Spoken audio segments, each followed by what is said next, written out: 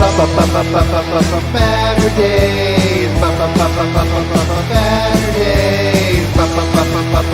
Baturdays. Omnidog in the miniature of comics. Talk forever, get right your ergonomics.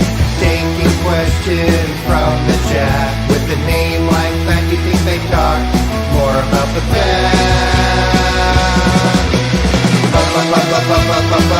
Baturdays.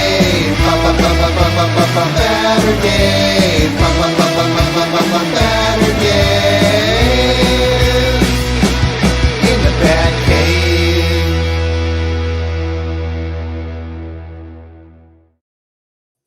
Heyo, it's Omnidog and Omnidog's Vault. Thank you for tuning in to my my guests who are making all kinds of hand signals. One of them is Carl from Carl's Collection. Hello, hello. Good evening. The other is Bunk Master B. The man, the myth, the legend. Yeah. This one. Yes. Yeah, You. that is me. It's you. Yeah, baby, it's you.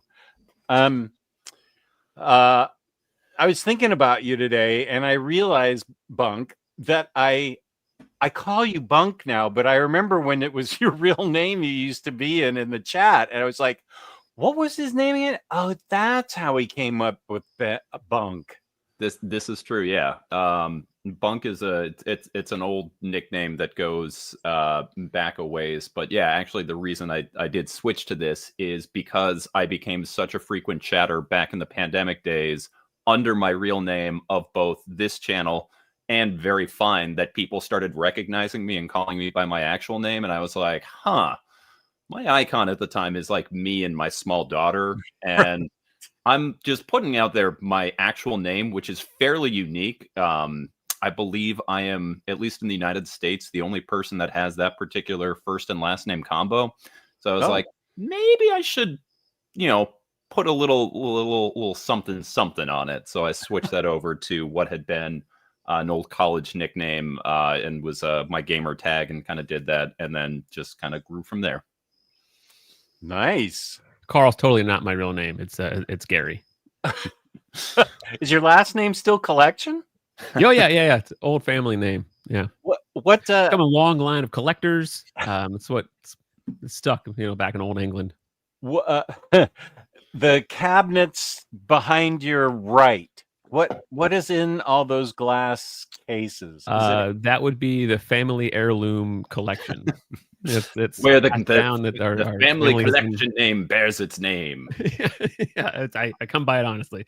It's a bunch of action figures and a whole bunch of different things. There's some like trading cards in there. There's some Lego stuff in there. There's some old video games, like old cartridges and stuff. Try to mix it up, make it a little bit like a museum type display. But yeah, that's really cool. Is there any Superman in there? Do you have strong feelings about the character of Superman? This is embarrassing. I've never heard of who is that? I'm so sorry. I feel like it's such an idiot. I love me some soups. Yeah. Nice. Here's William Lee. Good evening.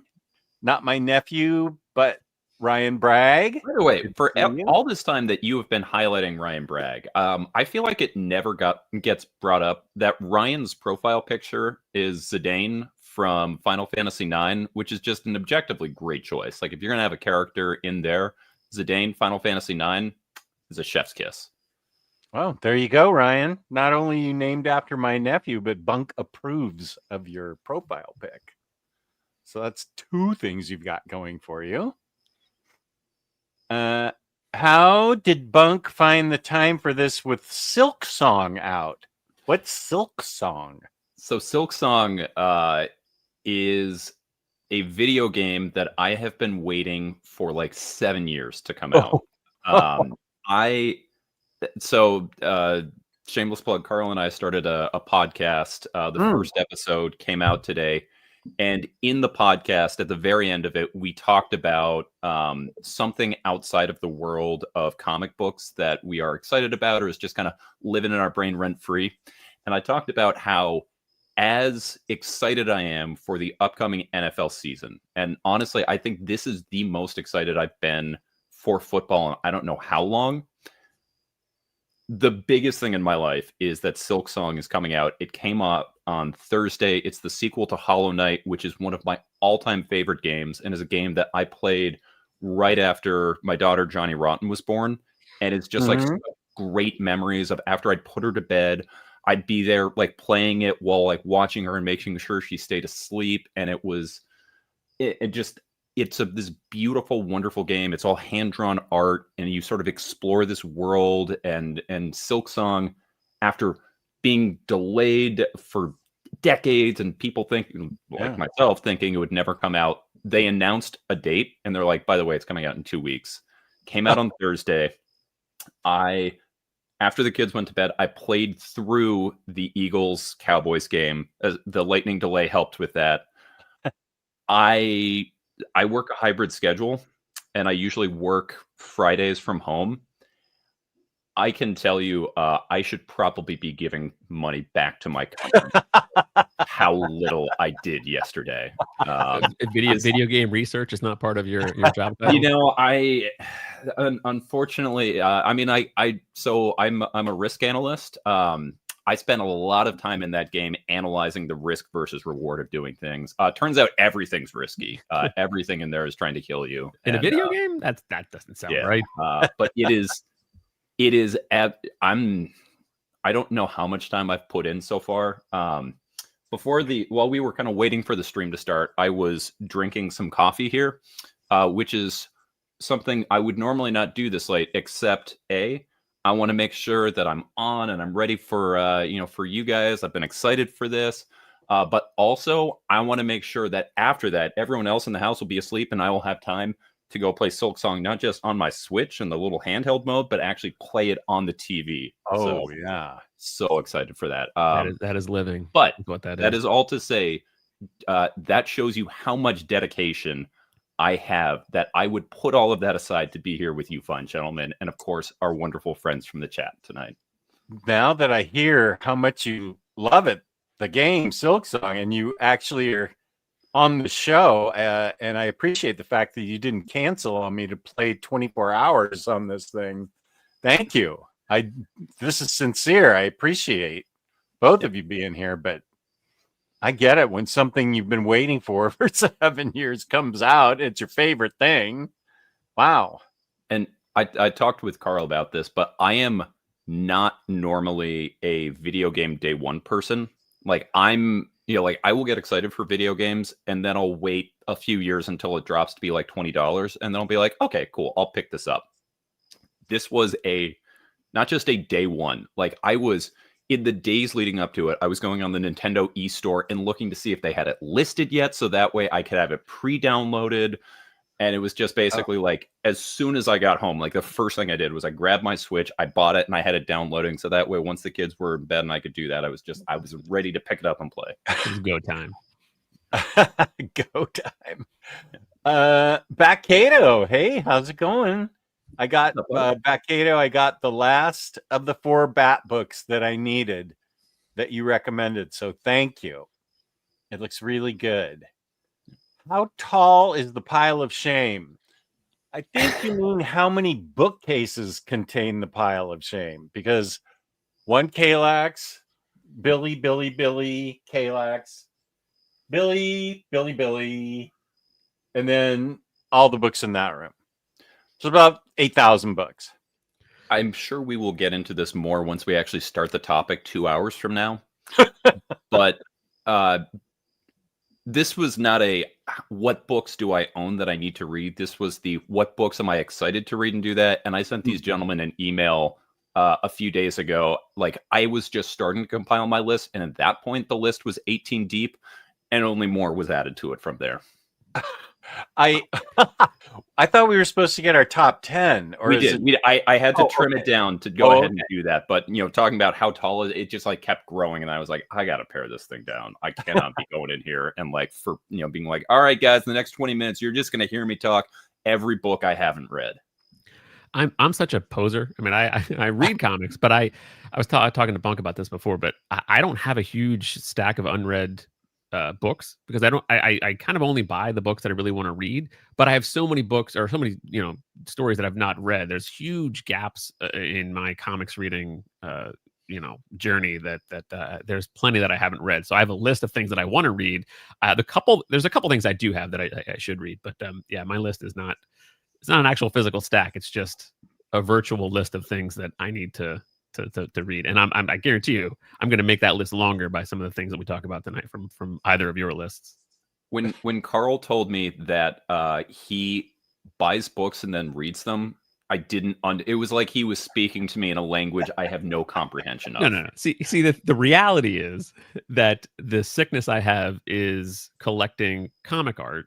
So what happens is I will freely buy very expensive pages compared to like what a book would be, and then I agonize over like, do I need to spend this like $50 in this book, like, and then turn around and just spend hundreds or thousands on a piece of it. It's like it's the warped mind of a collector. So it's just out of necessity of focusing most of the money on the art, but there's plenty of books I need to read. I have the stack is way taller than this house. It's probably 3 stacks to the roof of this house. I'm guessing if you could do that.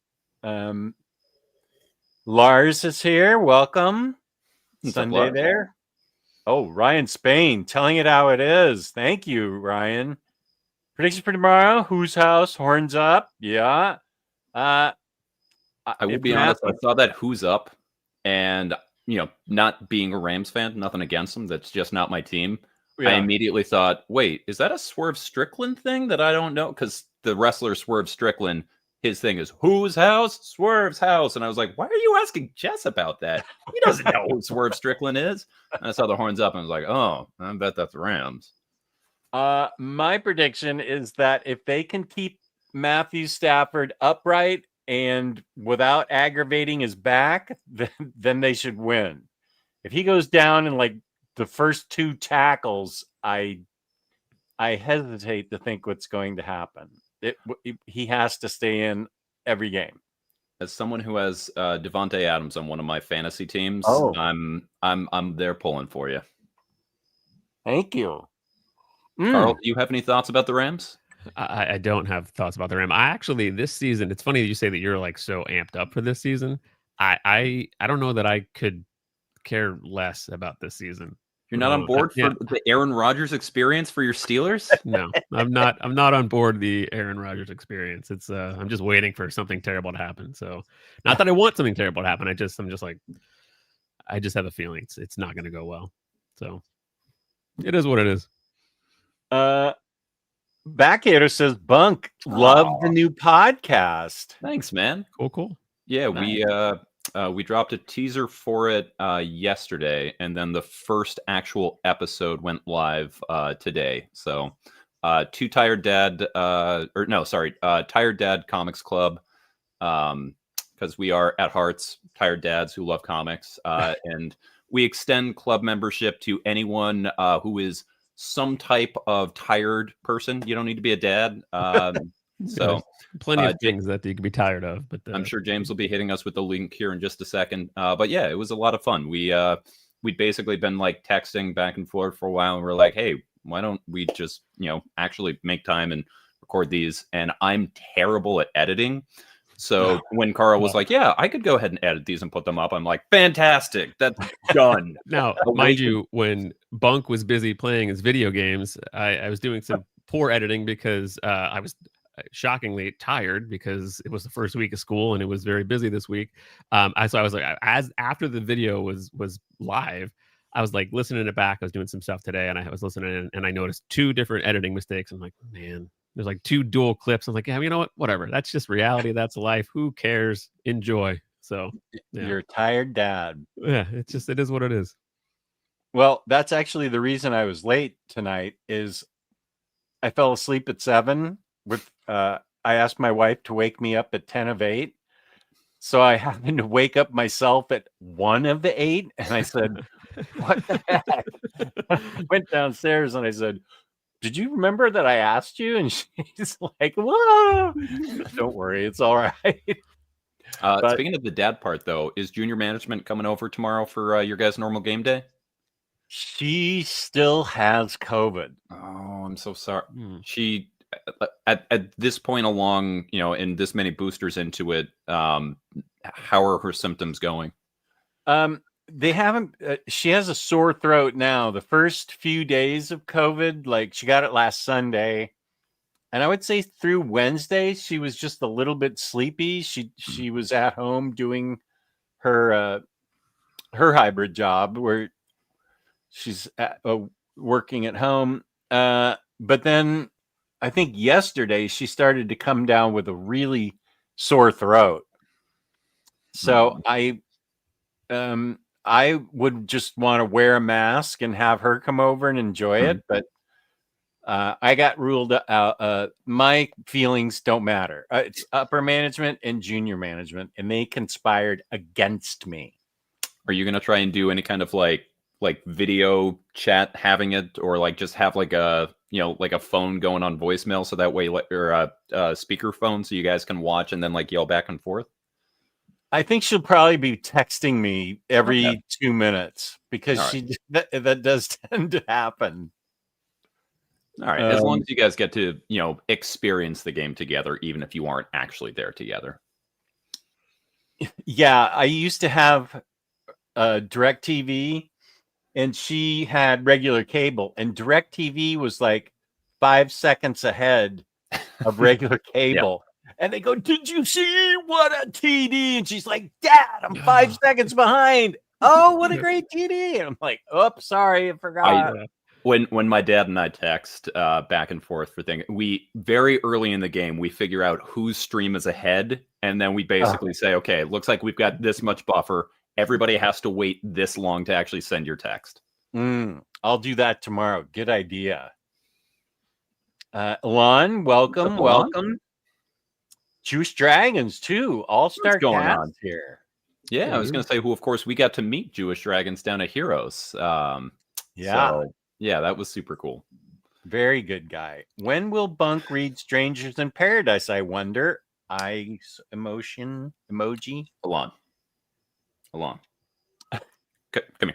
Come here. I don't know, man. I don't know. I don't want to spoil my list yet. I will say Strangers in Paradise was one of the books I was strongly considering. Another book took that one's place. I was like, I want to have kind of this category, and it's either Strangers in Paradise or something else, kind of going back and forth. The other one made it. I know, man. Also, I know my Power Rangers video needs to come out. I am waiting for the last hardcover to come out, but I know, man. Like I have no excuses. I know. Safar, greetings to you. What's up, Safar? Doug, how's it going? Aku. Oh, Jaggernaut. We haven't talked to you in a while. Good to see you, friend from the Great White North. Duval. I hope everyone is excited for the Liam Cohen experience down there. I have Travis Hunter in one of my my fantasy leagues because I don't know if he's going to be good. I'm just excited to watch it, and that's kind of my going into fantasy football this year. I was like, who do I want to watch play? Travis Hunter is absolutely one of those, so I'm excited for it. I'd like to watch that too. Here's James with Carl's Collection and Bunk Master B on comics. They have links in my description. If you want to, you can copy and paste this, or you can just go to the description, and there they are. Oh, speaking of the descriptions, at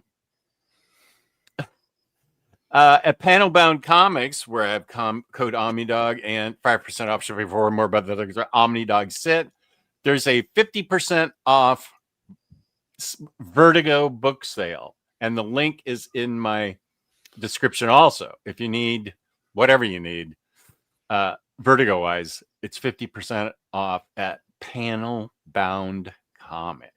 Let's be honest, who among us does not need more Vertigo comics in our life? I mean, they are some of the all-time classics. Just, there was literally a period of my life where like Vertigo was just on my pull list, like Vertigo issue ones. If there was a new Vertigo series coming out, I was grabbing at least issue one of it. And it would they were always more hits than misses. So cool. I agree with that. Here's what you were talking about. Bunk and Carl, Tired Dad's Comic Club. Oh, okay. So it's not a podcast, but it's on YouTube. It's a podcast format. Theoretically, eventually it'll be on other platforms, depending on how much, we're starting there. If there's enough, that people want it to see in other places. Well, maybe I don't understand what a podcast is. Is this my show a podcast? I mean, if theoretically, if we were to, kind of like you do with the release things, I think live, it's a little bit different. It's like a live stream, but if you record it out and you do that, I think like people talking about a thing with like minimal sort of overlay basically is a podcast. Okay. It's the same type of thing, essentially. So I've always thought a podcast was sort of like the radio, and this has pictures. I mean, Carl can speak to it because he, did the editing on it. Yeah, no, I mean, it's essentially the same. It's like all you're doing is you're watching.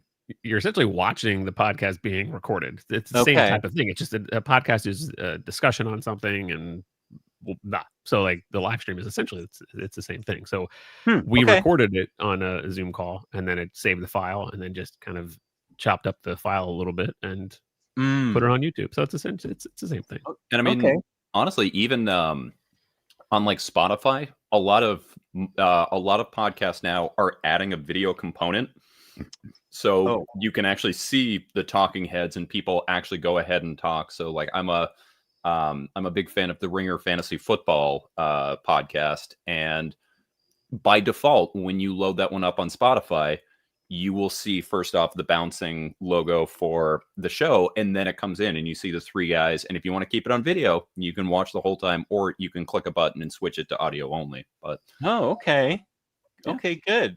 That's great. I had no idea. Yeah, the idea behind the Tired Dads was just that these are conversations we wanted to have anyway, and it kind of gives us a dedicated time to get together and talk about comics. And then if we're going to do that, let's just record it and throw it on YouTube. I like it. That's a great idea. 3 comic dads. Oh my! And of course, with our buddy Razor Ramen with the profile picture of Lars signing that issue of Lobo. Yep. That's classic. I'm not going to Heroes Con next year without that issue in my possession. I'm getting it signed too. The best was just the way that Lars was, seemingly so taken with, we'd be like, what? I've never had this experience happen before. Yarna here. Yarna. Welcome. What's up, Yarna?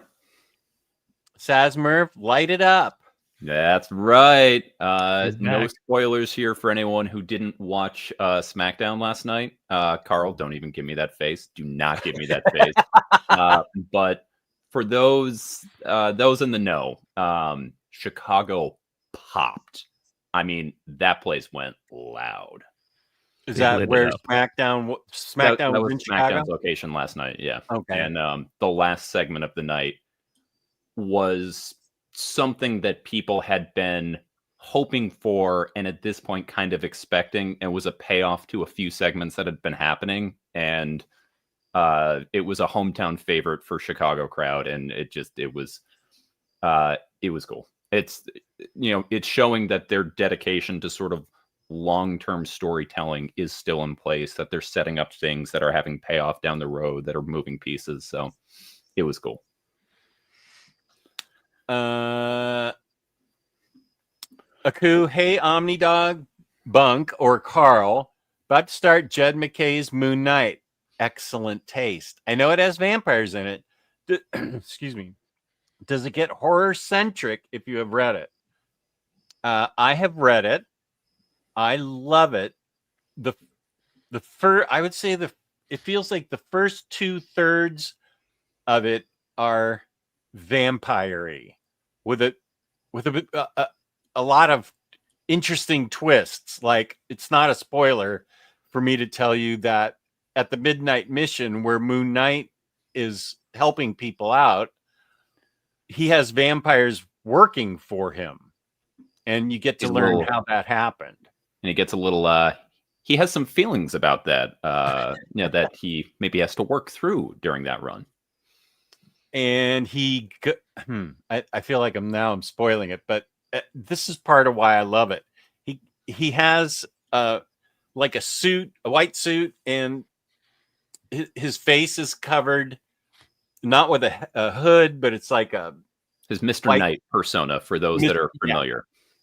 Mr. Knight, and he's in that getup when he goes to the therapist and is sitting there getting therapy. And that's the kind of touch that Jed McKay puts in books that I just think are great. So I think it's a strong buy and or read. You're getting ready to read it. It is a strong yes from me. Carl, have you read Jed McKay's Moon Knight? I have not. All right, put that on your list for. Yeah, like I said, I'm going to be the guy tonight that's like, oh, well, I've never read that, but yeah, it sounds great. So yeah, there's just so many holes in my comic reading. I would echo everything that Jess said. Just as far as that last part about does it get horror centric, I would personally say it never really goes into horror. Like, it's a cult. And of course, you're dealing with a character who derives his powers from Khonshu, the god of the moon, and it deals with, again, you talk about vampires, you do have some sort of supernatural elements, but it never feels to me like, it never tries to go into like an Immortal Hulk or any of the other sort of superhero comics that I think of that touch on horror. It's, you have the supernatural without trying to be scary. It's still really cool. I think he uses it very effectively, but I personally wouldn't say it's horror centric or a horror book to me.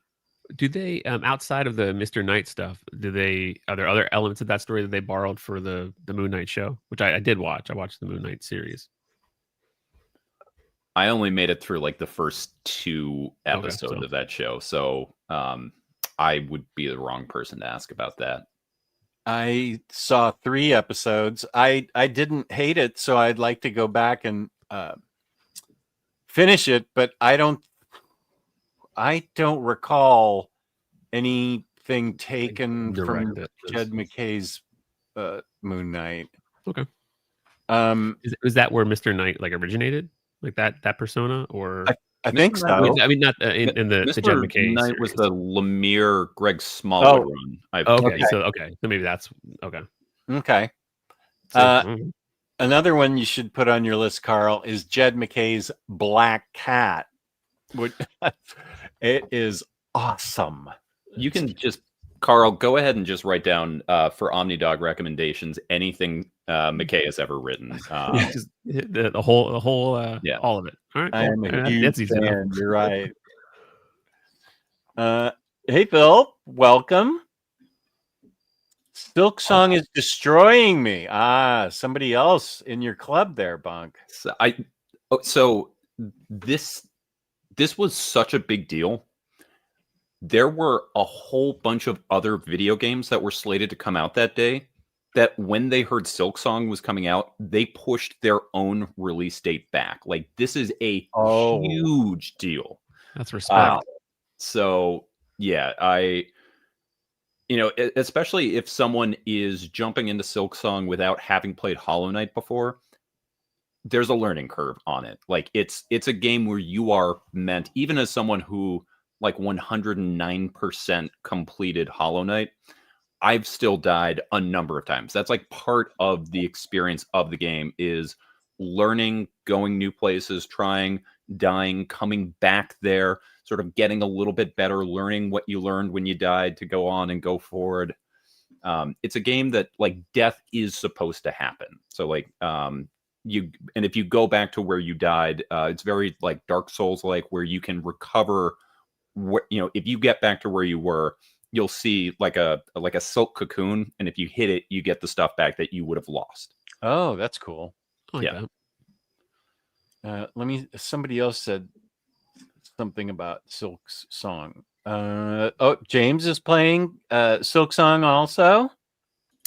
James, what is the name of the area that you are at? So no spoilers. I am in an area called Greymore. Where are you right now? We'll find out in like 30 minutes when we catch up to. I'll try and do a better job. No, Josh is loving Silk Song. I'm telling you, this is a huge deal. Hey, I'm gonna drop out for just a minute because I've been thinking about coffee ever since Bunk mentioned it, and I was like, you know what, I need to get some coffee. So let me. Okay. I'll be right back. I gotta take care of Okey business. All right. I will also say that we finally picked up a new coffee machine after our old one died, and like for the last 2 weeks, we've been just sort of slumming it with a French press. And I have been like making more coffee than like I've made in my life these last few days because I'm just so happy to have a coffee and it's a good one too. So I'm like, oh, this coffee tastes great. I'll make more. I'll have more. I love coffee. Me too, man. And Elon taking a shot at me. How dare you? I'm still stuck on those bells in God of War. I don't think yes. I've ever played a God of War game. I played like 3 of them, but I just could not get past those fakakta bells. And Is this in the Dad of War one, the one that came out where it's like he's the dad and he's got the little kid? Correct. Okay, that looked cool, but the last PlayStation I owned was a PlayStation 1. So okay. I have not had an opportunity to do so. It's these bells are like long tubular bells, and you have to hit them in a certain order within a certain time. But the time it took me to aim at these things to hit them, since I'm a little bit slower than I was when I was 35 and I got my my N64. Wait, that's a lie. No, I was in my 40s. Okay, I was in my 40s when I got that for me and Kelly. I got past the first set of bells, and then I couldn't get past the second set, and I couldn't progress in the game. So I had to shelve it, and I said, F this. I mean, it's too hard for me. There have definitely been some games that I have come to where like that happens. It's like if I'm at this point in my life where it's like if something in a video game is enough of a roadblock, like in my younger days, I'm like, I'm gonna persevere. I'm gonna like get through it. I'm gonna do this. I'm like, I have so few hours that I can dedicate to video gaming. Like if there is something that is just a complete roadblock for me, it's going to be that. It's like I will come back to this. I will tell myself that, and then like years will go by, and I'm like, oh yeah, I'm still at that part, and I'll have forgotten what happened before, how to play, so then probably need to like restart, and then I get like the first hour in, I'm like, I don't know, it seems like a lot to kind of go through this again, and it's just like done. It is now. Welcome to the Silk Song chat. I'm Bunk Master B, one of the hunters here, going through, trying to get to the Citadel. We are going to be talking today about our favorite builds, our favorite charms that we are going here. To my left is Jess Bragg, noted speedrunner of Hollow Knight. That's what's happening here. That's the vibe, I think. That's sure. What's going on. Yeah. You're piquing my interest. Oh, if you have some time, not to add on to your stacks of shame things, but I would say, if you want to be relevant, now's a great time to jump on Silk Song. It's also a great time to just go back and play the original Hollow Knight. I think it's like $15, and that's if it's not on sale. And it is just one of the like most beautiful, wonderful gaming experiences I've ever had. Okay. I will consider that. Alon asks, what are some of your favorite 2D platformers? Ori and the Blind Forest is also up there for me. So Ori, both Blind Forest and Will-O-Wisps, has been one that I have always meant to get to and have not done so.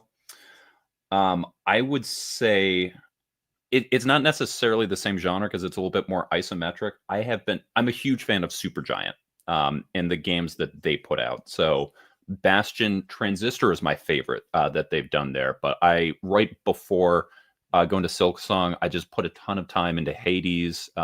Once it actually hits full release, I'm very excited to do Hades 2. If you're looking at a little bit more sort of like actiony, the last one sort of this style, the kind of Metroidvania that I was really loving was Prince of Persia. Oh yeah. Whatever the recent one was, not the ones that came out like Sands of Time or Warrior Within, but there was the 2D one that came out a few years back, and I was really liking that. I think I played Prince of Persia on my PS2.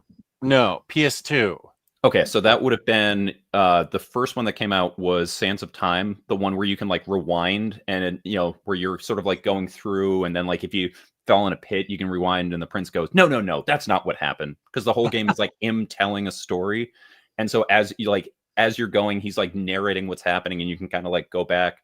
And then the second one was Warrior Within, and that one was like a little bit more actiony, whereas the first one was a lot more sort of platformy. I think the first Prince of Persia game I played was the original one way back in the 90s. Going back on the Amiga or DOS era? It was a DOS. Talk to me about this cup of coffee you got, by the way. We had some coffee maker talk while you were gone. Oh, you did? This is it's La Colombe. It's a Philadelphia area, and I got it in a Zelda mug. So nice. All this video game talk, I was like, well, I can't go back without a video game themed coffee mug. That would just be embarrassing. What's your maker of choice? Are you a drip? Are you a French press? Are you a pour over? Was this coffee you had before that you just heated up? No, this was a K cup that I just had to. Okay. Yeah. It does it in a pinch. So if we've got, but usually it's like a drip is what we have normally. Okay. But we've got both for emergency's sake. You got the K cup. Right. I've had K cups. They're fine to me. It is hard to beat the convenience. They're so wasteful. I know. But I'm sorry, Earth. I apologize. But I mean, like it's hard to tell yourself that when you go. Yeah. I'm sorry, future generations. Yeah. I think the original, all the let me think where I played those. On the NES, the Nintendo, original Nintendo, all the various Mario games on that. I actually ended up finishing several of them, but I didn't get another Nintendo system till the N64. But those are my favorite 2D platformers. I think you skipped over the greatest gaming system ever made, the Super Nintendo. I did. I never bought it. I would actually have to agree with Carl there. I think pound for pound, when you go back through, I think the Super Nintendo had just the highest level of, you look at all-time classics, you still go there, and it had that sweet spot of beautiful pixel graphics that still look good today. Like you go to the original Nintendo and it's nostalgic, but I don't think anyone looks at that and says like, this is beautiful. Like they were kind of working there. Whereas you hit the SNES, you can still look at those sprites, those pixels, and it's just like, that is artistry. It's the style that current developers will emulate. They'll go back and see it. Yeah. And I'll say, like, in the conversation of greatest Zelda games, like, I think A Link to the Past is the best. I'm there with you. Ocarina of Time and the 64 gets all the glory, but it's Link to the Past for me. Yeah. Bum bum bum bum bum bum bum bum bum bum bum bum bum bum bum bum bum bum bum. So good. Yeah, so this is just a video. So we're never going to talk about those comics that we all picked out. Forget about the books you need to read, Jeff. This is a video game talk. You need to go buy a Super Nintendo and play all those games. That's what you need to do. Or you can just buy the SNES Classic and get most of them and just like have them like they're ready to go. Yeah, the one thing about that I noticed was that some of the delay in the buttons, like it's serviceable and it's okay, but there was a bit of it. Maybe it was the NES one, but there was a delay that I noticed, especially when I was playing Punch Out on the NES Classic. Okay, I was like, like getting my butt kicked on guys that I should like Glass Joe. I was like, I'm is sorry. happening? There's no amount of lag that should be happening that would have you lose to Glass Joe. No. I beat him, but he hit me, and that was bad enough. I was like, no. This you need to, yeah. He's the first fighter you fight in Punch Out, and he's a joke. He has a record of 1-99. Yeah. So Go like, into I don't it. think I've ever gotten hit by him, but playing the NES Classic, I did. I was like, this system can go in the trash. Jess, have you ever played any of the Punch Out games? Oh, like Mike Tyson's Punch Out? Yeah. No. Super I fun haven't. game. Yeah. Super fun. I've heard a lot about that Punch Out of Mike Tyson's. That people talk about it like it's the gold standard, but It's pretty great.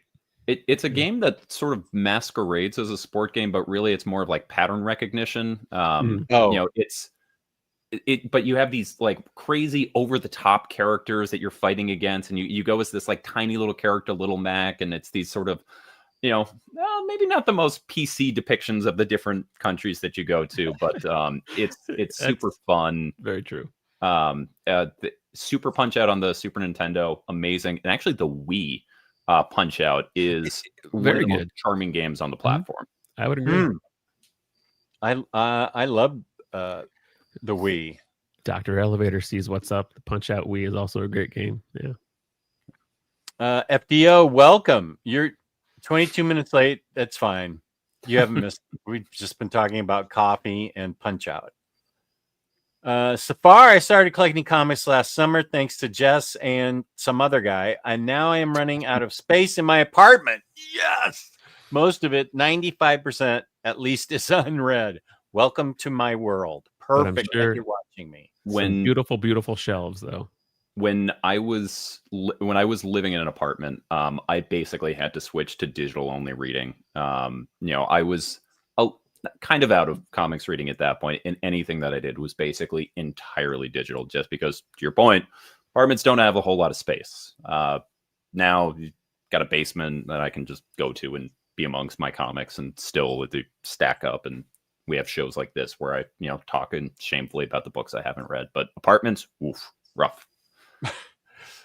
Lionheart, welcome. Lionheart, to the show. What's going on, man? I know that the Great White North is a nickname for Canada. What is your point, Josh? I'm sure you'll misspell it, whatever it is. Yeah, man, should be a good year for the Jags, and see how football should be played, because we haven't in a long time. You saying Urban Meyer wasn't getting it done for the Jags? Oh man, gosh, that was really cringy. Yep. Bunk SmackDown was epic last night. Okay. Lionheart, do you have any shows that you're coming up to? I know you're a guy that you know, will travel for stuff. Are you trying to catch any of Cena's last stuff?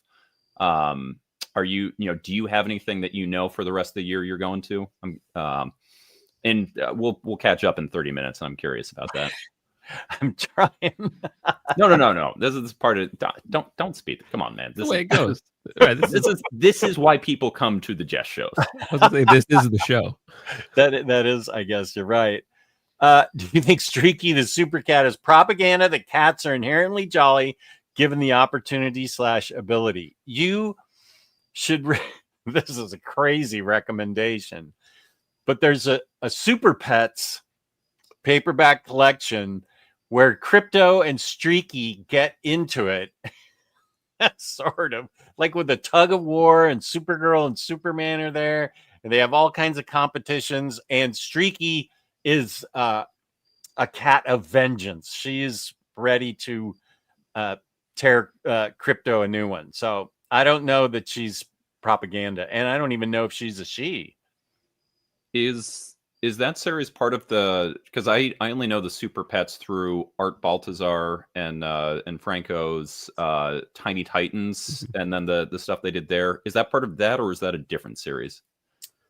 It wasn't a DC Finest. I feel like I got it a couple years ago, and it was just about Crypto and Streaky, and I feel like if I went over into the other room, I could find it, but it was about Beppo the monkey, and I don't know if it was about Proddy, the protoplasm that somehow made its way in there, and Comet. Was it a single thing, or was that a collected of different stories? Was it a single story? It was a collection of different stories. Yeah. So maybe it's something they threw together around the time when that Super Pets movie came out. I'm guessing I think what that that's probably exactly right. go along with. Yeah, I think you're right. Letter extraordinaire Tyler Smith. Speaking of another tired dad who knows his way around comics, what's up, buddy? I hope you're doing well. I hope Luke's doing well. I hope you're getting ready for a great year and you're not being bogged down with too many projects. I always love seeing Tyler in the chat. Tyler's just one of like the most pleasant people in comics. I just, and just always has like nice things to say, like getting into the chat and just like talking about series. We have a big overlap. We're both Raphael guys when it comes to the Turtles. So okay. James in Silksong is at Graymore on the bouncing balls. Okay, so we're in the same area. I don't know that reference, so you're probably a little bit ahead of me. Okay. I don't want to say anything for anyone who hasn't done there, but if you're in Graymore, we're in the same area. And Josh seems to know something. Those damn birds. Is he a Cowboys fan? Got beat by the Eagles. Yeah. I mean, were the Cowboys beat by the Eagles, or were they beat by the Lightning? Or by the spitting? No. I mean, what a weird start. That was definitely weird. And then they went back to it, and they were like, "Oh, Dak Prescott did a little bit of spitting." Yeah, it was like they got the drama Zapruder continues. Film. Yeah, they're like people are breaking it down, and just what a way to start the NFL season. Like, of course, that's going to happen on prime time in the first game to kick it off. It's exactly what the NFL wanted. You're like, that'll help our image. We're so back. Yeah. Oh, here's Omnibo from down under. What's up? If you are still here, you missed the talk before, but without spoiling, what did you think of the end of SmackDown last night? Did you pop, even if you knew it was coming? Let's see. Okay, Johnny. This is Johnny from Finland. Sorry, Bunk. For me, filtered coffee is slumming it. We just got a new French press today. I was in the middle of watching things on YouTube about it when discovering we're now live on Saturday night. I think this is Johnny from Finland. Okay. Got a coffee attitude. So, Johnny, I love my French press. I love my pour over.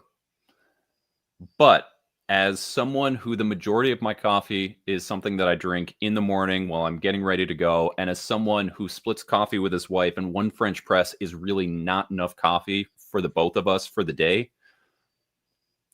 I cannot speak highly enough about having a drip coffee filled machine.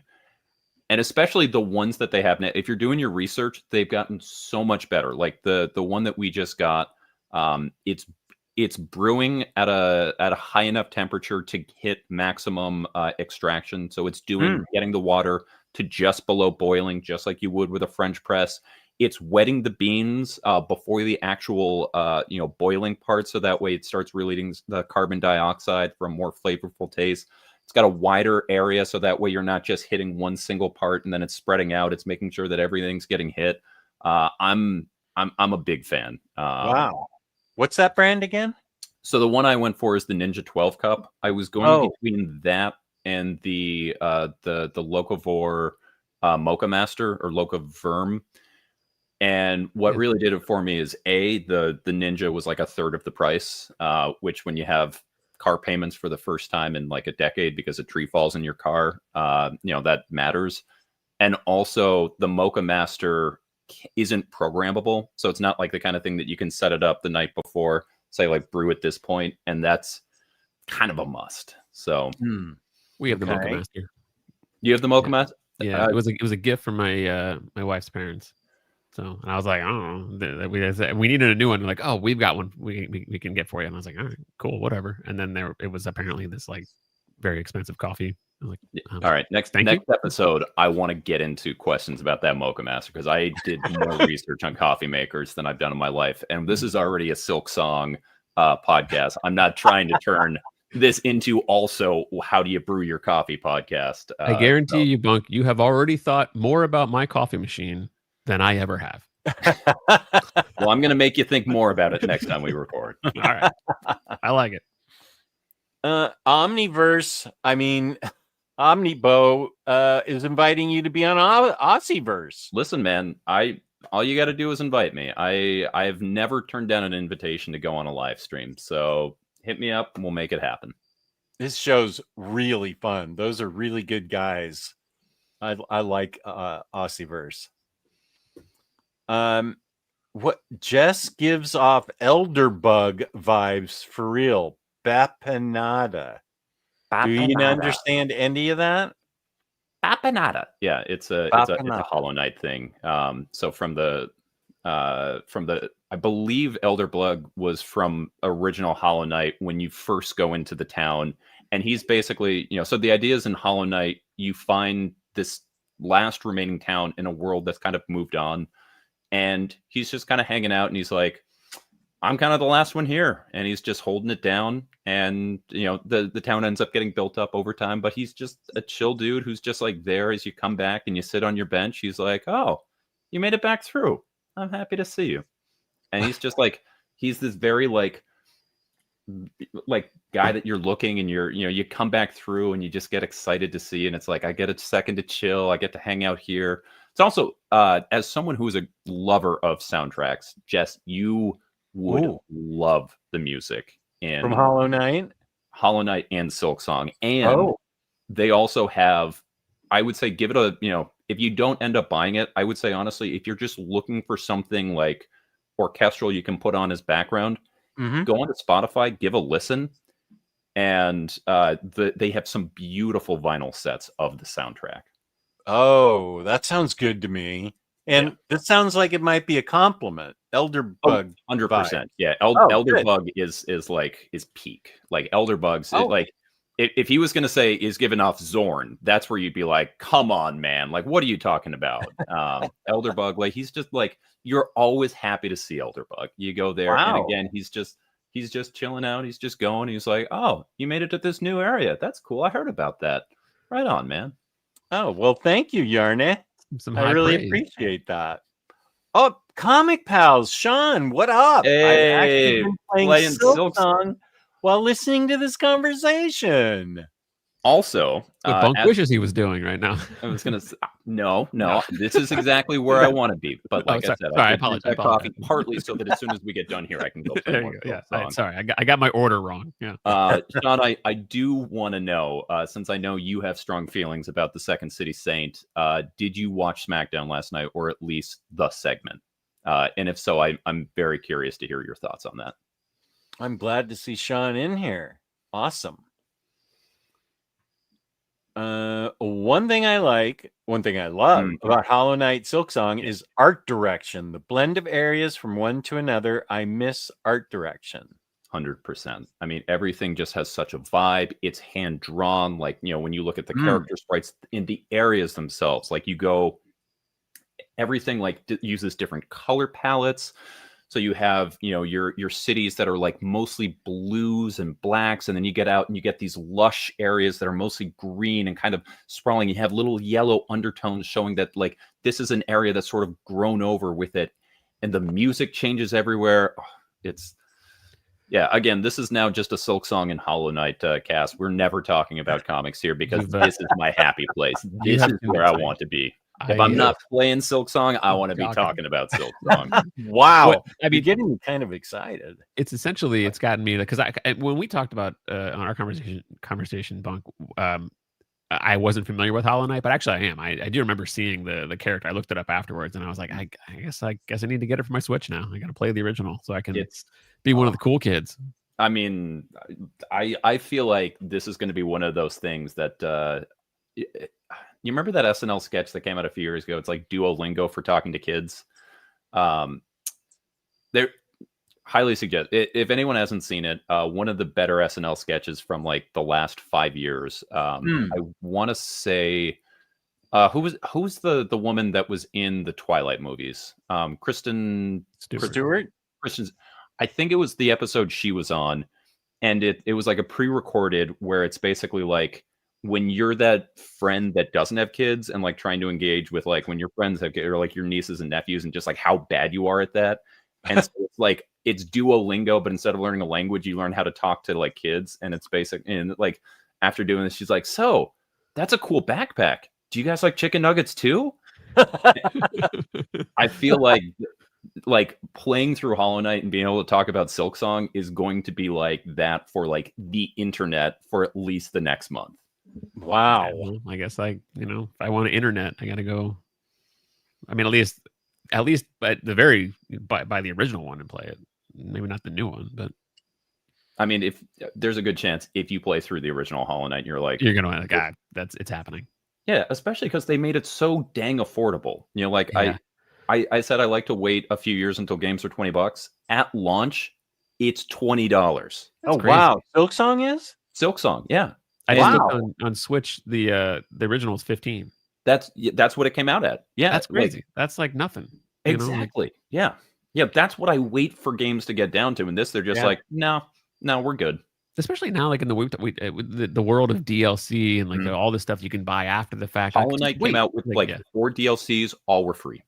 Yes, yeah, that's great because that's So, what and when you buy it now, it has it already like loaded in. I'm the sure they'll biggest be thing doing that, the same thing. like I would wait on games was because you'd buy the game and then 3 months later or whatever, there's more these bonus levels or this is whatever. This is more of the story, and I would just wait because I inevitably I'm gonna wait till it's all collected in one game. And then even when they do that they release it at full price again, and then I wait another year or two after that, and then when it's on sale through like the online stores, like $20. Yeah, you get all the of it. Game Like, of the Year edition now- that came out 100%. Now I'm on Yeah. board. Yeah, and because again, it's not where I spend my money. I was like, I can't $60 for actually now they're like 70 or 80 now, like for a new game. But I was like, I'm not doing that. That's crazy. Let's see what new art's available.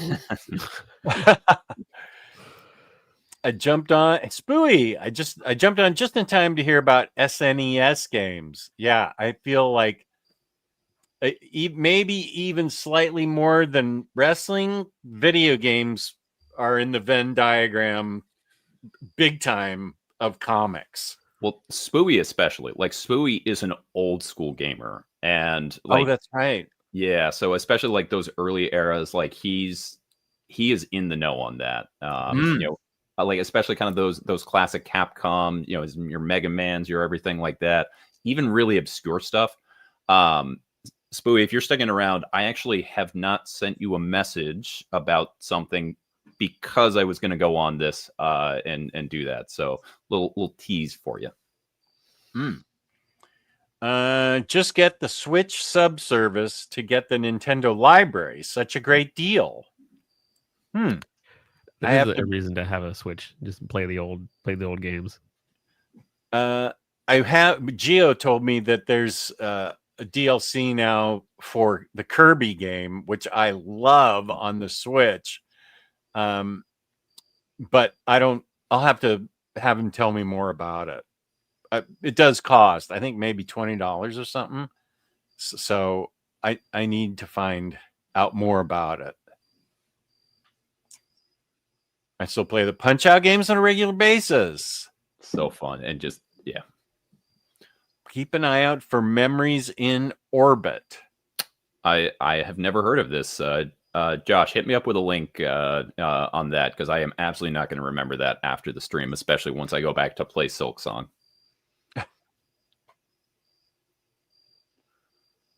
Mike Tyson's Punch-Out only had one run on the system. Mike Tyson was removed not long after, and it was re-released as just Punch-Out. Oh, the biting thing. Yeah. So yeah. So that was actually before the biting. It was Was the problems with his wife. the thing he went to jail for, right? I think it was dual. There was they weren't going to re-up the license because of the troubles that he had. So And I yeah. want to say in the game, he was replaced with Mr. Dream. Mr. Dream. And, That is yeah, correct. he was the Yeah. final boss. What's cool too is they actually programmed. It wasn't just like they did a sprite swap where they just basically had the Mike Tyson animation and attacks on a new character. Mr. Dream is like different functionally, so it does make it a different game. If you have the original Mike Tyson's Punch Out and you're going against Tyson at the end, it's a different experience than if you had Punch Out. If I remember correctly, Mr. Dream was in the original arcade version, and then when they did the home version, they wanted to kind of have a name recognition to sell the game, so they licensed Tyson. So they added Tyson to the NES cartridge, and then so Mr. Dream was already a character. They just swapped out the final boss, I think. Makes sense. Back in the old wireframe days when Lil Mac was a wireframe, and if you play Smash Ultimate, that's why his last costume is like a wireframe Lil Mac, because that's going back to the original. Yarna just finished the first crypto and streaky meeting in my Supergirl book before this came on. Okay, that's awesome. That's my era. Bunk from Lionheart, Raw is coming to Boston on November 10th. Cena will be at the show. I'm going to buy tickets when they go on sale.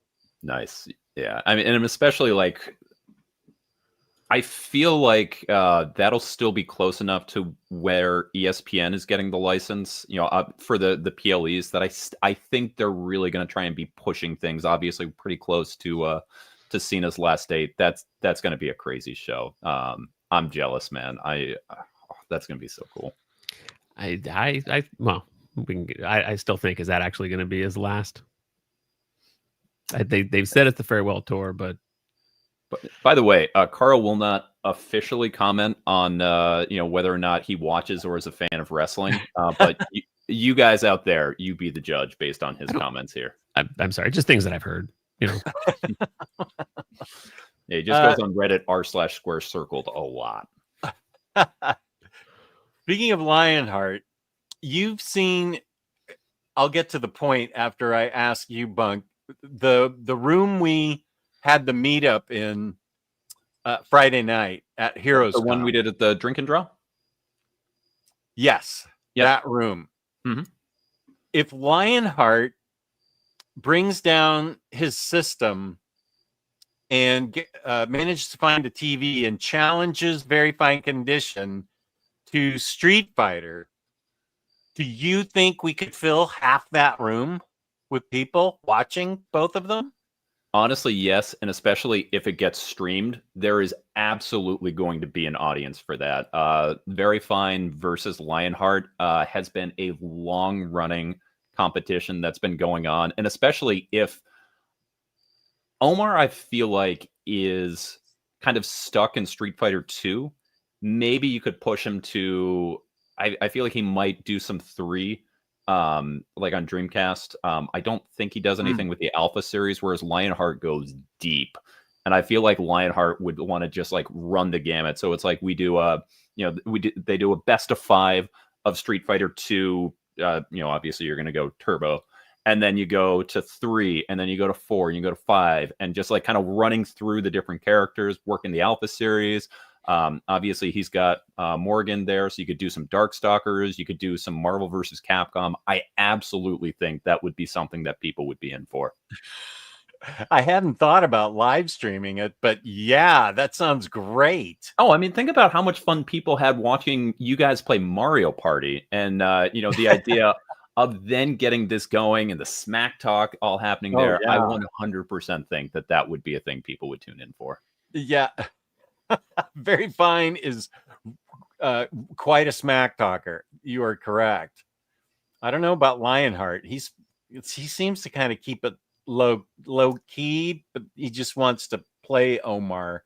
I get the sense that Lionheart doesn't talk smack; he just talks truth. Like, right, okay. Every time I've seen it, and I have like because I've never seen him play or anything like that, but just like seeing Lionheart in the chat, it's just like I inherently believe that you are going to like mop the floor with anyone. Omar's out there, man, don't even come up with me that I can go ahead and get you on this, and he's going for that line. It's just like, nah, man, like I got you. Okay, Lionheart. We have the basis for a plan for next year. I mean, maybe we find some, entice them to go out to like PAX East or something like that, and you guys gotta, set up something out in Boston. I am sure that you could find a space that would like, sponsor something like that. Oh, getting it sponsored. Or I mean, like sponsor with at least like letting like it happen within the confines of that place. I don't know that they're gonna pay, but something like that. This Captain, event is thank getting you. Push big. that like button. Yeah, absolutely. And of course, our Captain Maksu is using a Shin Megami Tensei Persona 4 icon right there, so fitting right into our video games, talk right here. So, yeah. Which video game? That is the full is Shin Megami Tensei Persona 4. I think at this point they might have dropped the Shin Megami Tensei, but I'm a fan of the original series, so I'm never going to stop saying that. But yeah, Persona 4. So the one that came out before the world went crazy with 5. Okay, Mr. Awesome's here. Using the Becky Lynch logo, which was a big part of last night. Oh, he told me about who she was, and so that's how I know her.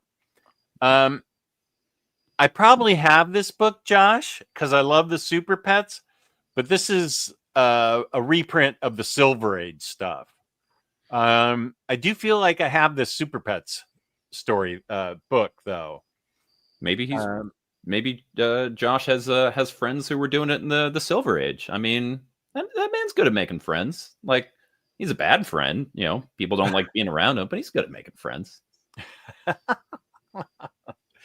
Raphael is also my favorite turtle, at least since I started working. Back in school, it was Michelangelo all the way.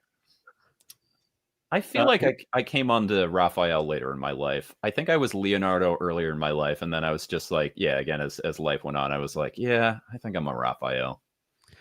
It's always been Donatello for me. You are rocking that purple Blues Traveler shirt. So. Yeah, there you go. There, it's purple. It was always like also in the video games, he had the best range. His bow staff. Like especially in the original Nintendo, you just jump up on the corner and then you just down bow into Rocksteady. So you kind of just. But I like the science minded. He's got to get things done. So the quiet and very integral part of the team. I can join the conversation when you start talking about the Magnavox Odyssey, which was Pong only. I would guess that Spooey probably has a copy of that, and also Lionheart. You and me both there, buddy. I don't know who is not a fan of Stephanie Vacquier. And if you don't know who that is, maybe put your safe search on and Google her. She's a good lady. She's got a bright future. She's great in the ring. Also, she's pretty, and she knows it, and is good at being pretty. Oh, good. Mr. Awesome agrees. Who isn't? She's very over. Looking forward to the match against what? So over is what you say in wrestling when someone is like really, really popular. That person's gotten over. So it's like, they're over with the crowd. It's like, here's the level that you think, and then like they're over. So thank you. So again, this is anything but comics talk. So the current, or who was the current women's world champion, Naomi, just recently announced that she is pregnant. And so because of that, she had to relinquish her title because obviously she can't be in the ring while she is pregnant. And so at WrestlePalooza, which is the next PLE that's coming out, and it's going to be the first Netflix one, the title match is going to be Io Sky, who had the title earlier, versus Stephanie Vacquier in Stephanie's really first chance of getting some title shot. So I love Io. I think I will be rooting for Stephanie there. Okay. Spooey says I use a Ninja coffee machine. There you go. I don't mean it stalks and murders coffee while lurking in the shadows at night. I mean the company Ninja makes it. Ninja makes a lot of really good stuff. We have some Yeah. stuff from Ninja. They make really good stuff. I've only had it now for like less than a week, and I'm super, super impressed. Like, not only does the coffee taste great, it's really good at keeping the coffee consistently hot, uniformly, and without sort of getting that burnt flavor that you get after like the coffee has been sitting on the hot plate for a while. Evenly distributes. Like, everything about it's just like, this is what a pour over or a drip coffee machine is supposed to do. Okay. Here's a coffee lover. WTF. I also have a Ninja 12 cup coffee maker. Of course, I never use it. I feel like Cycle just naturally has motivation like running through his veins. Cycle, you commented on our recent episode. I don't know if you actually listened through it, but I did give Tedward a shout out, and I did thank you while I did that. I love both Stephanie Vacchier and Io Sky. I'll just sit back and enjoy that match, and whatever happens. It's gonna be a banger. Oh, I make my own cold brew. Okay, all right. I'm a hot coffee guy. Unless it's on nitro, I typically don't go for iced or cold brew coffee. I stopped drinking coffee just to show myself I could quit something. Why'd you choose coffee? Why didn't you choose something else? There are so many things I would choose to quit before coffee. Yeah. I have the Hollow Knight on my phone. Just played it in the car. Okay. Oh, here's Kane. I haven't seen him. Sorry, can we go? Sorry. Just play it in the car. Who's driving? Because you should not play Hollow Knight while you are driving. That is a bad idea.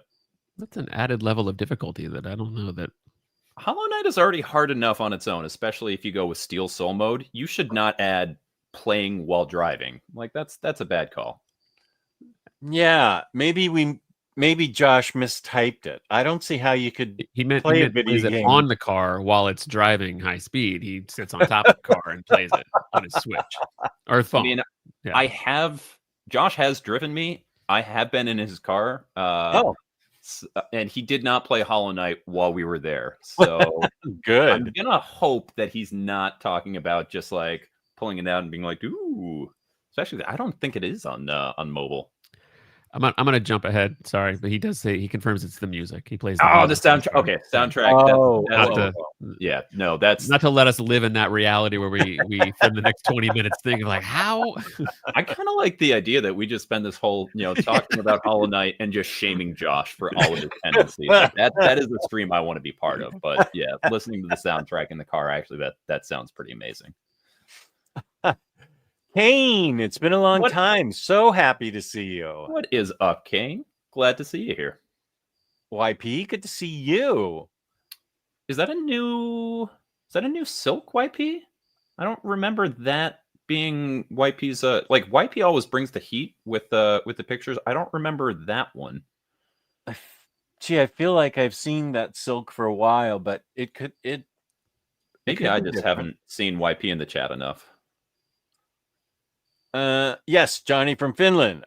Good. Trying out a new avatar for size. And Bunk, I suspected you'd have high-end drip coffee maker. Respect. Listen, that is, with how much we use coffee and go through it, there was not a chance that I was going to just like buy any old. Like, I did my research, I went into it, I looked at everything, and when I finally pulled the trigger on this one, I was like, I feel confident that this is going to make a great tasting cup of coffee and also be really convenient. And at least so far, I have been very pleased with it. Research has paid off. Yep. Bunk and Carl, what are some important comics for you both? Carl, I would say that probably means meaningful. I mean, I'm going to go with the most current because it's easily accessible and, well, actually not super easy, but The Moon is Following Us is. We talked about it last time with when I was on with the art that we've been buying, but that since that show, the series is ended. It was a 10-issue series, and loved it. It was the first time that I've gotten emotional while reading a comic before, but it was the first time I actually cried real Whoa. tears, emotion while reading amazing. the series. Yeah, it's beautiful, and anybody that's a parent, especially, it speaks to. There's elements that you don't have to be a parent to enjoy it, but it certainly it hits on a different level if you are, and Is it's that a beautiful book. DWJ book? Yeah, yeah, he did it with Riley Rossmo. Yeah. So Danny Warren Johnson wrote it, and then he also draws all of the real world set scenes, and then most of the book takes place inside a young girl's mind. Penny, she was 6 years old, takes place inside her like dream world, and Riley Rossmo draws all the scenes that are set within that dream world. So the beautiful book. Yeah. That was not the first time I have ever cried at a comic, but I did also. I got to issue 10, and I mean, like, I feel like DWJ engaged in a little bit of emotional manipulation. Like, I don't know how earned those tears were, but like he was like, as a dad, and like going through, I was just like, nope, here we go. He's hitting me with some lines that are going there at the end, and it was like, yeah, for sure. Love that book. I actually have, as far as this question for me, I actually have a video up from a few years ago. My 5 most important comics. So if you want to do a deep dive, that's a video I'm pretty proud of. But just going real quick, I'll do 2 off the dome. Blankets by Craig. Oh my God, Craig. Thank you. All I could think of is Ferguson, the old late night host, and I was like, nope, definitely not. That's not him. Yeah. Craig Thompson is just that's one of those ones that like transcends the graphic novel format for me. Like I would say that is one of my favorite novels of all time. In my mind, it's very linked to another one of my favorite novels, which is Pro's Rabbit Run, which is a book that I can read like I've read both of those at multiple points of my life and kind of picked up and connected with different things and gotten different things out of it. Blankets is super impactful for me. And obviously the whole graphic novel medium as a whole, we saw a shift after that came out. Not enough good things to say about that. And the other I will say is The Question by Denny O'Neil and Dennis Cowan right there. It's my favorite comic run of all time. I would say that series, tracking down the individual issues, because back when I was reading that the first time, the only way you could read it was getting the actual singles.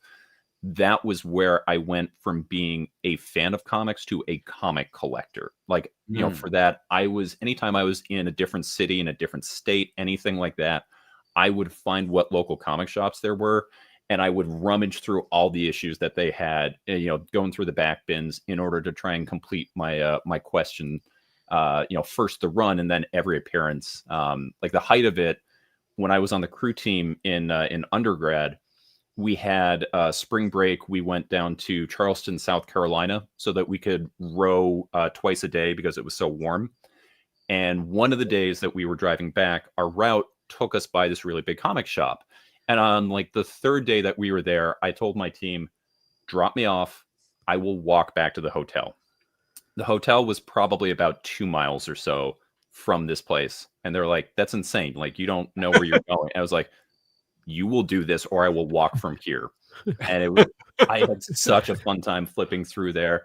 I still remember picking up some of the different issues of Fell, of Next Wave, and I did grab some Question stuff that are coming from there. But yeah, I think that it's such a perfect superhero comic and shows like what comics can be, all while it has amazing Dennis Cowan art.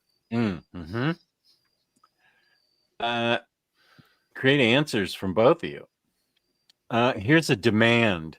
Bunk, if you do a Hollow Knight podcast, I want to be on it. First, let me say nothing. Viewers demanding to be on the show that you have generally turns them off. Although I understand why Josh is saying that. That's not a way to get me to ever have anybody on. It's somebody demanding to be on it. Well, I don't know where this would ever happen, but if it does, we also need to get the world's foremost speedrunning expert, Jux Bragg, to go ahead and talk about it as well. I'd have to get the game and play it. Now, wait, can I play Hollow Knight I'm sorry. can I play Silk Song by itself? Or Absolutely, you can. Yep. Okay. It is Team Cherry specifically, when they put it out, they said, we put this out with the intention that this can absolutely be someone's first Hollow Knight game. It's you play as a different character from the first one. So the character you play as is Hornet, who does show up and is a fairly major character in the first one, but it's a different move set. You're in a different area. You kind of don't really know why you're there. So even someone who has played all of Hollow Knight, has gotten the secret endings, has watched the lore videos, has gone deep on Hollow Knight. I'm still in the dark. Like, I have my own theories as I'm playing through this right now, but it's not like, oh, I know this is happening because of this. It's just like I'm going in basically fresh. So is it much easier if you play the first game to have the building blocks of, since you said it's a different move set, is it beneficial to have played the first game now that you have played the second one? I think I'm better at this than the second one, but there are definitely some things that I think because they wanted people, like, they didn't want to just say, like, here's the first game over again. There's some little tweaks that they did that make big differences. So, like, for instance, in the original Hollow Knight, one of the core mechanics of that game, both in combat and traversing, is your down air attack, where your character will swing his sword below him in an arc that will allow you to sort of bounce off of things. And you can use that to sort of get to higher platforms. You can use that to sort of like continually hit enemies on top that leaves them in, that they're vulnerable at, that you can do that. And I would say, like, when you are first getting good at Hollow Knight, you are probably learning how to successfully down air. In this game, they replace that with a sort of downward like dive kick. And it sounds like a pretty straightforward thing. Like, you're still attacking from above, but even little changes like that really change how you have to go about each fight, how you go about traversing, because instead of sort of saying, I'm going to set my character, I'm here, the enemy is here, I'm going to jump, attack here, and I know I'll end up here. You have to basically go, okay, I'm here, I'm going to attack here, I'll go down there, and it changes. And they do such little things like that that you wouldn't think are that different, but fundamentally play and sort of put everybody at a new thing that, like I would say, so if you want to be able to talk with people, jump into Silksong, you will not be losing anything. And you can still go back and play Hollow Knight, at least from what I've seen. I haven't beat it. The first one's only 15. The second one's like 20. That's an extra $5, Bunk. I mean, that's got, I don't know. I don't know if I have that in the budget. It is 33% more to buy Hollow Knight. These things matter.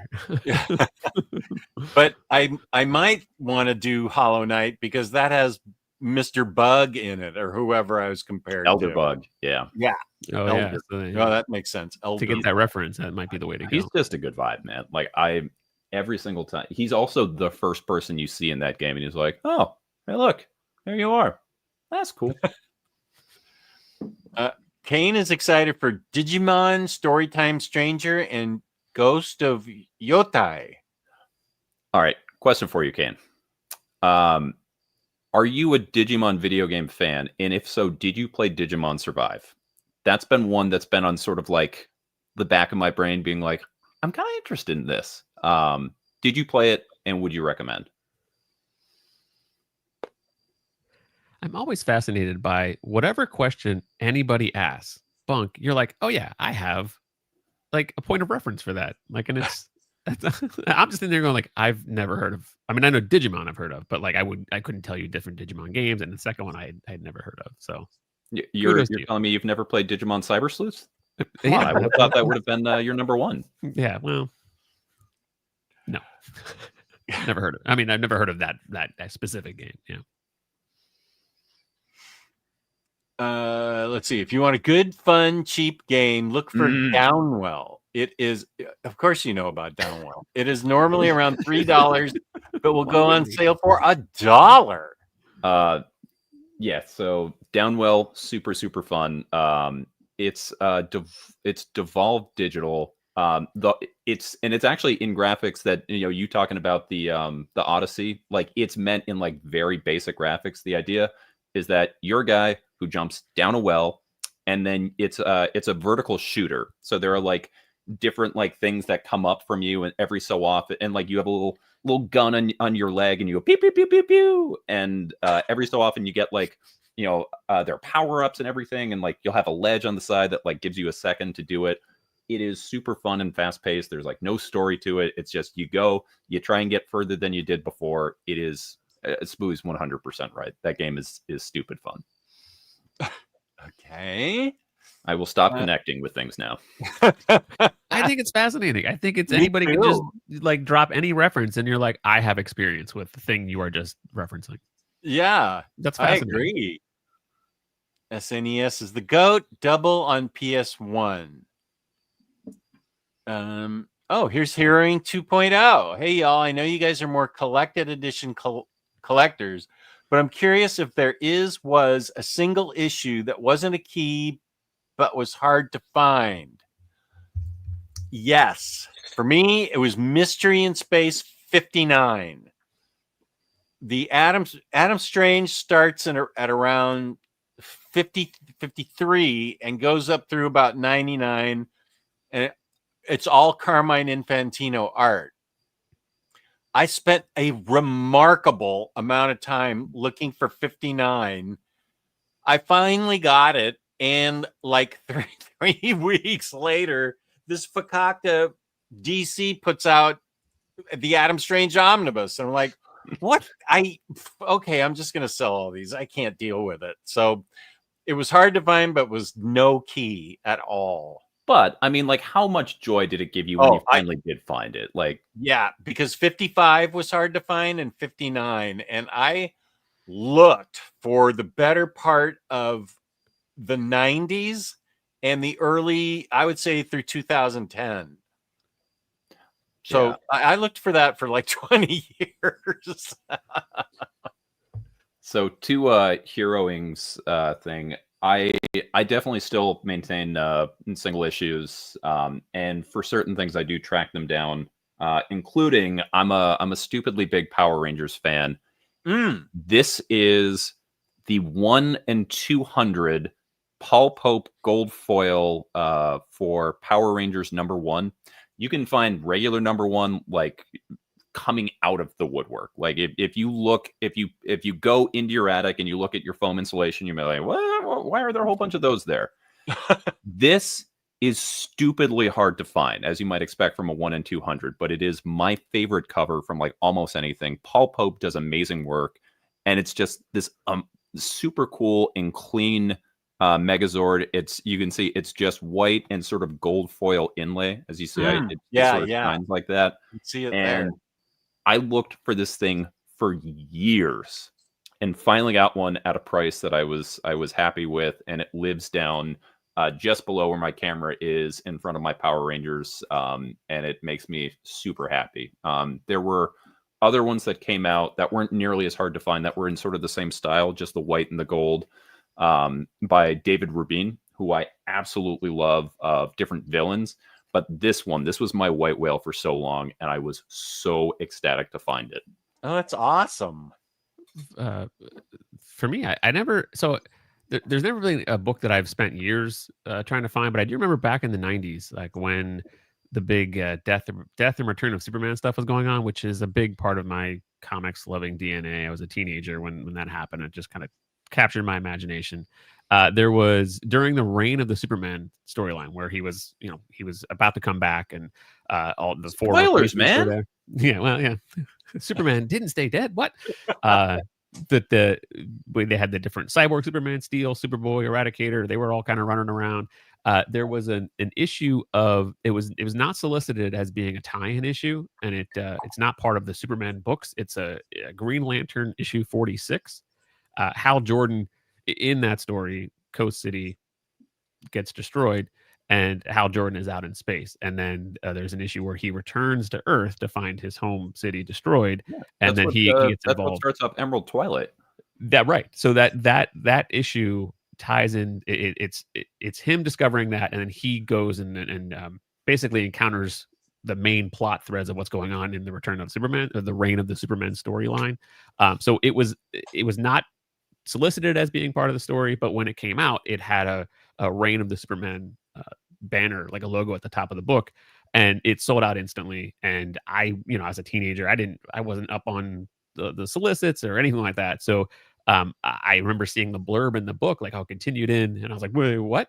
And it took me forever to find it. And I remember, I remember seeing it on a wall book at a comic store, and it was a whopping $8 for the book, but it might as well have been like 50 because I just was like, I didn't have a whole lot of money, but I bought it, and it was that sense of victory. I was like, and for the longest time, I kept the bag that had the circle sticker that said $8 on it because it just was like that's an important buy. And yeah, but then it kind of got yellowed, and I was like, it's time to replace this the comic bag. But yeah, that was a big one when I bought that. I was like, finally I got a copy of it. I read it in the trade before I was able to find the single issue.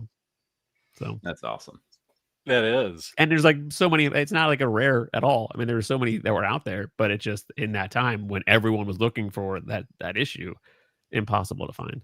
I'm not connected really with sort of like what's a key issue and what isn't, but I feel like the Emerald Twilight stuff, like especially the classic like Daryl Banks cover where Hal has like all of those rings that come in like a few after. Yeah. I feel like that's a fairly key issue. Like, I mean, that part of it is, yeah, because they still discussed what happened in Coast City in the Emerald Twilight, so it does. I guess that would be somewhat key to the story, but as far as a key high value type thing, depending on what you label a key as, if it's a high value issue or just an important to the story.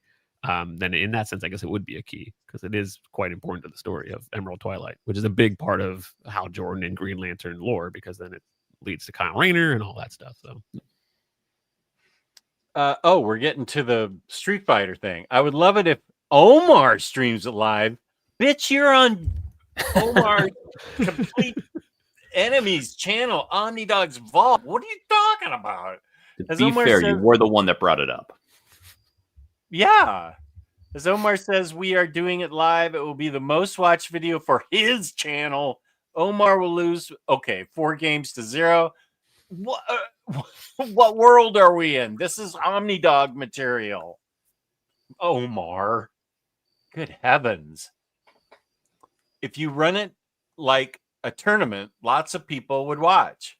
I've been in hotel suites at Evo where significant money was being bet on Street Fighter, Tekken, Mortal Kombat, etc. The hype can be real. Here is the thing, though, and I understand will humble Omar. That's kind of smack talk for Lionheart, right? I'd say that qualifies at that point. That's not just like I mean, it is still a statement of fact, but at that point, it's just yeah. I think we're getting some smack. It's fairly banal, but it's still there. In Lionheart's defense, would I do it at Heroes Con? Who's more likely to actually stream it? Me or Very Fine Condition? Well, I love the idea that if you stream it, your stream is like just Omar. So it's like, listen, I'm not really involved in this, but I'm, Omnidog's Vault is your home for Omar content on the internet. Here's Lance. What up, Lance? Good evening, guys. Donatello has always been my favorite turtle. Nerdy plus green and purple are my favorite color combination. I mean, honestly, like they did such a good job fleshing out those characters and being the four humors. Like you can't go wrong with any of them. I mean, there's a reason we all deeply have a turtle that we know, like that's my turtle. So no shade on any of them. I love that everyone has a turtle for them. But like I said, just as I became older, more sarcastic, I was just like, yeah, Raph's my guy. I absolutely agree with what you're saying, but Lance is 100% correct. Jewish Dragons has played the Odyssey. One of my uncles worked for Magnavox. That thing, this was back in like 1970 or 71. That thing was $100. James, can you figure out what $100 from 1970 is today? Because I feel like it would be 500 or 1,000. I remember my dad going, if you want that for Christmas, you're going to have to work and make half the money. I am not spending $100 on that. So I had to work at. You said $100 in 1970? Yeah. So my cousin's got all the games for free or super discounted. It's a pretty good system, but never gained market share. All it ever did for me was play Pong. According to Good. in 2013 dollars, $100 in 1970 would be worth $795.74 today. It was a big That's number insane. back then for only playing Pong. It was a big number. We also have other sites clocking in with a similar but slightly different 837. So it sounds like we're pretty safe in saying like low 800s. I mean, that would be insane for today money. Yeah. Like if the new PlayStation came out and like that's how much it was. I mean, maybe it is. I don't know. I haven't bought the latest whatever, but they're up there. Like, aren't they like $600 now? But so and they like play 700, multiple 800. games. Yeah. Multiple Right. Yeah. games Yeah. they play, not just Yeah. one. Yeah. Renee, Rams house, baby. Yeah. Boo Patriots. So yeah, Renee is from Southern California. So Renee is someone that I met at Heroes. He was actually someone that we spent a lot of time hanging out with. Yeah. I was in line. The first thing that I did when I got there with Jake and David, I was standing in line for Craig Thompson, who was like right in the way of like one of the main doors that you go in. And I have never met, to this point, I had never met Renee in person. We talked online, both voice and, there. Like, he's someone I know. We talk sports. We talk a lot of things. I don't even know what this guy looks like. And I'm just standing there, we're kind of talking. And this guy just walks up to me and just goes, Lakers in 5. And just kind of like walks by. And I was like, what the? And I'm, I'm a big Celtics fan. And I look over and I was just like, oh, that must be Renee. Okay. All right. Let's see. Random question. Random comment. I'm rewatching Endgame today. The credits are really impactful and reminded me of the historic precedents that the movie created and all the expectations that the MCU broke.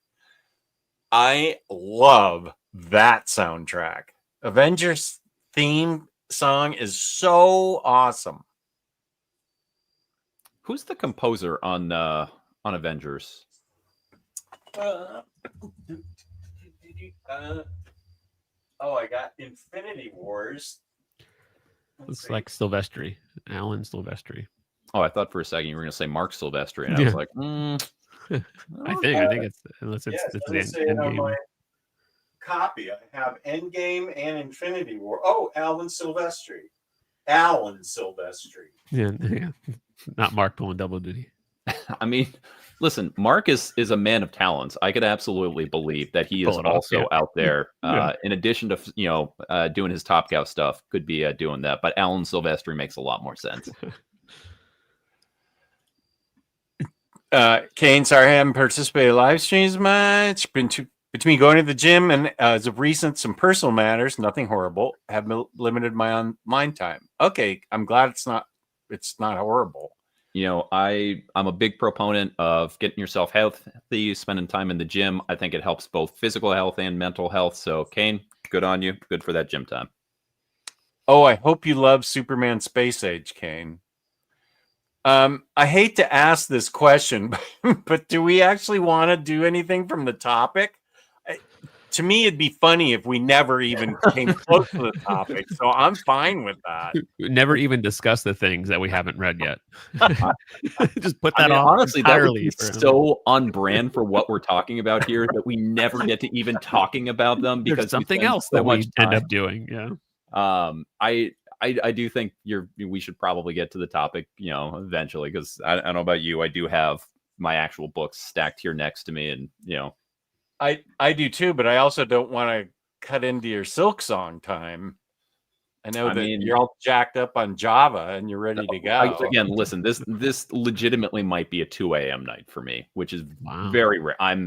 I like to go to bed at 10:30, but if I get by that hump, I can go the distance. And tonight might be one of those nights with Silk Song.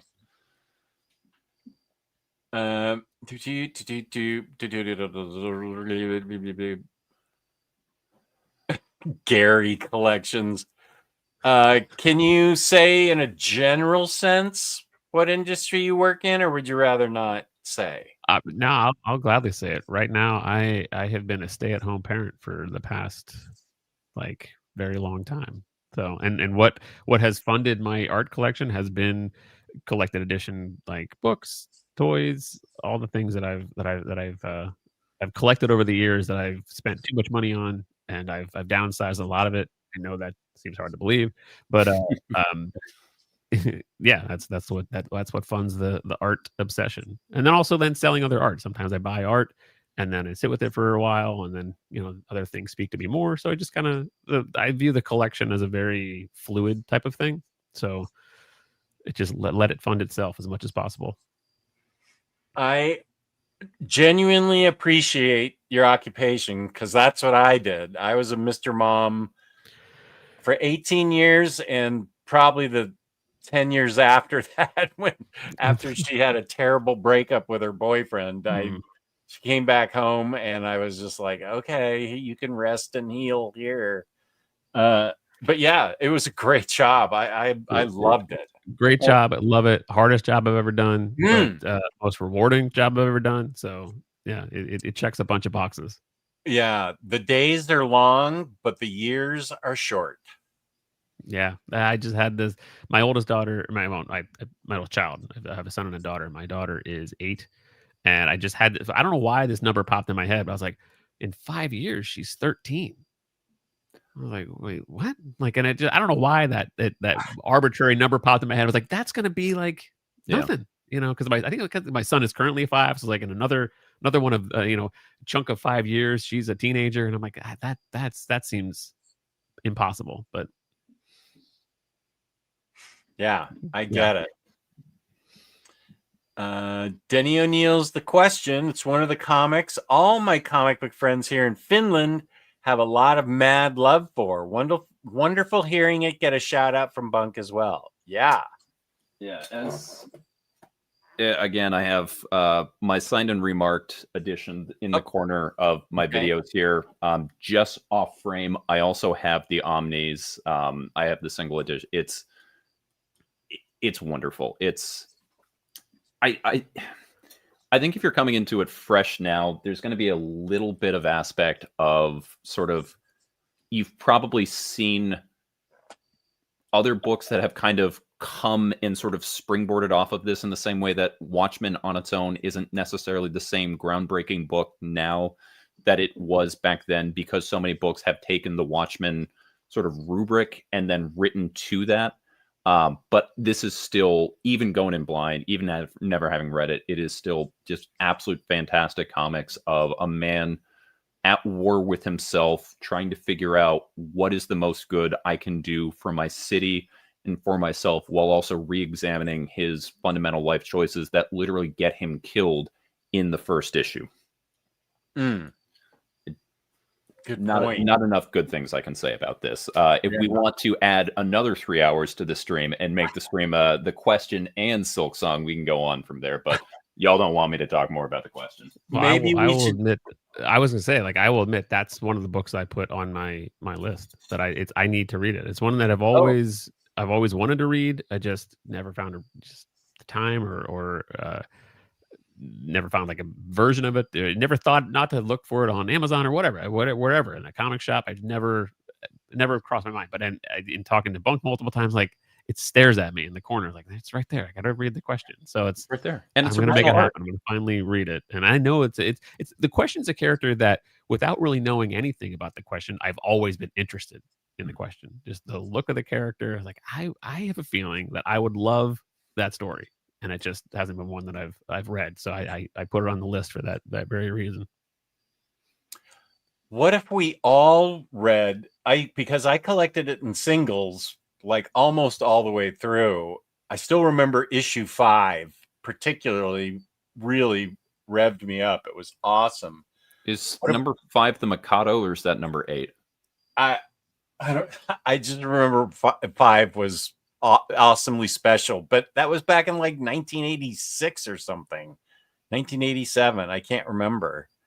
I just remember I dug issue 5. But what if we read? Maybe, I mean, that's 2 Omnis, so maybe sometime when we all think we can bang out 2 Omnis in a couple months or something, and then we come back here and we talk about just the question, which means it's going to be ice cream for 3 hours and then 15 minutes on the question. I would do that. I mean, I do have the DC Infinite subscription, so a lot of the DC stuff I read is there, and I would imagine that it's on there. Oh, I'm sure. Yeah, it almost have to be, but if it's not, some of the collected editions aren't unless you pay for the premium. But I would up the subscription to the pay for the premium if that means to make sure I could read it.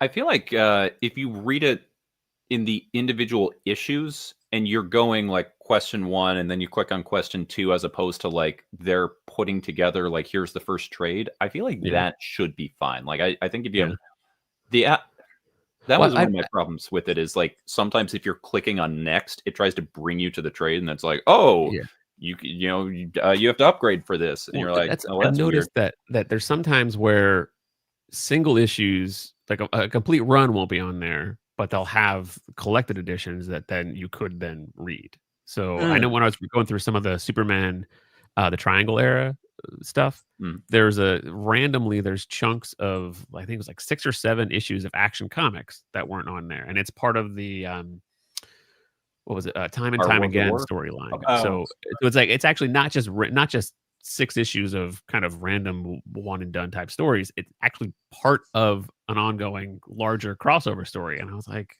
what? That makes no sense whatsoever. So that I know does happen. So that's the only reason why I would think it might not be accessible. But see, I'll check. We can check, Okay. Doc, I think you're looking out for me, and I appreciate this. I say this with peace and love, but Hollow Knight and Silksong might be harder games than Omnidog would want to commit to. I'm sure Doc has heard over the years how video games have gotten harder for me. And 100-hour open world games are really difficult. So I feel like you're looking out for me, Doc, and I say thank you to that. That could be completely legit, and I really appreciate that. I will say that I would classify it as a hard game.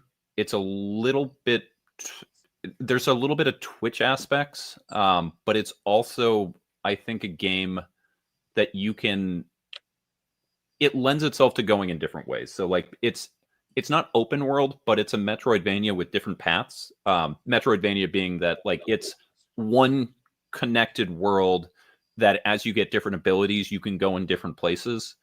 So like if you think of the original Metroid, like there were doors you couldn't go in because you didn't have the missile upgrade. And once you got the missile upgrade, you could open the green doors by shooting a missile at them. But you couldn't go in the pink doors because you need the super bomb. And like as you got those different things, you'd go through. I think Hollow Knight does a really good job of giving you different ways.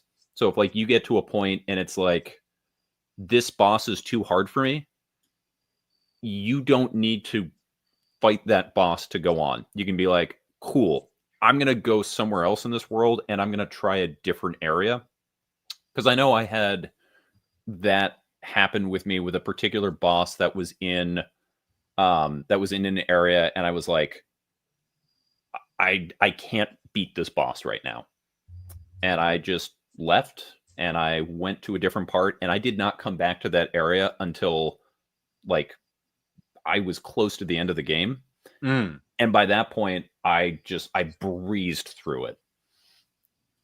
So it is a hard game. I don't want to underplay that, but I think unlike you were talking about with those bells where it's like, if you don't beat this, you don't get to go on with the game. Yeah. If you don't beat, like if you get to a certain boss that you're kind of like bashing your head against, you can be like, cool, well, I'll just check out this other area instead, and I'll go through there and I'll do that. And then later I can come back to that. My problem is if I get to a point in the game where I'm bashing my head, I'm done. We talked about that while you were getting coffee. Oh, okay. Yeah. But yeah, with this, I think it does a really good job of like never getting to the point that you feel like you're bashing your head. Yeah. Okay. Like if you are I feel like every time, the bosses are like the biggest like bottleneck, like because the bosses are tough and like you have to kind of learn their patterns. So with the bosses, you typically feel like every time, even if you're dying repeatedly against it, you're getting better at that boss. You're making it farther. You're recognizing its patterns a little bit more. If you don't feel that way, again, you can just be like, cool. Well, I look on my map and I know I haven't explored this area over here. I'm just going to leave and I'm just going to go there. It's good to know that's an option and that's encouraged. Here's Kane talking about Digimon from half hour ago. I've played it. Digimon Survive is a fun game, but is different from the Digimon Story Cyber Sleuth games. Okay. It's more of an open world RTS with animal raising mechanics. Wait, the Survivor Story Cyber Sleuth, because Survive, I'm pretty sure is almost like a visual novel type.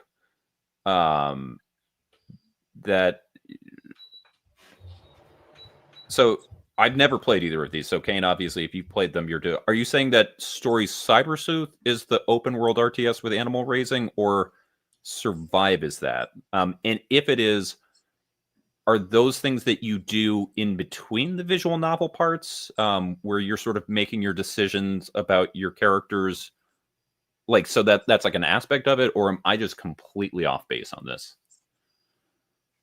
Okay, we'll find out.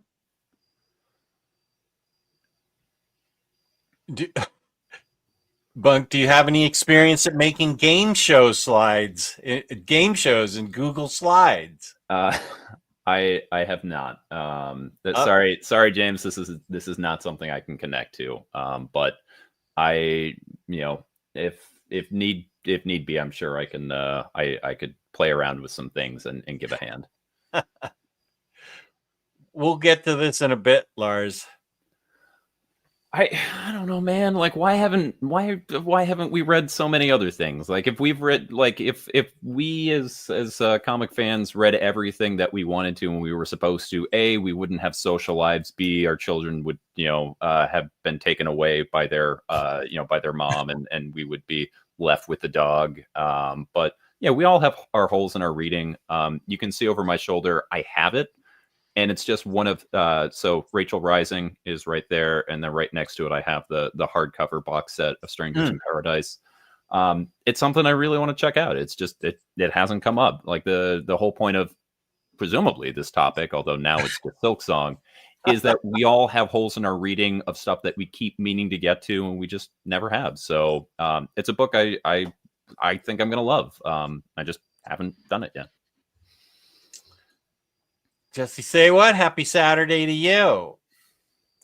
Actually, I might be able to catch on comments. Safar is collecting Walking Dead single issues in color as they are being released. Nice. Yeah, so that's the deluxe that's coming out right now. I have the Omnidog is covering it. I have some of the trades, and I was buying the singles back in the day. I have not seen how it looks in color, but I would be curious if anyone out in the chat read it originally in black and white and are reading the new single issues of it, because Kirkman says the only way that you can read it in color is by buying the singles, just like how that reading experience compares.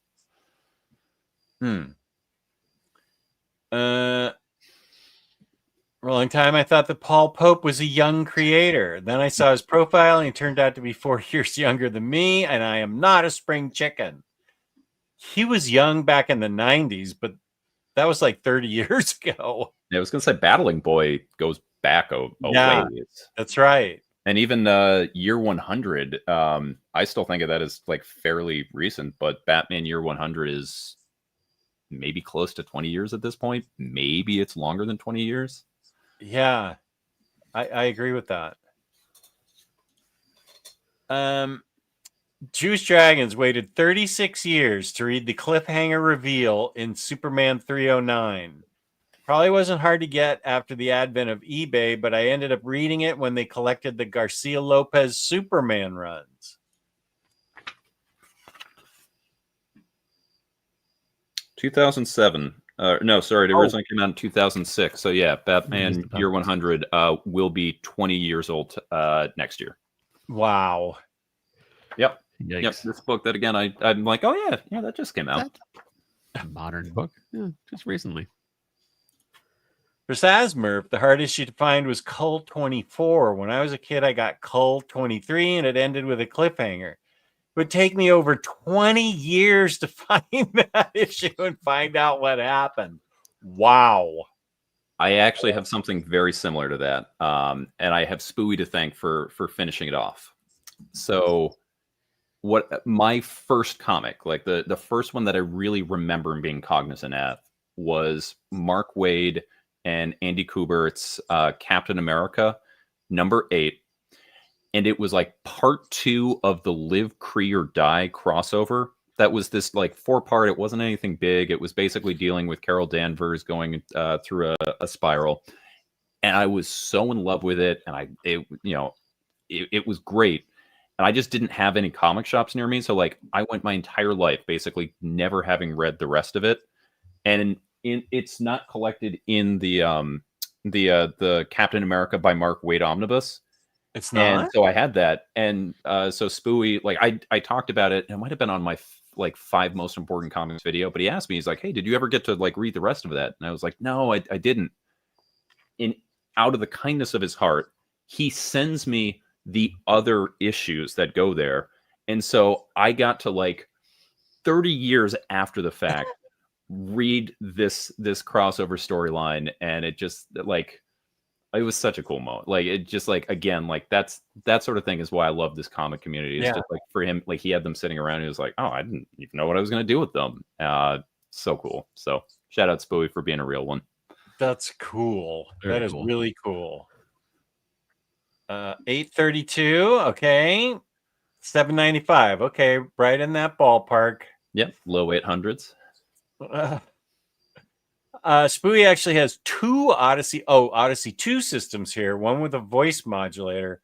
Our family's first system was the Odyssey 2, but it melted when my first house was destroyed in a fire. Yikes. Stream it, Jess. It will be fire. Okay. I'll have a year to prepare. Again, I feel like either we got to get Lionheart down to Heroes or we got to get Omar up to PAX East. I feel like Lionheart is really trying hard to make it to Heroes Con. I would highly suggest everyone listening to this make it to Heroes next year. Super fun. Yeah, the bigger crowd, the better. Yeah. Always on the list, but it never gone. Oh, it was a lot of fun last year. Yeah, it always seems to be such a great show. Yeah, I mean, I know, Jess, you unfortunately had to tap out a little bit early, but like one of the things that just made it so fun throughout the weekend is because there were so like great creators and everything like that. Don't get me wrong. It's, the convention itself is great. And there are so many artists, so much original art, so much is happening there. That part is super cool. But the big draw is just the community aspect. Like there were so many people. There were so many names that I've seen on here. There are so many people I've been on live streams with that it's like the whole weekend. It was just, we were running into people, hanging out with them, going on, leaving that group, going into a new group. And just like the whole, it was the best reunion I've ever had with people I've never met before. Yeah, that's well said. That was the really fun part. And also Josh was there. Okay, I'll give you that one. That's not a plus. That's an unfortunate something you need to know going in.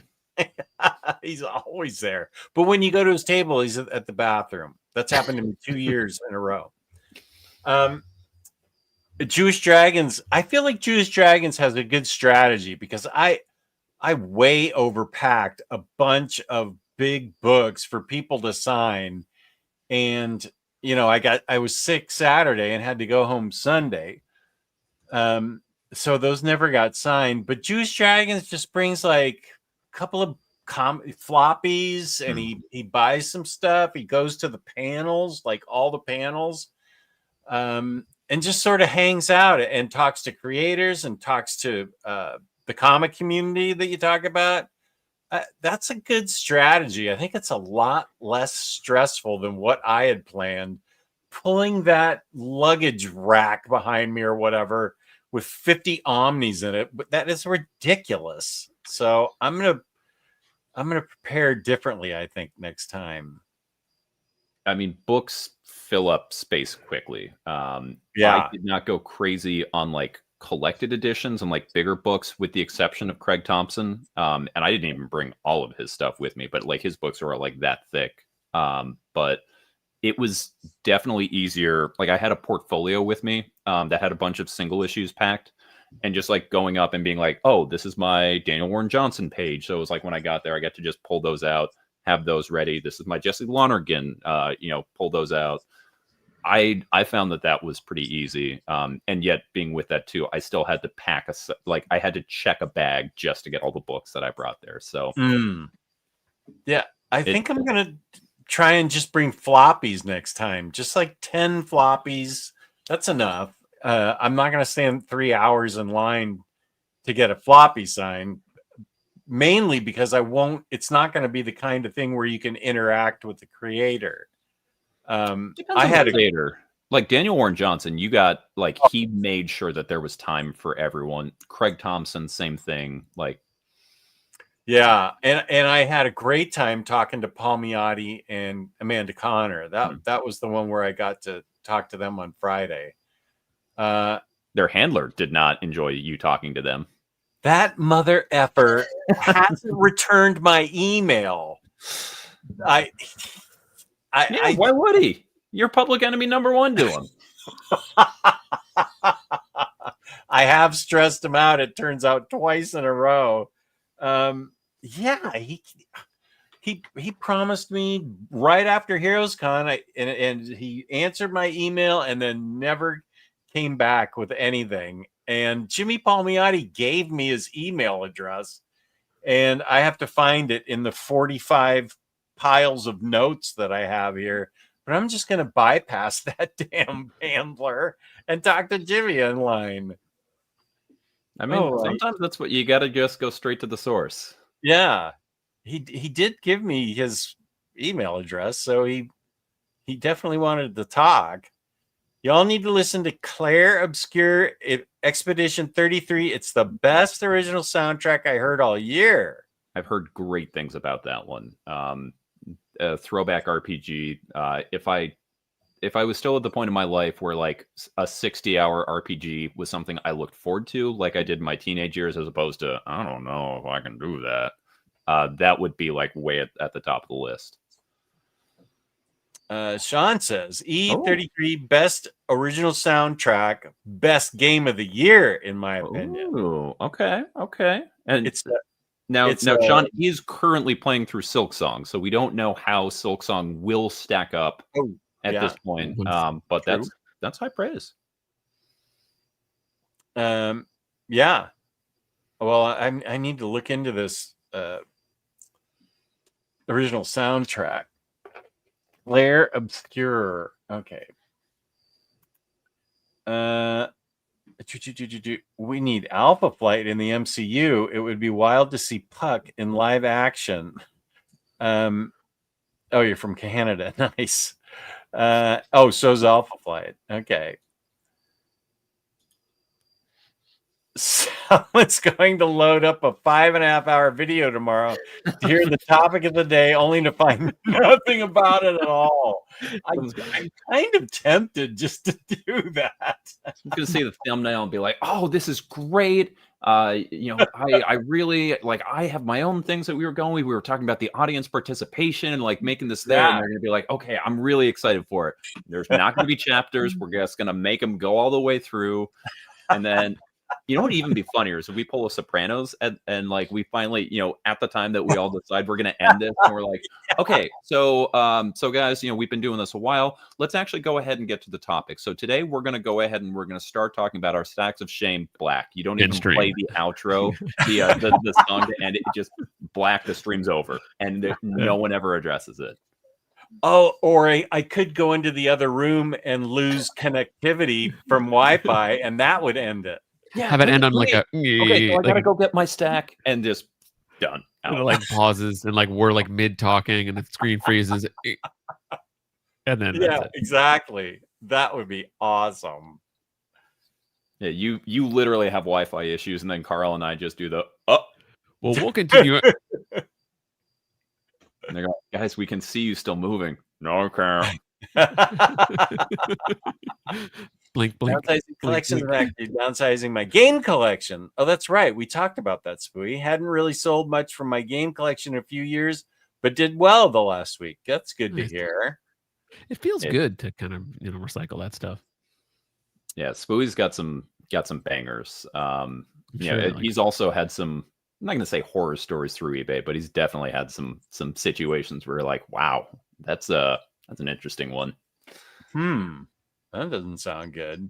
I mean, just you put a U.S. only sale. Guy buys it and he's like, hey, I'm from Saudi Arabia, so I'm going to need you to ship it to this guy. We'll ship it to this guy. We'll ship it to this guy. Who'll then ship it to me. Like, oh, forget that. Wow. Yeah. Yikes. Juice Dragons, O'Neill and Cowan's question has always been unjustly unheralded. It is flat out amazing, but I'm also a Dennis Cowan stan for life. Bo life. Well, it is on the list. I will read it. What At some is point. Bunk's thoughts when it comes to Jeff Lemire's Black Label miniseries? So that one. Okay. I loved it. I thought it read exactly like what a Denny O'Neill question series would have been if he'd started it in 2020. So this came out, this started end of 2019. Because that was the reason I have a pull list at my comic shop now is I had just moved to Cleveland and this was coming out and I'd seen this and I was like, I haven't had a pull list in over a decade, but I need to tell DC I support question books that are coming out. And I mean, it's the team of Cowan and Bill Sienkiewicz inking it. I mean, like anytime you get Cowan and Sienkiewicz together, like you know that it's going to be good. Is that signed? Yeah. Yeah, I've met Dennis multiple times at this point. Like there's little I have of Dennis that hasn't been signed. Wow, cool. But I thought Lemire really got what the O'Neill run was doing. It tapped into politics at that time in a way that's not sort of hitting you over the head with it, but was really cleverly sort of going in with that. And then the themes that it worked on through that, I thought were excellent. I remember you were like, oh yeah, I loved it as an old time question fan. I love this. And then you're like, I gave it a 4 on Goodreads. It's like, what are you doing, man? That was like a perfect question story in 2020. And you're like, yeah, I don't know if people who hadn't read the old one would enjoy that. I'm like, forget them, man. This series is great. I don't remember that. Yeah, that's when I was just in the chat. I was still probably under my old name, and okay. And yeah, you I want to say you were like talking with Omnicat about it, and I was just like, man, this is such a bad take. Like, you are letting me down on this one, Jess. And you're like, yeah, I don't know. And then also when you were ranking your top Black Label series, this was like almost one of the lowest on there. And I got you in the comments for that one, and you were like, yeah, maybe I should put that higher. Oh, no, I do remember that. You were right. Yeah, I ranked it too low.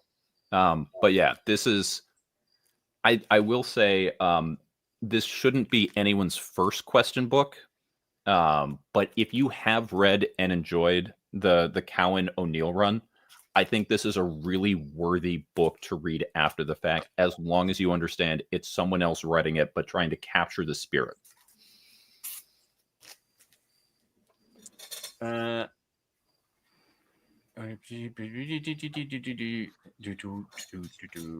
Kane was talking about Survive.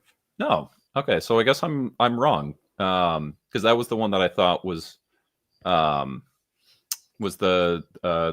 visual novel. So I guess I don't really know what Survive is about then.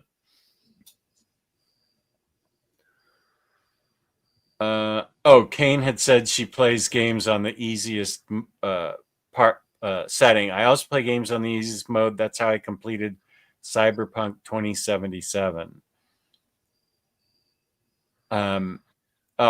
So the mechanics take place during story elements. You raise your Digimons, and depending on how you raise them, they will digivol into something you're not expecting.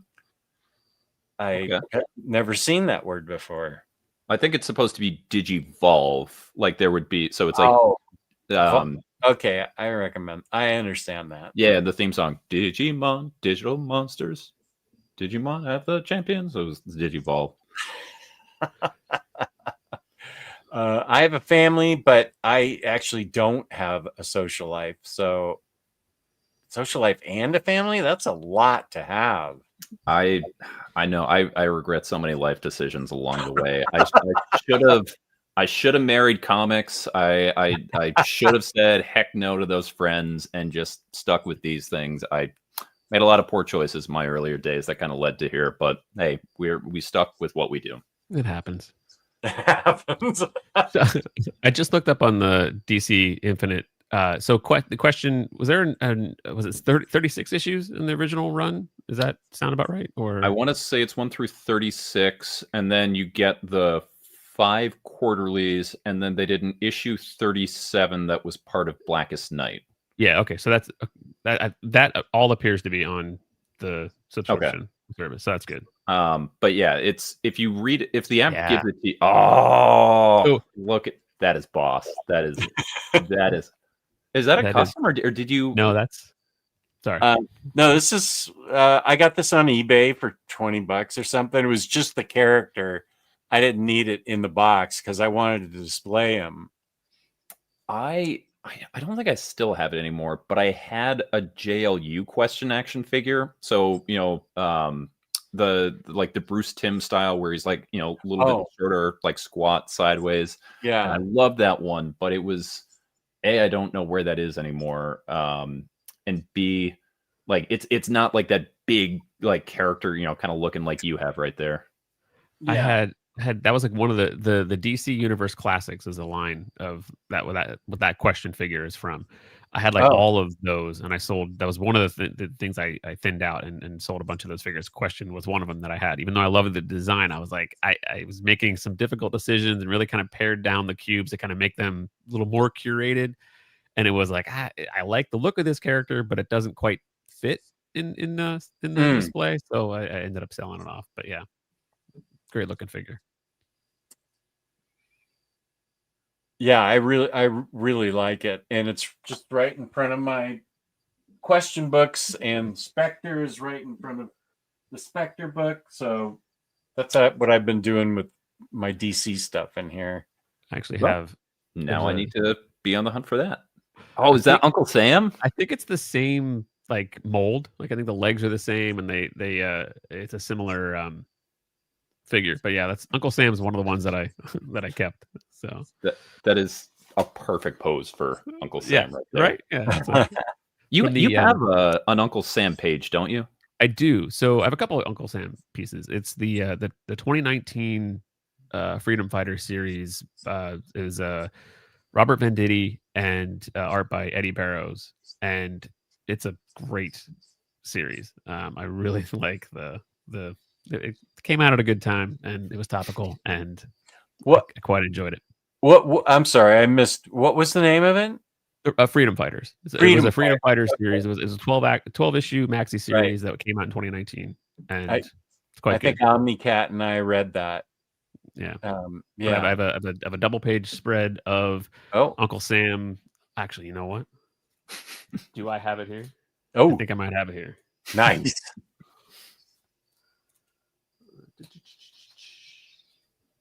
You can keep talking. I'll find it. Okay. Lionheart's down to make it to Heroes Con 2026. Let's make it happen. Let's go. Let's see. Oh, is that it? Yeah, this is it. Holy guacamole. Uncle Sam going to town on some thugs. That's beautiful. Wow. Yeah, Eddie Barrow's art is just freaking phenomenal. And I took it to Baltimore with me a couple years ago and had Venditti sign it here. Oh, cool. Yeah, because he saw it, he was like, "Holy crap, that's amazing!" As a writer, he doesn't get to see a lot of the originals in person, so he was very appreciative that I showed that to him. But yeah, it's a great series, and I actually feel like had the Man in the High Castle not been a series for, I guess, on HBO, I feel like that Freedom Fighter series would have been something that would have made one heck of an adult kind of oriented comic book story, but quite good. Yeah. From Tyler Smith, Bunk and Carl going to do an art show on your new channel. We've talked a little about that. Obviously we're both original art collectors, and that's how we met. The only thing with that is because it is like a little bit of a podcasty format. With the idea being that it's something easy that someone can listen to. You don't need to be looking at your phone if you want to like go in the gym or go on your on your drive. It's the kind of thing that you can go ahead and look at. And if you want the added like talking heads and actually see us going there, you can. And a format like that, I don't know how well something like original art, like showing off does. I could see us doing, and I think probably at some point we will do something where we talk about what attracted us to original art, kind of like we did in the last show that we did with you, where we talk about sort of that, like wanting, like loving a story and wanting to like take that just a little bit farther. Like almost in the same way, I don't want to spend 2 hours about that. If anyone wants it, go back. I'm sure James will link it here, but like in the same way, like I mentioned these different players in fantasy football that I have on my teams. That's like, I can enjoy watching those players objectively if I'm just there and say, oh, these are really good football players. And for whatever reason, I like them. But just when I have them on a fantasy football team and I feel like I've got a little bit more of a buy-in there, like it makes it a little bit more special. And so, you look at like Tom Brady in like 2007, like, I was over the moon as a Patriots fan watching that. But man, if also I'd had him on a fantasy team and he was just winning me week in, week out, like that buy-in that just goes a little bit, it's like you feel like you have a little part of that. You've got this further connection. So yeah. I could see us doing something like that. Yeah, but to me, yeah, I agree. I mean, I would always love to talk about original art because it's just something I'm very passionate about. But in that format, ideally, just going to keep it like an audio friendly only format. Right. Okay. If we do something like that, Tyler, open invite. I know, there's certain things you can and can't say publicly because of where you're at, but I know that you are a tired dad, and I happen to believe that you love comics. So, hey, if we do anything like that or just anything else, always love talking with you, buddy. So open invite. If it's something that you can do and are interested, I'd love to have you go on and talk. And Jess, I know you're also a tired dad, so hey, at some point we may be hitting you up so that you're coming on our side of the pond. Absolutely. I don't think I actually swore, did I? I think you said mother effer. Yeah. So you stopped yourself from the full on one.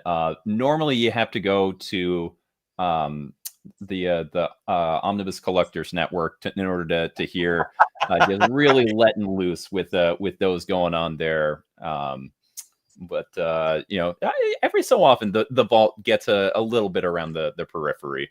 I did say the whole word when I dropped a Frosty on my carpet here, and so that did not go over well with me. Or you're on Very Fine, and it turns out your whole list is Nightfall as far as your most DC requested, or you're doing the Marvel omnibus. We want to see in #1 is Alf. There are some clips running around to those. What's up, Fifth Jack? Hey, what's going on, man? Hey. I only normally prepare floppies to get signed, but I hope to get Marjorie Liu to sign my Monstrous Deluxe editions. Nice. Yeah. That's a goal. Yeah, I think the only deluxe I brought was my Daniel Warren Johnson. Oh shoot, Murder Falcon. Yeah, thank you, Murder Gotcha. Falcon, where it was just like, and I mean, he's at this point he like knows what he's doing, and just like beautiful sketch on the open covers, which there's more room that you have going with that, but also it's like kind of cool to see it on there. So, and I love that. I mean, I love when artists do that. Like, it's just like, look, I know you spent some money on this book. You bought it in the the best available format, and they just do like it's just second nature. They just put the remark in there, and it's just their way of saying thank you, and 100% appreciate that. One of the coolest things from Heroes Con. So when I met Daniel Warren Johnson, I was with Chris Balga, who friend of the channel here, and he had seen DWJ for most of his stuff the day before. He brought his Extremity Artist Edition that is just out of view up there, the big like that size thing, and he's like, oh, I didn't bring that with me because I couldn't. And DWJ was like, are you local? Come back tomorrow. Like, you can just drop it off with me. I will. Anytime anyone brings that up to me, I will do it. And just like watching him go on there, he flips it open. Again, this thing is huge. This is like, and on the open cup, he's just like, he's taking a wide stand. He's just like whipping around and he's doing it. And it was so cool watching him working at scale like that. Oh, that's awesome. Okay, Yarny, sorry I missed it. Resubmit it. Here's an update. The guy from Saudi Arabia paid me yesterday, but then asked if I could hold on to it for 2 or plus more weeks before I ship it out. eBay requires me to ship it by Wednesday or I get a strike. So I called eBay yesterday to explain the situation. They said I'd get an automatic strike, but they can remove it since they saw the buyer directly ask me in the message history. Wow, that is a hassle. I would have refunded the guy and just said, thank you. Yeah, goodbye. So I did a sell-off of some video games a few years back. It was really my first go-around of selling on eBay, and I put a game up where it was like an auction, but then I had a buy it now that someone could do. And I had someone jump in, buy it now, and then they sent me this message, and they're like, do not send it to me yet. I need you to take these specific pictures going on like that. I will not, like, I will be like putting a thing before that. And I was like, well, this is weird. And so like I did it, and then like, of course, and he was like, I can't really tell. Okay, go ahead and ship. And like the second it got there, he was like, no, absolutely, I will not take this. And I was like, I don't do refund. And it was a whole thing. So like, yeah, like, what I found on that day is like, if anyone is going to try and like set terms for you outside of, I purchased this thing, please send it to me securely, and do that. Just like, nope, not worth the hassle. Get it done, move on. I've had situations where you just get that feeling where that this buyer is going to be a problem. Yeah. So a lot of times, I mean, if it happens, call their bluff. If they say like, oh, this is unacceptable, I'm like, all right, we'll ship it back. Here's a return label. You're done. Yeah. And really, they're just trying to get just a partial refund or whatever. They still want it. They have it in hand now. They feel like they have the leverage, and it's like, I've called multiple bluffs. It's like, well, why don't you go ahead and send it back? Yep. And they don't. They were like, whatever, I'll just keep it, and then they just drop it. And I'm like, see, and yeah, and it's always the ones like, it has to be here by Wednesday. It's for my son's birthday, and I'm like, I don't believe you. Like that, it's insane how many times that somebody needs something so quickly because it's a gift for their son. And as a dad, and I understand, but I also think, plan better, dude. Not my problem. I vastly prefer the Digimon story games over the open world ones. Cyber Sleuth was my jam on PS4 and Switch. Oh, Jewish Dragons, not you too. Just so the meme never dies, did just downgrade the deaths of Big Sage because Jeff Lemire is Canadian. Ay. No, honestly, I did not. That's the only explanation that makes sense for me, given like how much I have heard you rave about that book, and then when you go back, you're like, yeah, it was a 4. Yeah, fine. It was like the 10th best out of the 13 that have come out, and the ones before it, you're like, here's a real stinker. I copped to misjudging that one.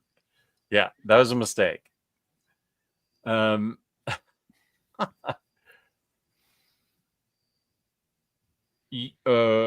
Wait, you also have, is he talking to you, Carl? The Alex Ross 2-issue Prestige. Wait, what? No, I think he just referenced that is I don't have anything. That's an Uncle Sam thing. Yeah, there's a 2-issue Uncle Oh, Sam, Alex Ross. There it is. Series, Right. yeah. Okay. I saw an original art page of that at OEX last year, and I was not in the buying mood at that point. But I was like, that's really cool. But yeah, I couldn't do it. So I can't even fathom what an Alex Ross piece would be. Like we had, it was not to, but I will say that in the hierarchy of Alex Ross pieces, it was on the lower end because it was Uncle Sam and not really like the super sought after series. But yeah, that's the only reason why I would remotely consider it, even though that remote consideration was never going to happen. So yeah, that's like saying, yeah, in the world of Monet's, this particular water lily he did is a lower echelon one. So I can dream of maybe having that one, but yeah, no way. Still out of my budget. There's the tired dads. That's us again. We are tired dads. We love comics. You don't have to be a dad. You just got to like comics and be tired in some way or another. If you are not tired in some way or another, we're probably not the show for you. But hey, good job on all the energy. Yeah. Oh, and this is the previous show we did. Yep. Nice. So again, if you want to, skip the 2 hours of us rehashing, our connection to original art, just go watch that. This is interesting. Jewish Dragon says the writers who I've had sign art are usually very appreciative to see it. I asked Jeff Loeb to sign a Tim Sale page about losing friends, and he just went silent for a good 90 seconds, just staring and reminiscing about Tim and the years gone by. Then he thanked me for sharing it with him. Wow. I bet that's hard. Yeah. Oh, here's Yarna's major league important question. Carl, do you like Millie the model? Yarny's I don't know what this inside joke is, but I don't. I don't. I'm aware, but instant unsubscribe right there. Yeah, I'm sorry. Is that some joke that I'm unaware of, or is that just Yarna and I both want a Marvel Millie the Model omnibus, but I haven't been banging the drum as much as Yarna has, and he talks about it all the time. Looking to draft someone else in that email campaign. Yeah.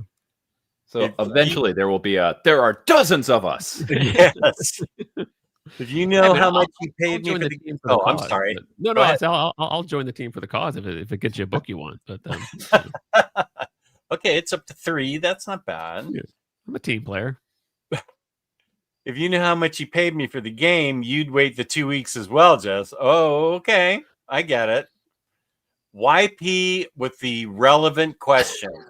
I think it's Silk Song, isn't it? That's as someone who's been like watching the show from the beginning, I'm pretty sure that's what the hosts were talking about this whole time. Coffee, wrestling, and Silk Song. Yeah, that's actually most check.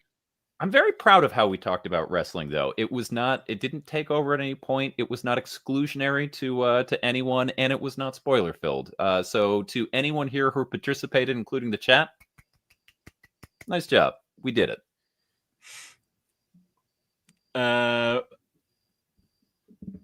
YP, originally I think we'd help with there to be read piles, but it's an organic conversation.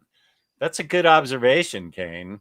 Well, speaking of that, actually, Organic Price Books used to be this great place that you could go to find your books and maybe save some money, but they have since changed the name, and I don't know now that they're panel-bound comics wait, what? Wait, that the Omnidog code, that works and could save me money? Yeah, $2 or 5% off shipping 4 more books together with the code OmnidogSit. Wait. You are telling me that I could save 5% of my real money tax dollars on 4 or more books that I could add on to my pile of unread, shameful books? Well, Off put of it their that- already low prices, including their 50% off Vertigo title sale. Oh, that's right. Thank you for saying that. Wow. I mean, No. that's a deal no one can pass up. It's almost like they're paying you at that point. Panel bound books where you get paid. Panelbound Comics, PBC. Comics. Oh, I said, boy, panel bound books. I am kind of sleepy. It's not too late for some coffee. Yeah. No, it's not Luffy. Millie the Model was an old time back in the 60s and 50s comic strip, comic book. Wow, I'm getting bleary-eyed. Carl, do you have any Garfield figurines? I do not. I don't even think I have an Andrew Garfield Spider-Man. Whoa, nice connection there. Oh, snap. Bunk with a sponsor drop. Yep. I am nothing if not helping my friends shill for the cause. Here's Bang on Panel Bound Comics, or you can go to his. I think I just this week I went to your Kickstarter and signed up for Volume 3. So definitely go to Josh's Kickstarter or at Panel Bound Comics. You can also buy Bang. And here's my favorite Canadian. Jess doesn't know shit about Ditko. Good evening. I wonder how long it's going to be before we switch, because it didn't it used to be Kirby? He goes back and forth. Okay, because I'm wondering when we He get likes the next one that's going in. Oh,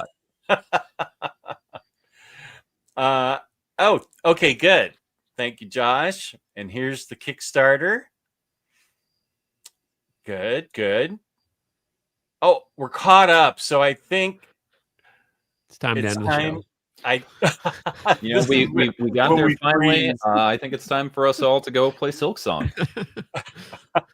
I'm sorry to hear that, but I'm not sure it was me. Oh, okay. I'm not sure what happened there.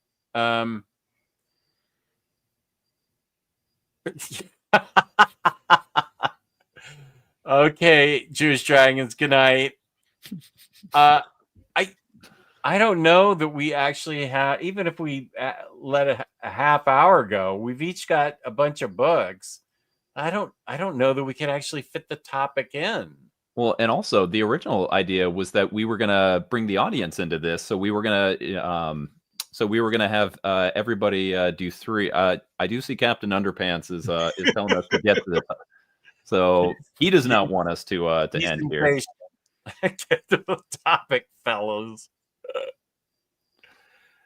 I mean, I'm down to keep hanging out if you are. I know you are the only uncaffeinated one here amongst us, Jeff. So I think Kane and Josh are right. This is just a very nice. It's been an organic conversation that we've enjoyed engaging with the chat with. I've got 10 books here. One of them is Tedward. I talked about that on the podcast. It's now on that's my list great. as well because It's so good. I'm just going to read all 10 of these. I'll tell you what they are, and I'm just going to read them. All right, yeah. Well, let's hit us with that list. Okay. Which is that the They All Fall Down Part 2 that came out last year? This came out recently. That was last year. Yeah, in my first one, Part 1 came out last year, and this is Part 2. No, Part 2 was last year. Part 1 came out years ago. Wait. Yeah, They All Fall Down Part 2 was supposed to be on whenever I make my video of the top books of 2024, Part 2 is on there. I've had this that long? Are you sure? It was in the... It was in my to be read stack. Check it out. If that is part 2, it came out like August of 2024. I'm almost positive. Maybe it was like September. Okay. Well, I'm not going to question you. Apparently, this book's a year old, and I'm just getting to it. And I have to reread part 1, but it's really cool. Let me highlight myself because they're connecting covers. Oh, that's Oh, I fun. didn't realize that. I read those digitally, so I didn't get that connection. That's really cool. I like Yeah. that. Carl, have you ever read Black Sad? I've not. No. Oh, Black Sad's great. It really is. And the cool thing about those two is each volume is only about 68 pages. So even reading it as a 1 and 2, which at this point you'll want to do, it's still going to be quick and captivating and beautiful and painted. Oh, it's great. Yeah. All right. Well, add it on here. Okay. I'm really just here for research. Absolutely. Tedward, this is my volume that I got. Wait, what? Oh, I'm using the book plate as a bookmark. Wait, you got a Josh Bettinger book. Oh, that's awesome. Yeah, it's really cool. There's really no place to put it's on a. Oh, I thought it was a sticker. Okay, I'll just let it sit there. But I'm definitely going to read Take a glue stick and slap it on the inside cover. Glue stick. I have, if you're familiar with my friend Peter, Crushing Crisis, he recommended 3 books to me. Welcome to the Maynard. It's Thin Trade. Welcome to the Maynard. The Maynard is a hotel unlike any other, a place where every guest and staff member has magic in their veins. I love magic. Yeah. Okay, fun. So I'm definitely going to read that.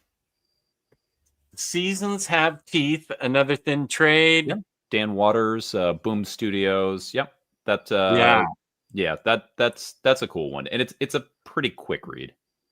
Okay. I'm late to the Dan Waters fan club, but I've enjoyed the stuff that I've read of his. He's really just blossoming. I think he's got more and more titles that he's written, and it's like all of a sudden everybody's realizing how really great a writer he is. I feel like this has been kind of his year. I actually the first thing that I since I was big on I'm still big on the Energon Universe stuff, the Transformers and G.I. Joe stuff. He wrote the Destro miniseries, and I always thought Destro was he was a really fascinating character, much more than Cobra Commander and the Cobra side of things. But he wrote that series, and I was like, wow, this is way better than it should be. So loved it.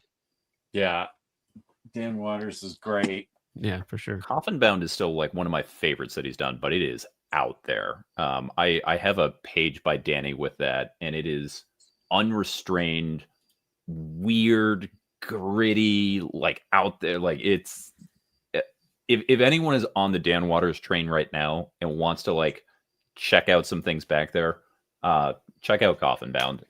Came out 5 years or so about this point. Only 2 trades. It's some of the weirdest and best comics you can read. I should also read is that Power Fantasy? Yeah. I'm sorry, Carl. That's my top of the list. This is mainly just digging it into Bunk here, but you should read the Batman Dark Patterns series. How can we, Carl? How can we? Because it doesn't come out until March 2026, Carl. Well, it is worth buying the singles, my friend. It is quite good. Really, really enjoy it. I've heard that must be the 10th recommendation I've got on that book. That is apparently a solid 10 out of 10. Everybody's saying. Yeah, I love it. It's we talk about it in the show we did with Tired Dads because it's and I wasn't jealous there either that you get to read it, Carl. So I had to make sure to bring it up again just to say, sorry, Bunk, you got to wait till March. It is on the thumbnail for this video as well. So and it's really, really good. James was also making sure to rub it in my face as well. Well done, James. Oh, it's in the background? And the thumbnail of all of this, I feel like James specifically went out and put Carl comics on there because I did the see background, I don't have it up in front of me, but it was Dark Patterns, it was Moon is Following Us, I want to say it was Transformers, and it was like something else, and it was just like, yeah, these are Carl's favorite books. I felt very welcome. I was like, oh yeah, that's great. Thank you. That's right. Thank you, James, for the great thumbnail. And then upper management did the lettering on it. Nice. This is also a Crisis favorite, Power Fantasy by Kieran Gillen.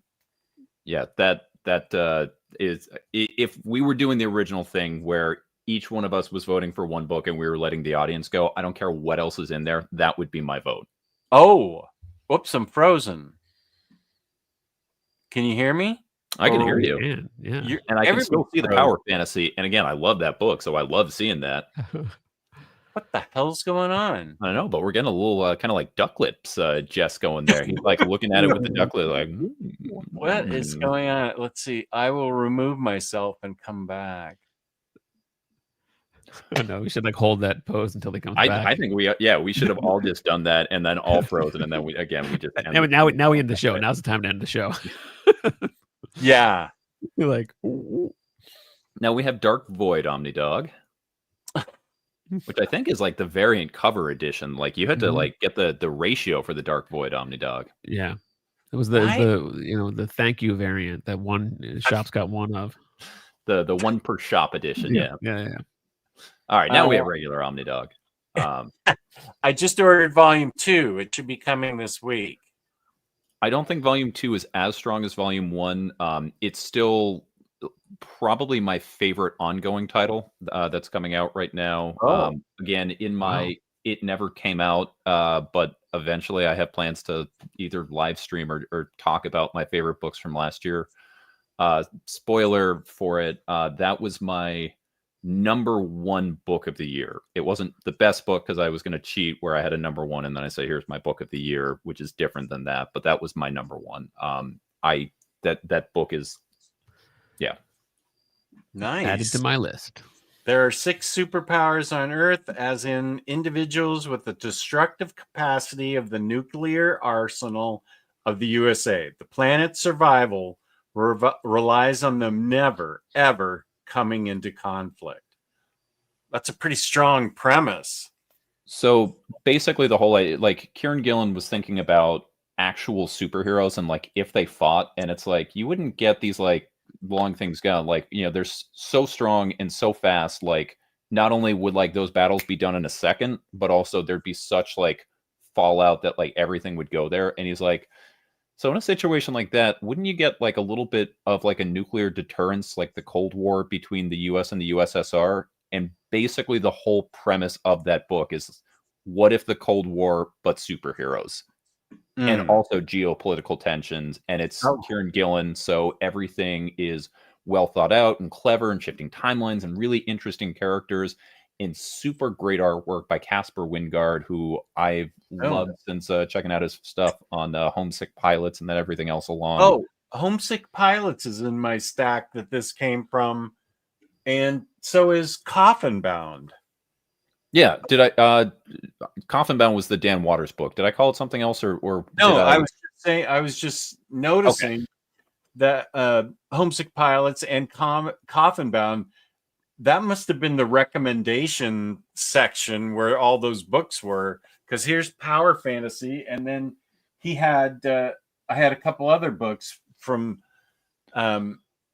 Crisis, and maybe you recommended Coffin Bound and Homesick Pilots to me, because it very well could have been. Yeah. I will. Homesick Pilots is a tough one for me. That was one I've never actually finished, and I don't think I ever will, simply because I was reading that with a friend who's passed on. I don't like. I've tried to go back and fit, and I was like, I don't think I can do that. But I will say I do think Homesick Pilots gets a little tangled up. It tries to go for too many things as it goes on, but the issue 1, I think, is like a perfect comic. And there's like specifically one double page spread, which is like one of my favorite things, like my favorite pages in comics. I think it's just so well done. But yeah, issue 1 is great. Okay. And the rest of the series is still very good. But yeah, that issue 1. Totally. By the way, we got a super chat. We did? We got a super chat. Okay, Kane, I will come right back to your comment because I think it's really interesting. Oh, Safar, thank you. Top of my to-read pile. Hickman Omnis, FF, Avengers, Secret Warriors, Captain America, Ed Brubaker run, reading Ultimate X-Men, and Bendis's Daredevil now. That's a lot of good reading. Yeah, I was gonna say those are bangers all. If I was personally suggesting an order on that one, I would probably have to say Bendis Daredevil, partly because that's shorter than what I would say is number 2, which is Brubaker Captain America. And it's way shorter than doing the Hickman read-along where you start with Secret Warriors and then you go to Fantastic Four and then you go to Avengers and Secret Avengers and then you do Secret Wars. So the only thing with Bendis is you're going to read that and then you're going to go, well, now I have to get the Ed Brubaker Daredevil with Michael Lark. But especially those first 6 issues of Bendis Daredevil, that first trade, I think is one of like the most approachable comics that have come out within the last, basically within the 2000s. Like it's a recognizable character with Daredevil, whereas like a lot of, like people talk a lot about like Criminal is like a book you can give to someone who doesn't read comics and, like get it going. And I think that's true, but I think there is a little bit of barrier of entry where someone's looking at it and they're like, I don't know what these are. I don't recognize these characters. Daredevil's a name people recognize, but it's written as if it's basically like an HBO crime prestige format show. And it's just that first trade, The Fall of the Kingpin, Daredevil's barely in it. And it's just written as a great mob show.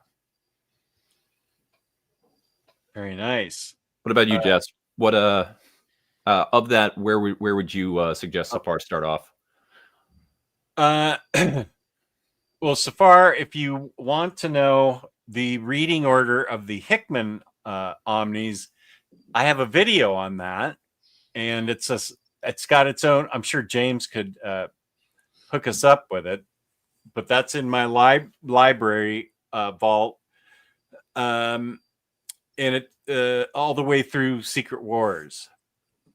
Are you asking what I would read first? Yeah. Suggest first to him. Captain America, Ed Brubaker.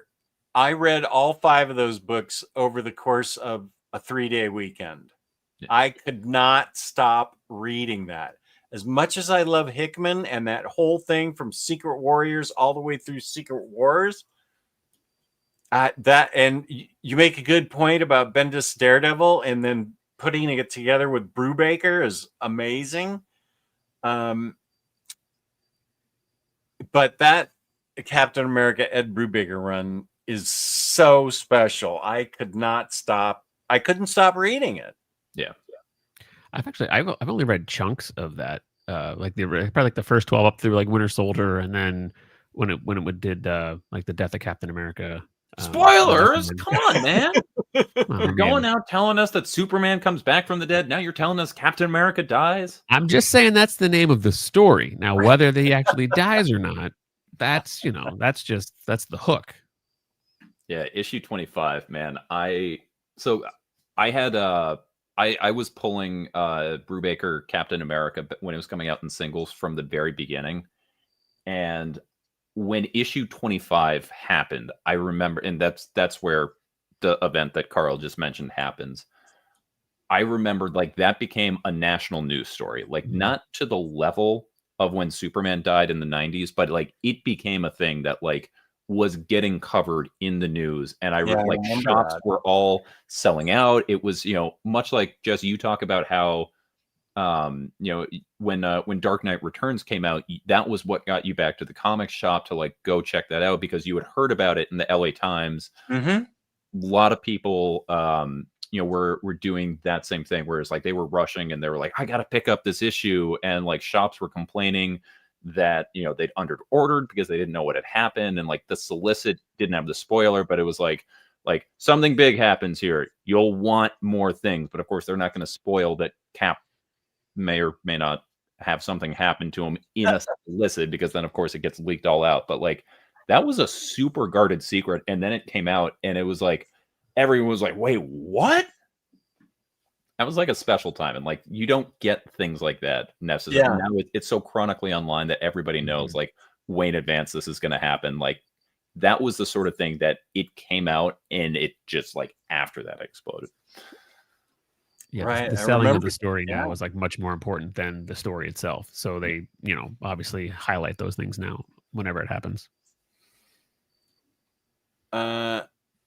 James, thank you for bringing that up. I do own Reversal, and I do own the Deviant books. Those are also Crisis recommendations, so I do own them, but they'll have to wait for the next to be read pile.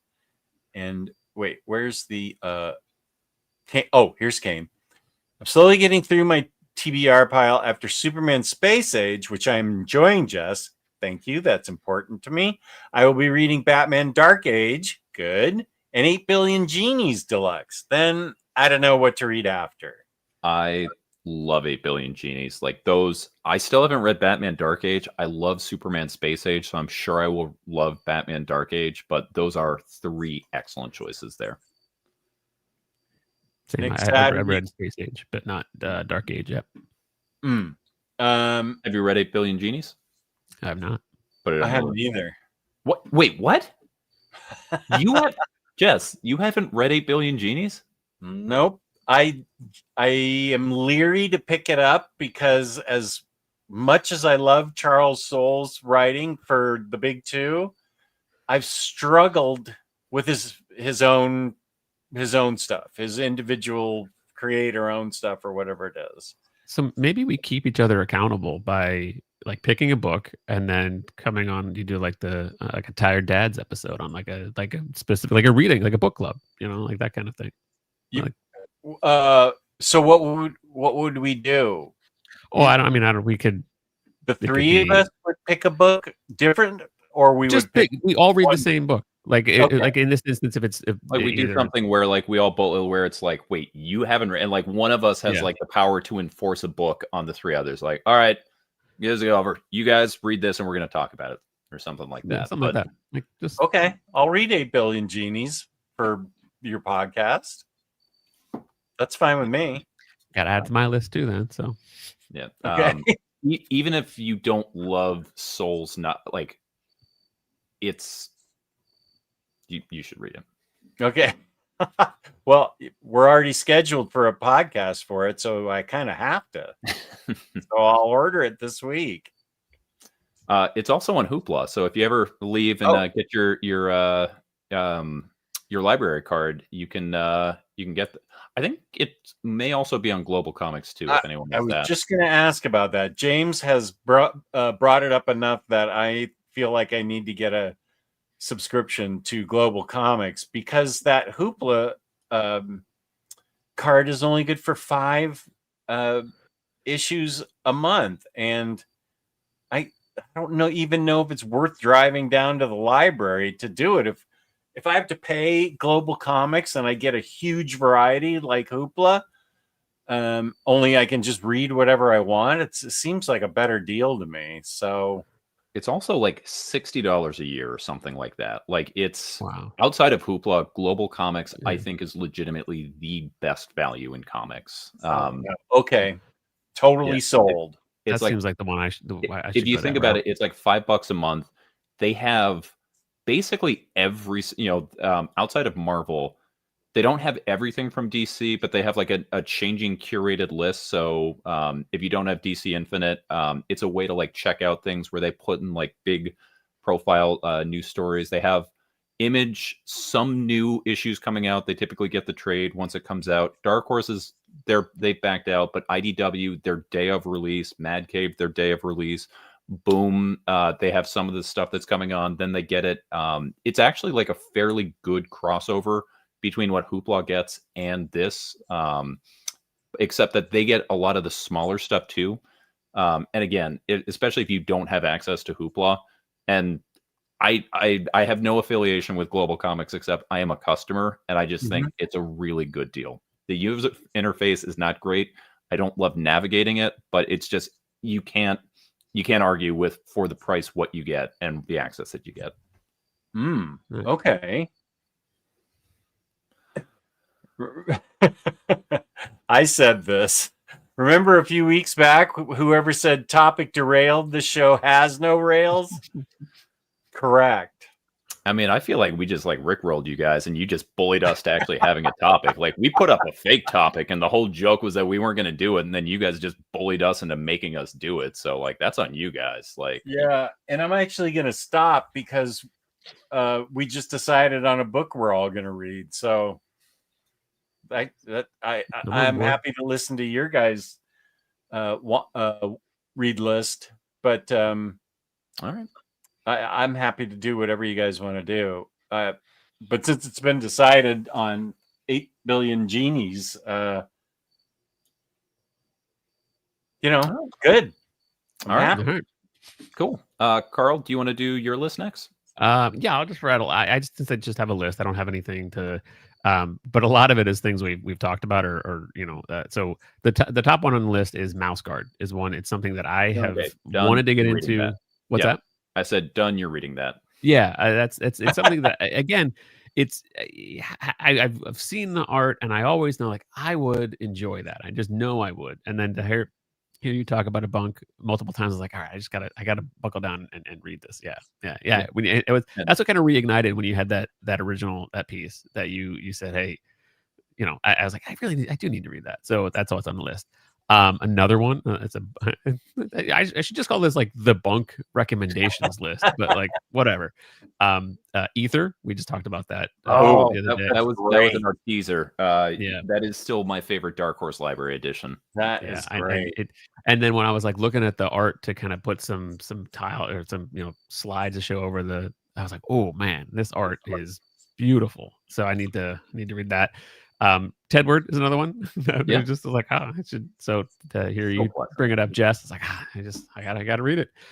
One thing I have that I'm embarrassed that I have not read all of these, and I actually own the first 5. Hellboy.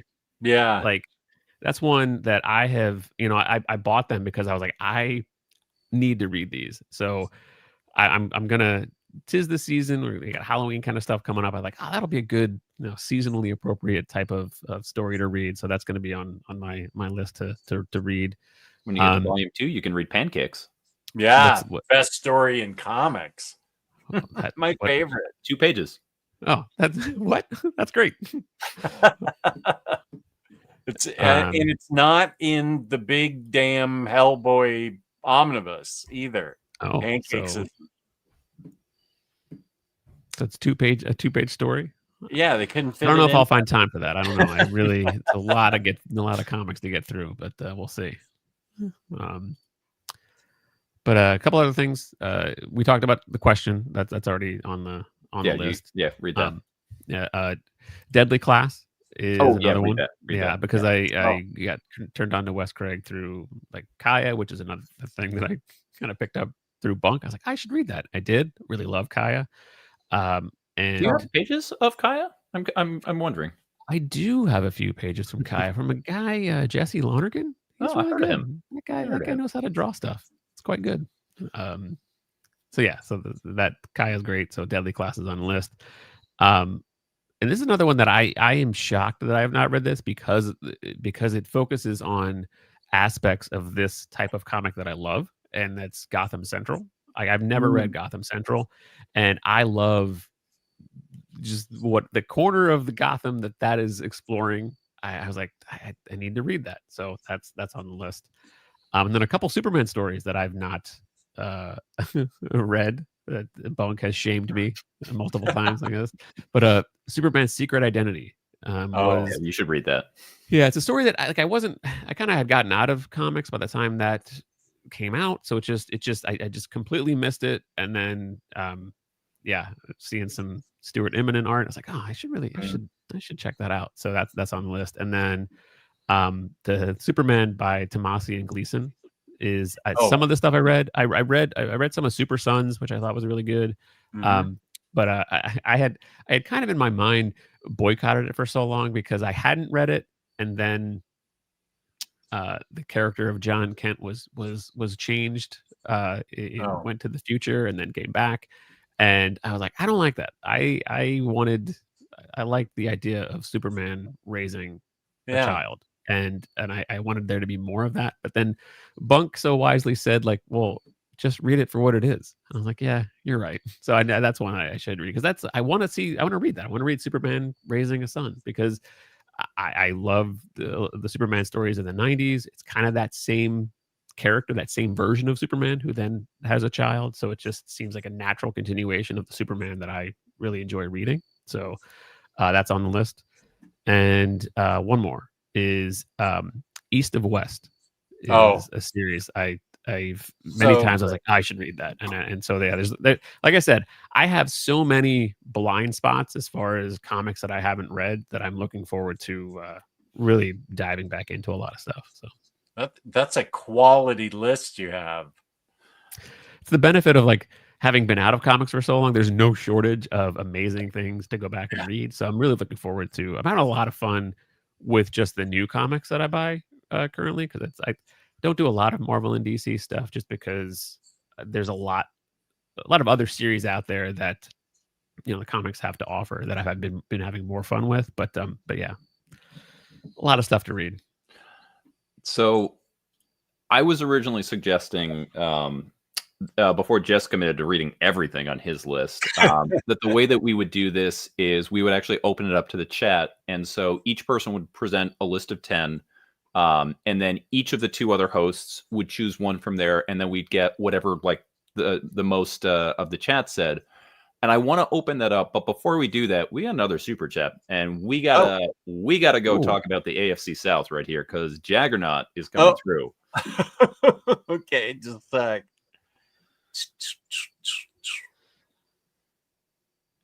Jaggernaut. Oh, thank you for the super chat. Hey guys, I'm not a DC guy, but would the upcoming Human Target Deluxe HG be worth picking up? Yes. Plus, you guys are awesome. Oh, thank you. Go Jags. That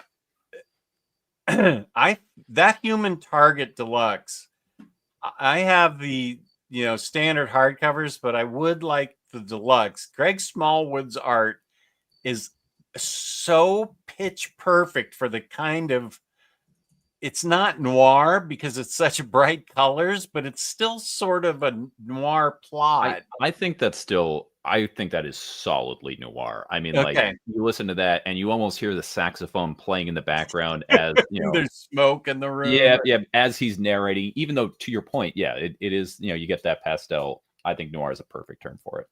Okay, yeah, and it's Tom King, as he and Tom Taylor do. They pick the B and C list characters, or even just C list characters, and elevate them up to something so interesting you're wondering why you hadn't read this character before. Well, it's because Tom King and Tom Taylor didn't write them. But Human Target is a guy that will assume the identity of someone who is like an authority figure in government or business that is about to have an attempt on their life. And Human Target, by assuming the identity, will track it back to and find out whoever it is. And he has such a great twist on this book and the characters in it, besides the human target, are so remarkably interesting that you keep wanting to read it. And it's that 9 grid panel that Tom King likes. But the art is fantastic, and the story is an A+. I would rank it just below the question "Many Deaths of Vic Sage" by Jeff Lemire. Oh, trying to get back in my good graces. Yeah, thank you for the super chat. I would echo everything that Jess said there. The Greg Smallwood art, I think, is what. I mean, you guys know Tom King doesn't work with bad artists. Like, because he is such a big name, he gets to pick and choose. So even if you don't like Tom King as a writer, if you pick up those comics, you're gonna at least you're gonna say, all right, this is beautiful art. To your point, I do like Tom King. I would say I'm a big Tom King fan. I loved that book. I was picking it up in singles when it was coming out. That was my top of the stack every single month that it would come out. I was going and checking it out. To Jess's point about the side characters, like Ice, as I was reading it, I'm like, I think I got a little crush on Ice. Like, I'm afraid I agree with you perfectly in the way, like the little nuances that that Smallwood would do. Like, she'd have like just a tiny little like lip bite and just, you know, like little and then like these little I'm like, oh, okay. I see what I see why you're willing to throw it all away, your last 12 days on Earth, and you're spending it with this woman that you just met. Okay, yeah, no, I'm getting it. The twists and turns and everything. Yeah, it is. Oh, let me highlight you. I don't think I've seen that figure. Now, do you also have a fire to go with her? Of course he does. I don't know if I can do this without like a major catastrophe happening. The domino effect. Yeah. Yeah. Okay. Yeah. Because I mean, that's the team right there. Yeah. Carl, have you read Human Target? I've not. No. Okay. You should read that. I should read that. Yeah. Yeah. They're in my like Jaggernaut, Death of Superman display because of the. You will not be like if it's unless you are someone that like knows going into this, I hate Tom King, I want no part of it. Like, if you are even asking the question as if this is something you're entertaining, then yes, this is a book that you will want to pick up. Yeah. Oh, here's a question I don't know the answer to. Isn't from Smothery Lion? Isn't there supposed to be an exclusive story added to the Human Target Deluxe? If I'm not familiar about an exclusive story, there was a one-shot because when it was coming out in singles, they dropped the first 6 issues, and then there was a fairly long hiatus until the last half came. And in the middle of that, they did a one-shot that was Tales of the Human Target that I don't know if that was collected in the standard hardcovers. I know that's going to be in the deluxe, where it's telling the story of Human Target, some of his previous cases, where like before he got mixed up with Ice, before the thing happens that sets these off, it's like him going through. And the cool thing is that he there are different artists that draw each of the 3 stories that are in there, including they get Kevin McGuire, who was one of the major artists for Justice League International, which is what where this pulls a lot of the characters coming from. So does it say in the back? I would guess it would probably be volume 2. Does it say Tales of the Human Target is included? Human Target Volume 2, 12 best up already. Tom King. Just 7 through 12, and the first one's 1 through 6. Okay, so that I'm guessing that's the exclusive story, was that one-shot Tales of the Human Target. Okay, even more reason for me to get it. And here, wait, I just saw, Gotham Central is my favorite DC book that I've read so far. It's fantastic. Yeah. All right, so Jess, of Carl's books that he listed out, what is the one book that you're saying, oh, I'm making you read this? Gotham Central. Okay, great choice there. All right, that seems like Yeah, I think that's you chose a lot of really good books, but that one stands out to me. I mean, East of West is fantastic, and Deadly Class. I mean, these are some of the top books out there, but I think you'd really enjoy Gotham Central. I think I really would too.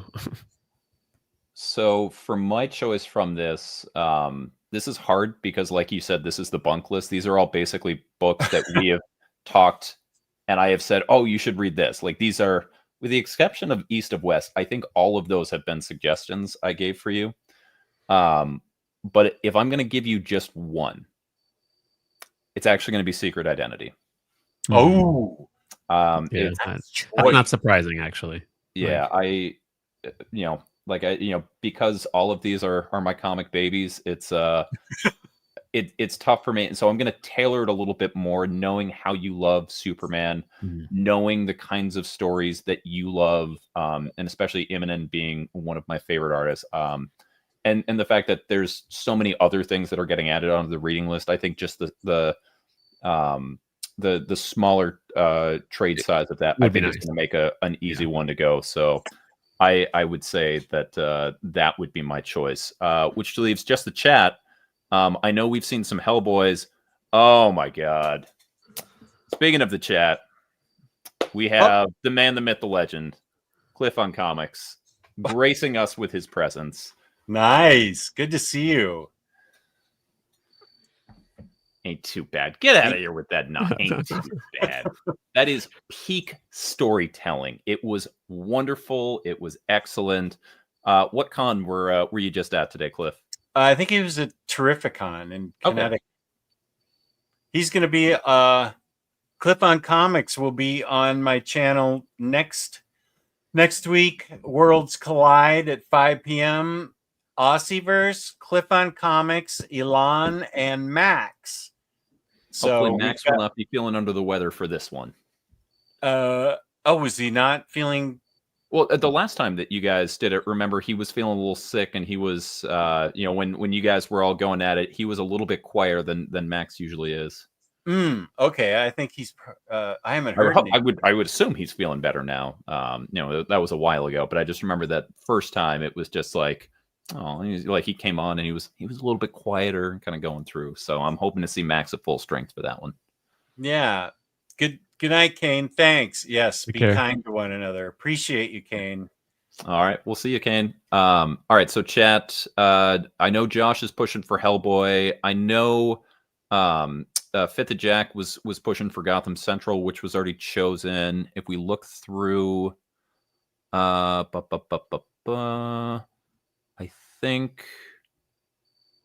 think that was most of what William Lee says. Please read Deadly Class and Gotham Central. Okay, so we'll count that as a vote for Deadly Class since you're already doing Gotham Central.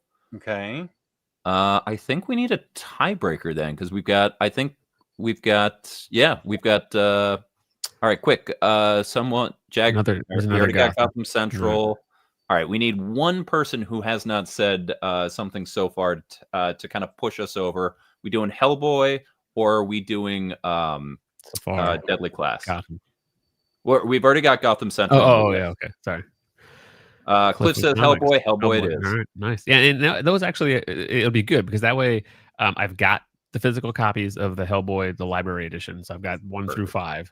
That's a tall order That's to get. a lot. Yeah. That's a lot. I'm even gladder that I gave you just the one trade. Yeah, that's what. So I mean, I'm tempted just to get the ball rolling to start with Secret Identity because I think that's an easily digestible one. Or maybe I'll do some Gotham Central and then throw in some Secret Identity, all the while having the copy of Hellboy to leaf through as well. So I don't know. So we'll see. Why don't we say for this Hellboy Library 1? So it's not Yeah, like you need that's to fair. read That's fair. all of Yeah. Hellboy. And just some of those, I've read some of those, like I think was it Seed of Destruction? Is that the original one? Like the first I like think that's the first, yeah, the one where they go and it's yeah. I read that one, and I do remember. I don't know if I read all of it. Because I read some Hellboy like years ago, but I don't know if it was like the full story or.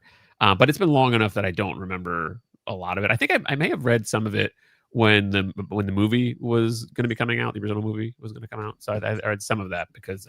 But yeah, but now I really want to get into the rest of it as well. So, but I'll start with the first book. Yeah, because I think if you just like assign someone 5 library editions at a time, it's going to be like like that's never. That's just like that's not happening. Yeah. So, all right, cool. And I'm willing to do this.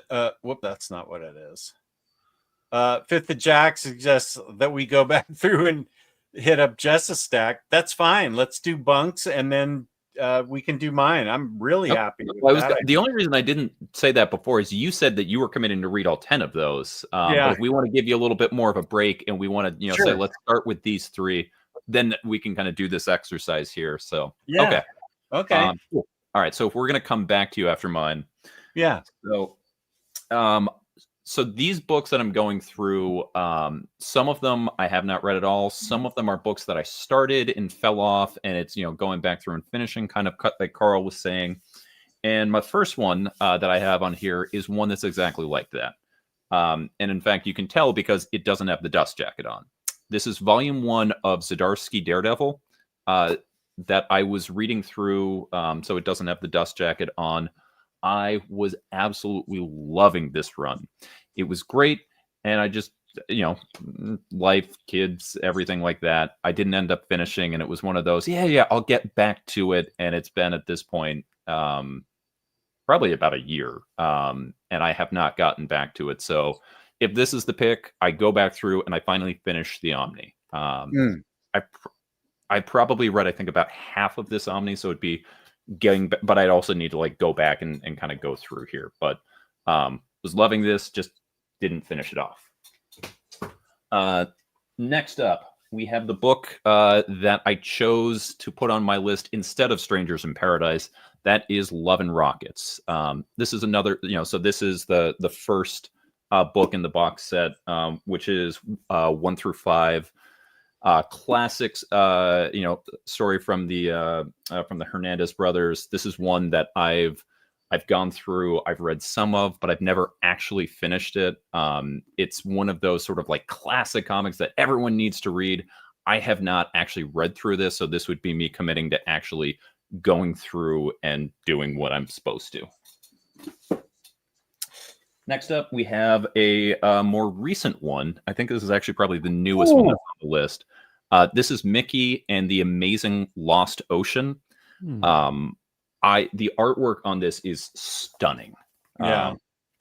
For those that have not seen it, it's this beautiful painted style, and it's from what I understand, it's actually this is a better one that you can see right there.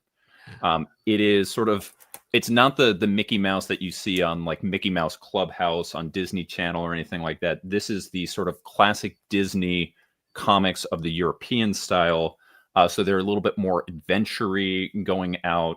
I've heard nothing but great things about this. This is one I wanted to read and then share it with my kids. I bought this right before I went to Heroes.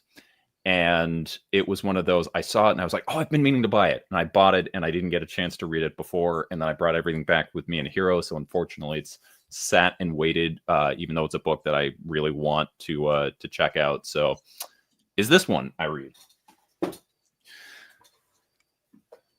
Next up, Fear Agent. I like Remender a lot. He has a lot of beautiful, very large books. This is a Remender book I haven't read. This is volume 2. It would be volume 1. I just grabbed the one that was on top, and I guess that's volume 2. But yeah, I've heard people rave about this. I have both of the big library editions. I'd love to read them, but they haven't come up yet. Maybe read that one. I don't know. I love that book. Next up, this is one that has been sitting in my shelf for a while. Postal. This is a book. Again, I was so thrilled because I bought this when it was out of print. I was so happy to have found a copy, and I was like, yes. And then again, life happened. I didn't do this. For those that aren't aware, it's a book that's founded by criminals where basically there's a murder happen even though they're not supposed to. Jess, you've read this, right? Postal. Yeah. Oh yeah, it's one of my favorite books ever. So this is written by the it's about the neurodivergent postman who's like trying to solve the murder in a town where murder's not supposed to happen. Not that murder is supposed to happen elsewhere, but it's like really not supposed to as part of like the charter for this town existing when it doesn't officially exist, right? Yeah, it's a city that doesn't exist with citizens who are completely off the grid. And there's a reason for that, and they explain it in the book. And then the the postal clerk is also the son of somebody really important, but and he thinks and talks in a style that indicates that he is neurodivergent, but he turns out to be an excellent detective, but it's not without risk in this particular town. I honestly, I'm probably going to vote for that for you. I would love that. Sounds great. It sounds. I have been, like I said, I was so excited to like find that copy, and then it didn't come up. You can see it's still in the shrink wrap, but I was overjoyed because I wanted to read it so badly. I didn't know it was out of print. Mm-hmm. I mean, you can still find it. Like they made a soft cover version. It's just the hardcover that's out of print. But next up is one that I think most people here probably will not have heard of. And that is Batman Gotham Knights. So this is one that my buddy Brandon, people may know him as BrandXK online, has been telling me for years that this is the kind of Batman story that I would love. So this is Gotham Knights 1 and 2. Both are written by John Ostrander of John Ostrander fame, Spectre, Suicide Squad, and it is in the same way that Gotham Central is a book about the police force in Gotham that doesn't really feature Batman. This is supposedly a series that's never been collected. So I have the single issues here about basically the everyday lives of the people who live in Gotham, sort of with the specter of Batman over them. But it's basically like, what is life in Gotham like when everything that we read about in comics is about Batman and the Rogues Gallery and everything that's there, but what does that do to the everyday people?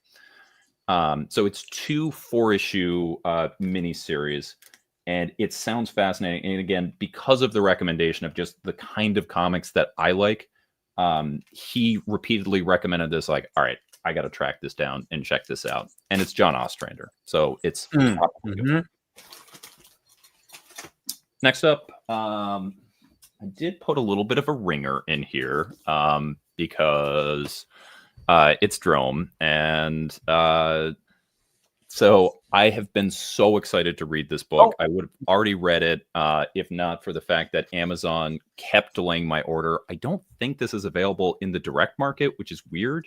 All the places that are advertised you can get it are all through the book market. And every time I've looked on Panelbound or any of the competitors that we can't name on this show, but maybe you'll name one of them on Monday.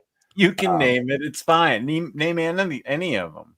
So, in stock trades, cheap graphic novels, dying breed collectors, anywhere you look, I cannot find a listing for this. This is written by Jesse Lonergan. I read about half of this at HeroesCon. So it had not officially come out yet, but Jesse had one copy. It was his spec copy at his table. And on Sunday, I went over because I wanted to check it out. And he wasn't at his table at that point. So I was like, oh, I'll just read this while I wait for him to come back. And so I got to read the first 2 chapters. Jesse Lonergan is one of my favorite talents in comics right now. Carl and I talk about it quite a lot.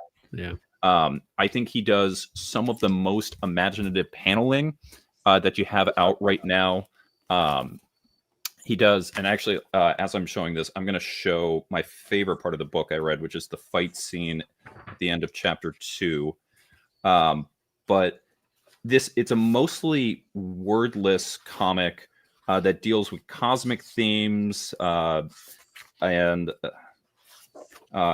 also like the mundane. Okay, yeah, here we go. All right, so check this out. So we have two characters who are fighting here, and we get basically this 2-panel spread broken up into multiple panels. We see the challenger is overlaid over the panels, giving him this sort of big appearance there. We get these broken down things. You go on the next page, and then suddenly it uses that same panel layout, but now we have in each of those are actual individual things. So we see the scenes of this fight. All the while, we have these twisting lines that give us the frenetic action of that, while also allowing us to sort of move from panel to panel, giving us sort of the chaos, the craziness of this fight. Then you go on the next page. He's been caught, and we get the sheer brutishness that breaks through that. We see that this smash is causing all of these panels to move away and start going out. You feel that impact from everything, all the while still kind of keeping that layout that your eye has been used to right here. But again, both of the characters are overlaid on those panel lines. So it sort of gives you this through line that you're going through it. And then we continue on there where we finally get a break from that format and we get things like that going. And it was just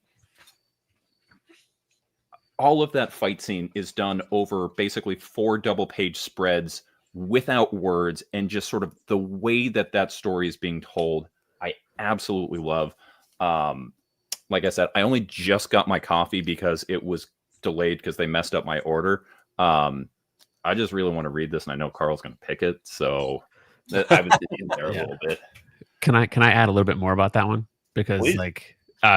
Jesse, to kind of piggyback on what Bunk was saying, Jesse, there's nothing in the book is a mistake. Everything he thinks about the panel layout and what exists outside the panels, what exists behind the panels, and then he has that 35 page or 35 panel grid that he starts with, and then not every page has 35 panels, but it's that same sequence of squares that makes up one page.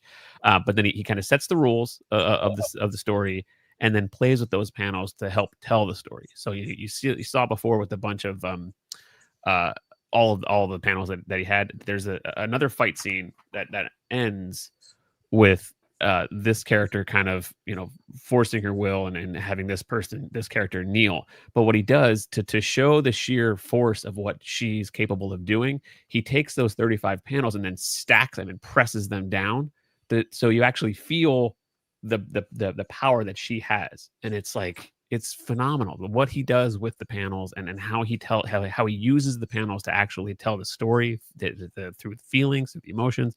It's fantastic. I've not read anything like this. That I've read things from Jesse before, but not at this. It's a full 300-page story that really gives him room to play.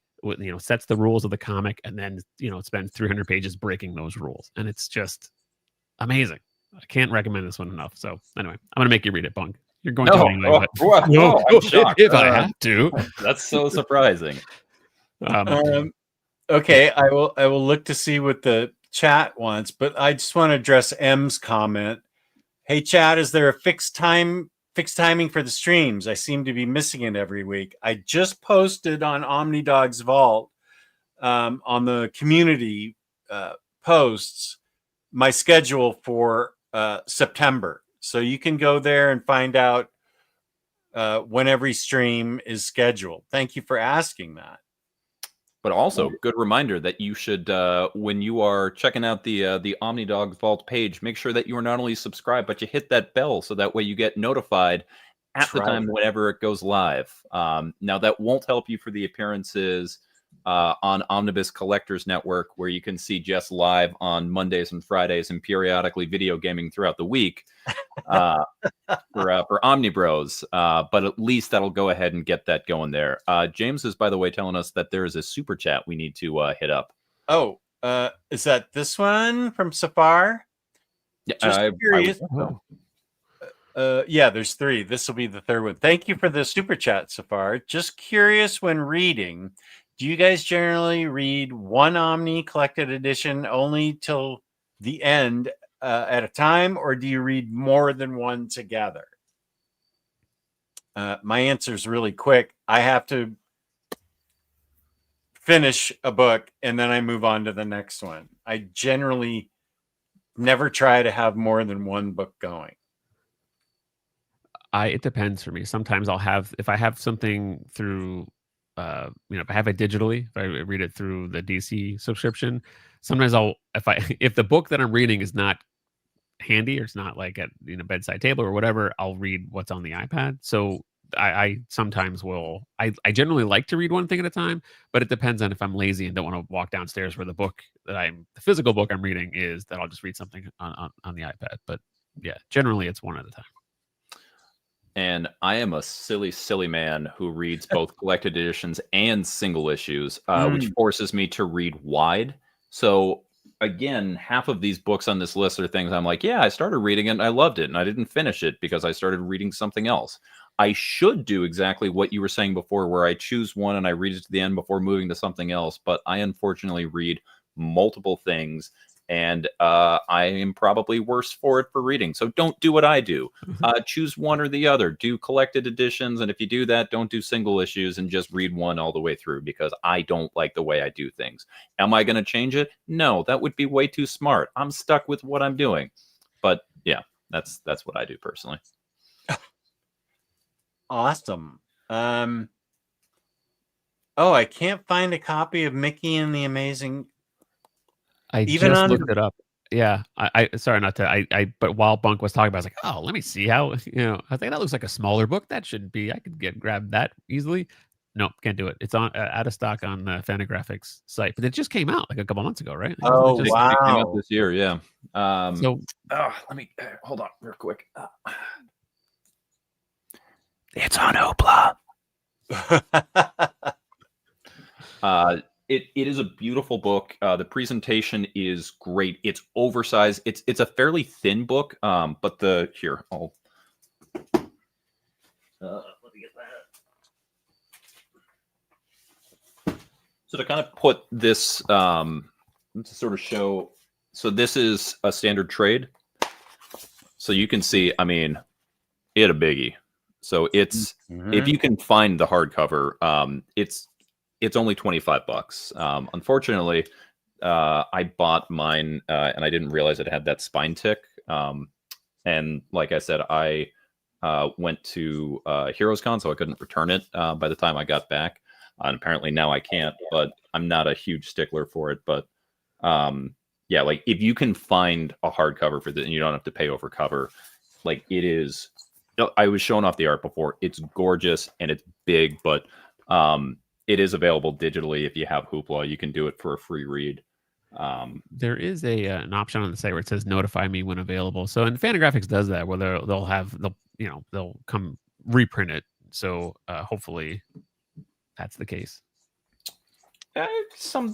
I feel like this is one that we'll see, because it is a licensed one. We'll probably see a reprint sooner than maybe some of their other things. But I mean, like, how long were we waiting for an Eternaut reprint before we finally got that? I mean, they did some of the Don Rosa library edition, right? Books. They reprinted those, so maybe along the same lines. I mean, there's money to be made if they see how quickly that sold out, and so. This answer is the same for both of these, and I'll explain. How do you guys keep track of the books you've read through the year? Jaggernaut, I use Goodreads, an app. There are a couple other apps out there. My main complaint with Goodreads is that it's 5 stars, but I read a lot of books that I think are like 3.5 stars or 4.5 stars, and I can't remember what Jessica uses, but there are other apps out there and that's how I keep track throughout the year. But as Razor says, your Goodreads says you have about 50 books going at the same time. What I do is I'm kind of lazy about it, but that's the way I keep track of things. So I enter in a bunch of books that I've already read. Like I've got to enter in the Terrifics and Teenie Howard's Harley Quinn So that's like 7 books right there. And so it'll appear like I'm reading 7 books, but I've just entered them, and then they float around until I actually grade them. So I know what you're saying, Razor, that it looks like that I read all those books at once, but it's just that I enter them all at once and then I give them their grade. As for me, I just asked Carl, what did I recommend to you? I think that's what I read. Yeah. Well, we need the chat's pick. Well, actually, I have, that's only 7, I think. Oh, okay. So I'll just speed through the last 3. So this is what I was talking before with Spooey. So we are in a Discord channel where those of us in different parts of the country let everyone know what pops up at our ollies. Oh. And Inferno, the last bit of the Hickman X-Men, the OHC came to his. It never came to mine. And this is the last thing I needed to finish off my Hickman X-Men.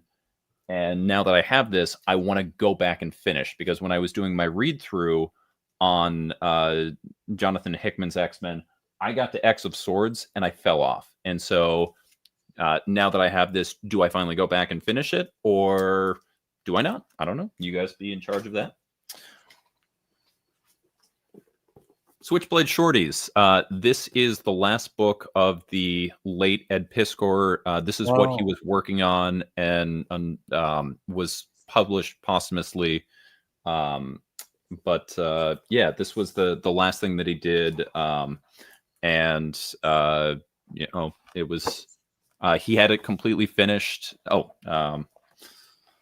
And I picked this up. I haven't checked it out, obviously. That's why it's in the list. But do I? I don't know.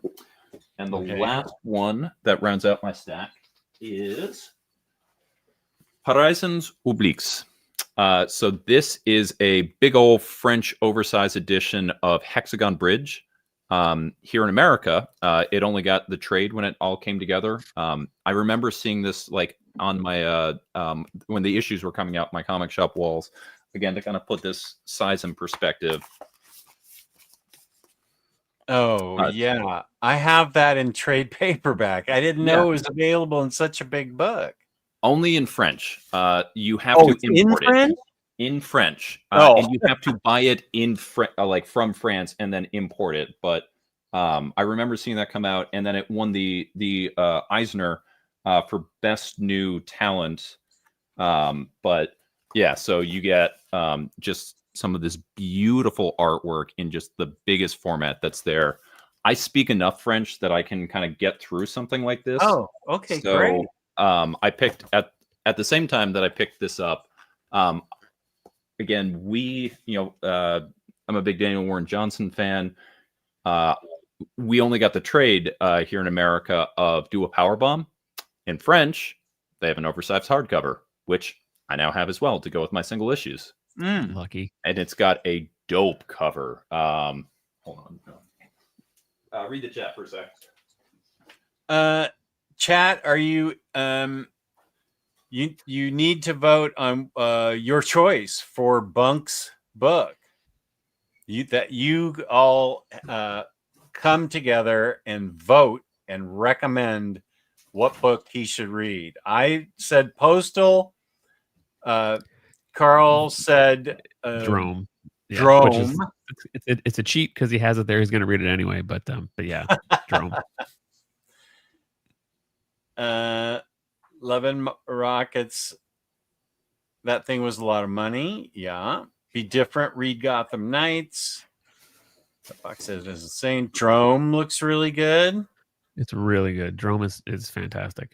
Fear Agent. That way it makes me read it. I will ask him this question when he comes back. Drome looks great. We'll have to pick it up. I can't figure out right now where the oh wait, no, never mind. Here it is. Love and Rockets, Switchblade Shorties, Fear Agent, Fear Agent, Look at that cover. Yeah. Oh wow! Look at how cool that cover I is. love that. I love the rippled like cheek. Like Yeah, and so it's like what a cool cover. Yeah, and it is oversized, so you get The chat has voted for Fear Agent. Fear Agent. It is. And Nice. Josh is asking who published Drome. It's First Second, and so I think is it 23rd Street is like a section or it's like a sub imprint on First Second. I'm not sure how that works, but it's First Second and 23rd Street, Which who is published weird that. because First Second is something that like they're published in the the direct market, but Yeah. Normally you get your release in the direct market, and then if you get the book market later. I haven't even seen listings for this. Yeah, I've not either, so it makes me curious. And yes, it's a smaller title, but I like nowhere. Like I haven't seen anywhere that's had that.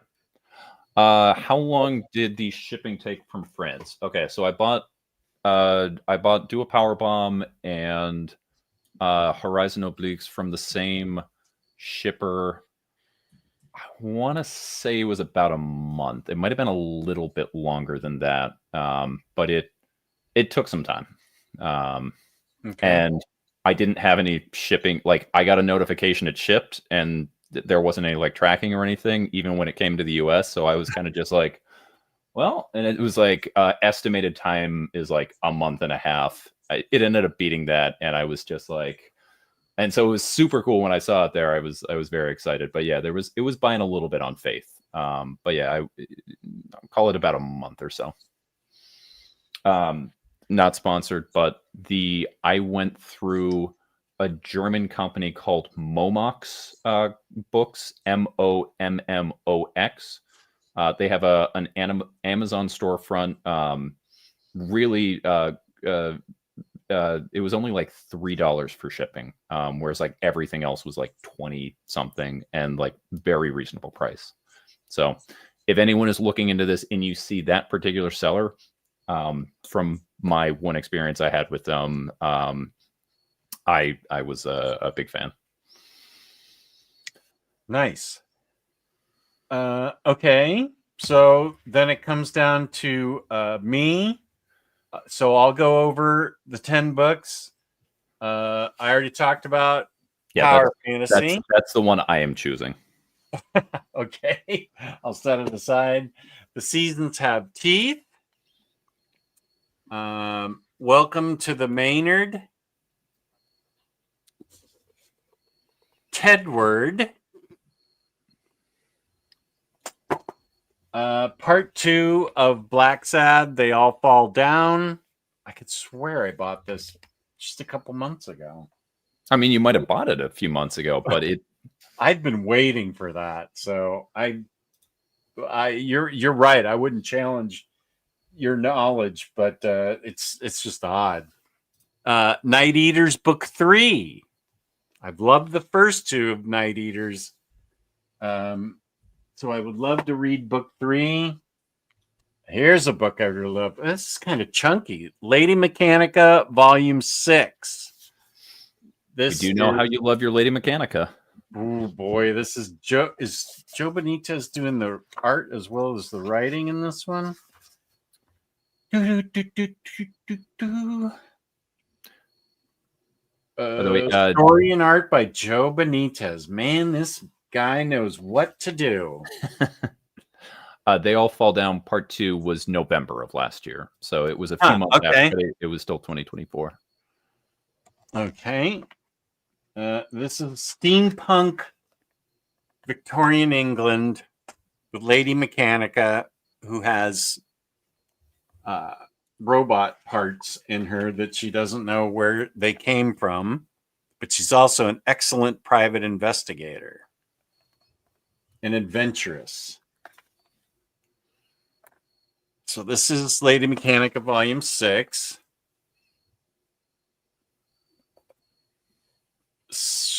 I do not know what this comment means. Maybe you can tell me, Bunk. Cliff, I think you're pushing things a little farther than they necessarily went. But no, that sort of content is only available at your local Cliff on Comics 4 hours into a live stream of drinking whiskey the entire time. It is a fascinating watch. It is definitely one of the more memorable live streams that I did. I had a lot of fun with it, and apparently I will say I pushed the envelope a little bit there at the end. I happened to know where my camera was blocked out. Cliff was getting a little tired and was finishing, and I was like, "Oh, but what are you talking about?" I was just about to get to the point where I took off my pants, and there was a zipper sound and everything like that. He was talking about I was cramping, and he was like, and it's just like he was off, and it was just on me, and then just like you see the just like ends midstream kind of thing going on, and he was like, yeah, people were messaging me left and right afterwards, like, what did you two pull the stream because this guy is taking off his clothes on it? And again, I thought it was the funniest thing because again, I could see from the show, I could see where the camera was going, so I was like, I was safe. I know nothing would be showing up there. It was exactly the end of a Cliff on Comics show that I wanted to be. And again, I was on his Cocktails with Cliff, much like you did. I had taken a nap prior to that and was like, okay, I'm gonna get up before that. I'm gonna make my simple syrup. I'm gonna do this. I'm gonna make a real cocktail. And I ended up sleeping way past it, so I had barely, and I had to rush down. I was like, well, I don't have time to make any mixers, so I guess my cocktail tonight is a bottle of Buffalo Trace. And then I finished that one, and I went upstairs, and I was like, I guess my next cocktail is another bottle of Buffalo Trace. Whoa! It was not a full bottle when I started. I'd like to stress that. Again, it was 4 hours of drinking straight whiskey, but it's not like I went through. I'm not an undergrad anymore. I was sipping the whole time. Could Lady Mechanica be considered like a steampunk Tomb Raider comic? I feel like she stays mostly within London. She doesn't go to exotic locations to recover stolen diamonds or whatever. She stays within cities in England. The next book is Poison Ivy, Volume the G. Willow Wilson. Yes. 5. Yep. I've got an omnibus in here because I really like to read this. That is bold. Strange Academy. Is that the DM cover? I don't know. Because I was going to say, I don't remember. I don't think I've ever seen that cover before. Because I thought the cover I saw wasn't Scotty. Because Scotty wrote that, but he didn't draw it, right? Umberto Ramos. Yeah, exactly. Scotty wrote it, and he did some covers. Yeah, I think he did covers. So yeah, that's cool.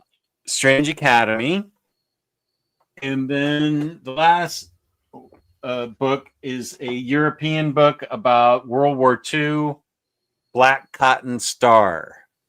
I've seen that book, and I've never known what it was about. I've seen that cover, I've heard that, and I've been very curious about it, but never enough to actually pick it up or read it.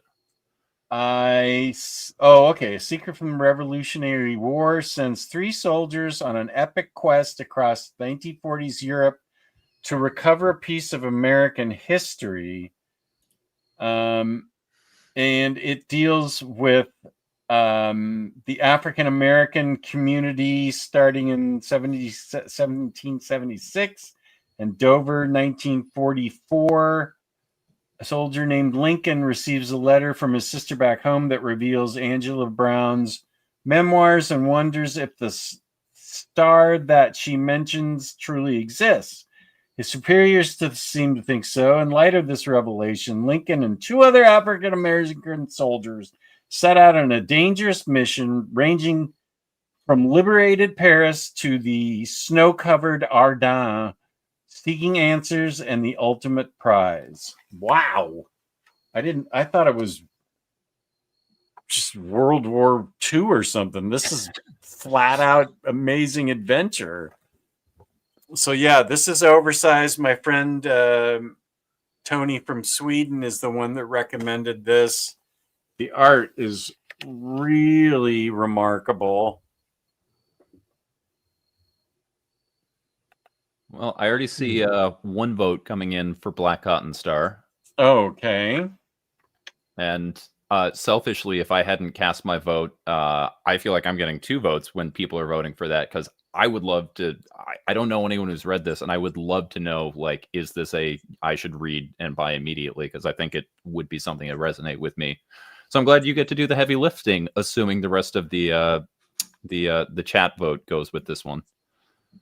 I do see 2, Josh and Juice Dragon. Jewish Dragons. Is there one other? Maybe it was just Jewish Dragons and Josh. And Strange. We got Jaggernaut says Strange Academy. and Just I doesn't know shit about Ditko. Says welcome to the Maynard. I did look it up, and you're right about the Scotty Young cover for Strange Academy as a direct market variant. Oh, okay. Sweet. Oh, we got Razor coming in with Tedward, which is another great. I do, yeah. Josh coming in with welcome to. Okay, now we're starting to flow with some. All right, we're getting people going back and forth. Okay. You can't go or something else, Jaggernaut. You got to stick to your vote. It's gonna be 10 ors, like this or this or this or one of those would be great.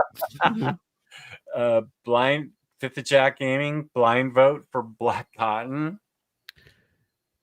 Okay, yeah, I'm kind of I wouldn't mind reading this. I love the feel of the cover. It's not like a standard cover. It's I don't know. It's a really cool texture and touch to it. So I think that's 3 votes that we have so far between Jewish Dragons, Josh, and it or a Fifth of Jack jumped over to Black Cotton. Jaggernaut has now voted for half the selections. I'm wondering if Jaggernaut isn't just tailgating in preparation for tomorrow, and if so, I would like to be where you are, because I would like to get in on that train too. Yeah, I was gonna say, because I've not read any of those, but so Power Fantasy was one that I was like, I want to read that. It comes highly regarded from Bunk, but then Black Cotton seems so intriguing that Well, you can jump a Power Fantasy. I already put that as my vote. That's okay. Well, then I guess you're reading Black Cotton, because that seems amazing. It seems like a book I would really love. So I'm curious. You're picking Black Cotton? I am. No, I'll be read that one, because that seems very intriguing. Okay, and so then Bunk already picked Power Fantasy. Yep. Okay, so I sorry, chat. You need to wind it back up. Yeah, anyone who voted for Black Cotton, you get another vote, basically, because with Carl picking that for you, you got your choice, so you get to double vote. So we've seen some Strange Academies coming through. We've seen. Well, then let's do that. Do Strange Academy, because I don't want to, because it seems like the chat seemed Black Cotton was going that way. So if you want a third book, we did see some Tedward votes. Oh, that's true. Tedward is one I want to read. So yeah, you know what? Good idea, Bunk, because I want to read Tedward too. So read that. Okay, so chat vote is going Black Cotton. You're going Tedward, yeah, and I'm going Power Fantasy. Power Fantasy. And I will try to read both Power Fantasy and Tedward. Oh, I mean, you can if you. No, I will. I read along with it, but I was going to say we're just voting for what we're reading ourselves, because this isn't a bullying into telling people to buy 6 books. No. Well, I mean, it all sounds good, which is the problem. I will say that at least in the case of Power Fantasy and Tedward, they're on Hoopla. Yeah, but Bunk knows my story. My library no longer offers Hoopla, so I'm searching for hopefully a new library within the system, within the county system, that actually has Hoopla still. But yeah, unfortunate. Cliff with the comment of the night. Cliff, I'm pretty sure that the Beer Can Eddie will let you play some things out there, as long as he gets his wife on board. I think you could make some things happen there. Is this about Fear Agent? Bunk, is it the first volume or is it both volumes? If you're talking about Fear Agent, I am only committing to, for this exercise, reading volume 1. I'm sure I will end up reading volume 2, but again, just the same way that for Carl, we said as part of this exercise, it's Hellboy Library Edition 1. I'm just putting on for the library edition, or the whatever you call the Remender size Fear Agent volume 1. Okay, yeah. I'm starting with 1 for the exercise for whenever we reconvene. Maybe I'll have loved it so much that I just go into volume 2 too. But as far as just for this, to make sure that I don't cause a stack of shame of the books that I say I'm going to read and then just don't read them because there's too much, I'm just doing volume 1 on this. The Inception stack of shame. It's like, oh, It's a stack of shame within a stack of shame within a stack of shame. Yeah, that's right. Cliff does some things. When Yeah. Cliff gets there, the things take a turn. I can vow that I will keep my pants on for the rest of the stream. And I know the Bunk can, but I will promise to. Thank you. I've had nothing but seltzer water of the seltzer water variety, not the White Claw and coffee. So if we're going to that, I'm going to need something a little bit juicier, which this would be the wrong show for that. Black cherry seltzer doesn't get your pants off. Is what you're saying? Waterloo, we are a out and out Waterloo brand. Big fan. They just got a new mix pack. So the cherry limeade, guava, and I can't remember what else at Costco, and we are like on our second case. We went on Sunday and we're already like almost done with our second case.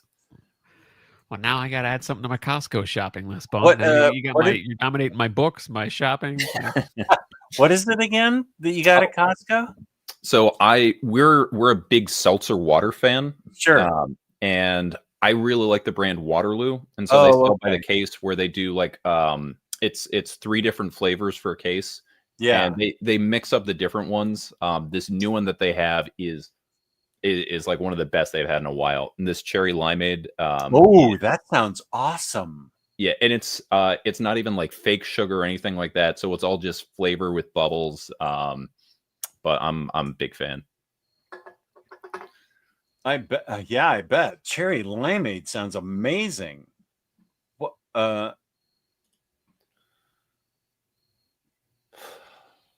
All right. Oh, I'm glad you asked. Okay, so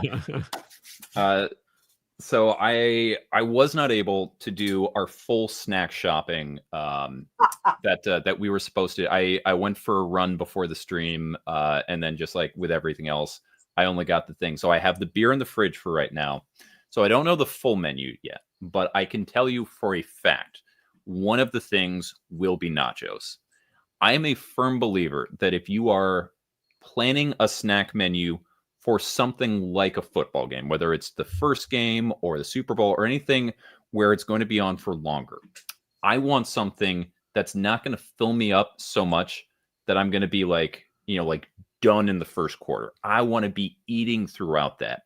And so finger foods and something like nachos, I find are perfect for that, because like I'm not going to have that whole plate that's there. So like pizza, I don't tend to love something like that, because with pizza, I'm going to have like 3 or 4 slices and be like, done, I'm tapped, I'm gone on that. I want something that's going to allow me to like pop something in my mouth here and there throughout. I want to be eating for that whole game. And, that's my game, my Patriots versus Raiders, starting at 1 o'clock, and it's going until somewhere about 4 o'clock Eastern time. So nachos are definitely on the list for me. Probably going to do some type of frozen food. So like either like some kind of samosas or spring rolls or something, kind of like bringing in some different flavors. That's not just more cheese going with that. Although I wouldn't be surprised if I get some jalapeno poppers and get that going there. So I'm, I will say I'm vegetarian. So like wings aren't going to be something that are showing up on my menu. But yeah, again, I'm looking specifically for finger foods that I can just shove in my mouth for 4 hours. Cliff, don't take that the wrong way. And James, don't clip that. Already done in both accounts. I know. But Carl, first off, are you even watching Aaron Rodgers' debut as a Steeler tomorrow? I won't be, but not out of protest or anything. We're driving up to see my parents tomorrow because they're my mom's birthday is on Tuesday. So so no, Monday. It's on Monday. So we're gonna go up tomorrow and visit her and take her out to eat. So I probably won't be watching anything live. So Well, I mean, it sounds like you will be still having some good eating, even if it's not happening there. yeah. You know, Who knows? It might be Aaron Rodgers' only game in the season. Who knows? So we'll if see. it goes like his Jets debut, that will be the case right there. All right. Well, now we just need to get the honorable Just Bragg coming back to hear what is going to be the spread for the debut of Devontae Adams as a Ram. Usually my daughter plans the snacks, and since she's not going to be here, I think it's going to be pretty dull. I don't think we're going to have anything fun. When she comes over, it's always fun snacks, but I don't know. I feel like it might be healthy snacks, like vegetables and hummus or something. Yeah. You got to tell me you're at least breaking out some ice cream for it. I haven't had any sugar in like a month. Good for you. And so I've actually, of course, dropped a ton of weight. So I am very happy about that. But I don't think tomorrow's going to be any fun snack wise. Oh my gosh, Cliff, I can't put that up. I love you, Cliff. I mean, any stream you like that you get into, whether it's on camera or in the chat, there's always the time before Cliff came. You know, there's AC, and then there's the PC or BC and PC. Like that is how you mark, when the stream is taking a turn. That's the moment. I'm gonna say that one's on you though, but you basically challenged him to say something. Not. I said don't do that. Which, come on, that means do it. Oh yeah, I remember Super Pro. It would be tough given that I believe that one only went for one issue. That's not really much of a collected edition there, but it would be pretty sweet.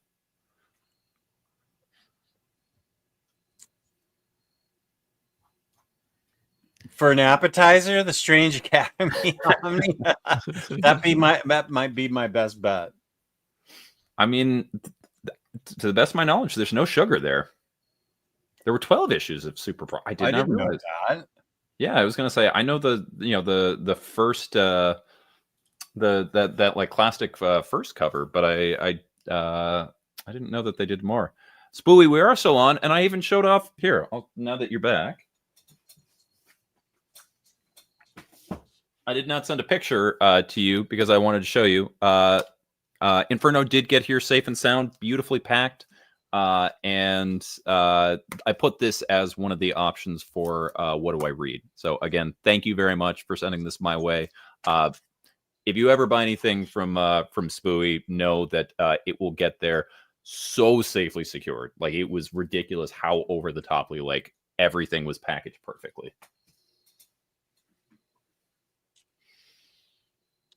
Oh, well, unfortunately, the chat did not vote on that as one of mine. So this will continue to be unread until I finish off X of Swords and then the rest of the Hickman run.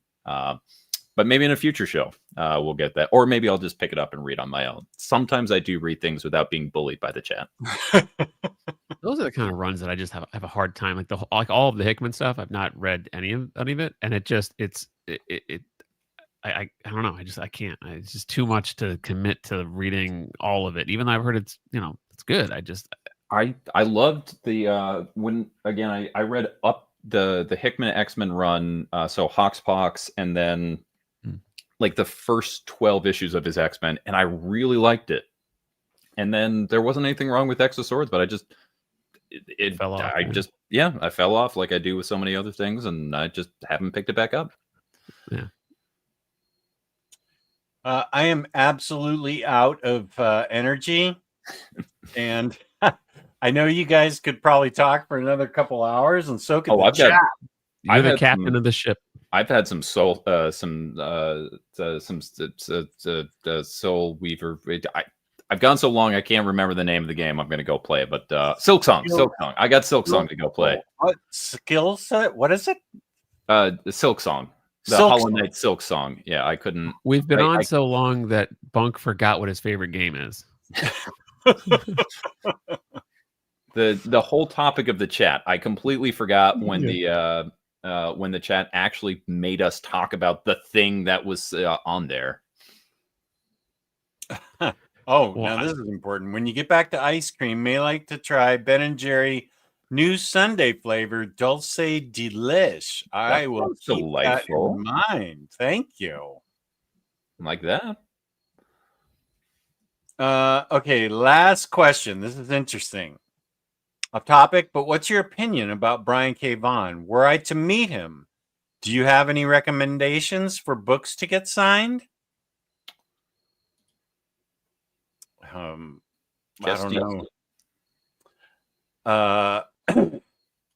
Let's see. I guess first, what is everyone's opinion of BKV? I think he's great. I am very pro BKV. I think the only thing he's writing these days is Saga. And I've been sandbagging on Saga a little bit since the hiatus. But big fan.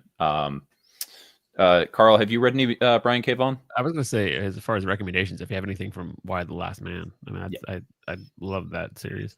Yeah, Why is a favorite of mine. Yeah, just same. I also liked.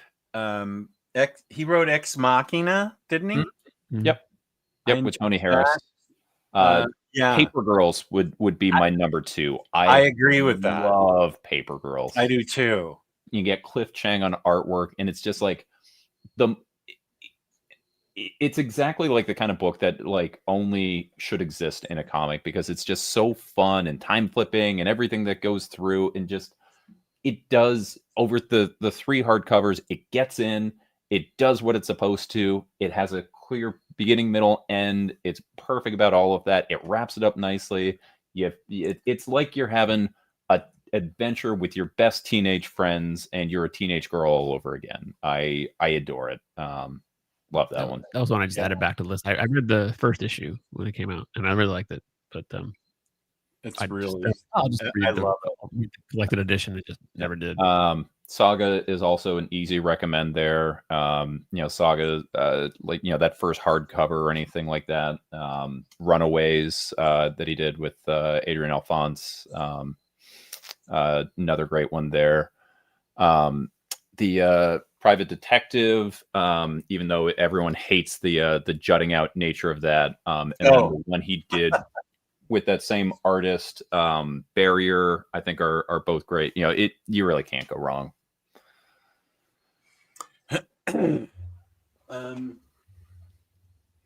I thought. Oh yeah. Okay. Thank you, everybody that was in the chat tonight. It was super active and fun. I appreciated all of you. This was great. I'm glad we actually got to the topic after like 3.5 hours. I don't know. I kind of feel like the stream was at its most fun when we were like, we might get to it. Oh, I usually lose half my viewership if we actually talk about the topic. So that's why I love the fact that we just talked. That's when we had our highest numbers, when we were just bullshitting around. And but now it's so late. I mean, that's, everybody's going to bed. Love one of you guys. Love to the COC. Come on, what are you doing? You don't have Mike Allred there to demonstrate. Mine doesn't do it. Does yours do the? It usually does. What am Heart. Heart's not. Yeah, mine doesn't do it. I don't think that's. Maybe it switched over to like the Gen Z version where like that's a heart. That's a heart. Yeah. So so like this is like the older generation, but like the Gen Z, they do like the K-pop. Don't they? Is it a K-pop thing? I think it is. I think But yeah, so you got little little heart going down like that. Oh, okay. And not to go take this another 4 hours, but anyone who has kids out there, K-pop Demon Hunters, am I right? Am I right? We actually just watched it last night. Yeah, last night. I don't want to take Jess too long, but that'll definitely be a parenting corner topic on the next one. Yeah. Okay, that's an anime.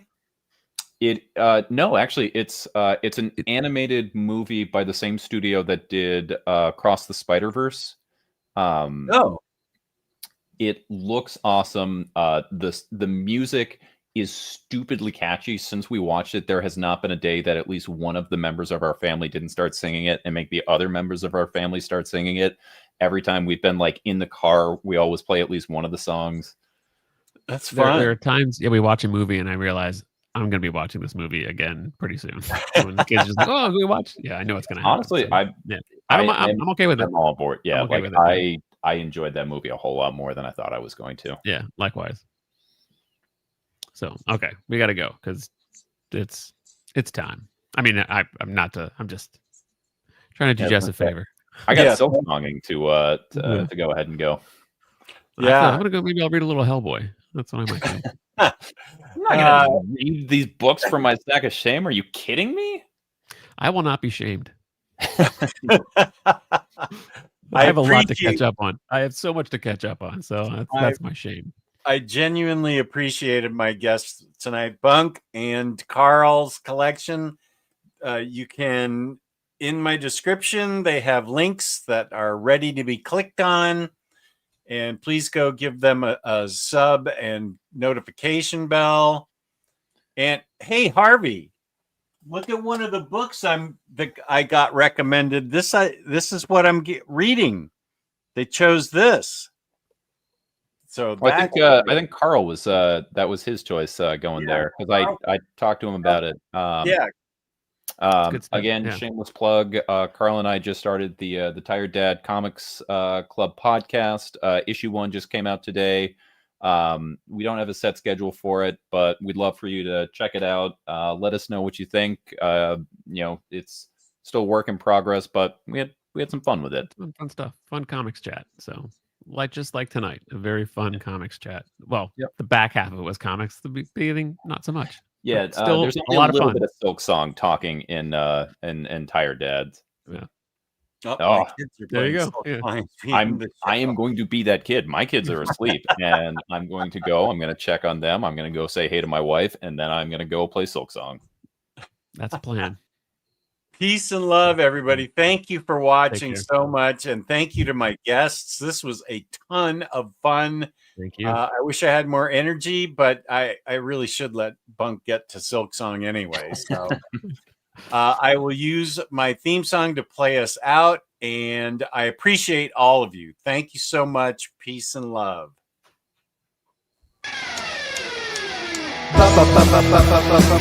Baturdays, Baturdays.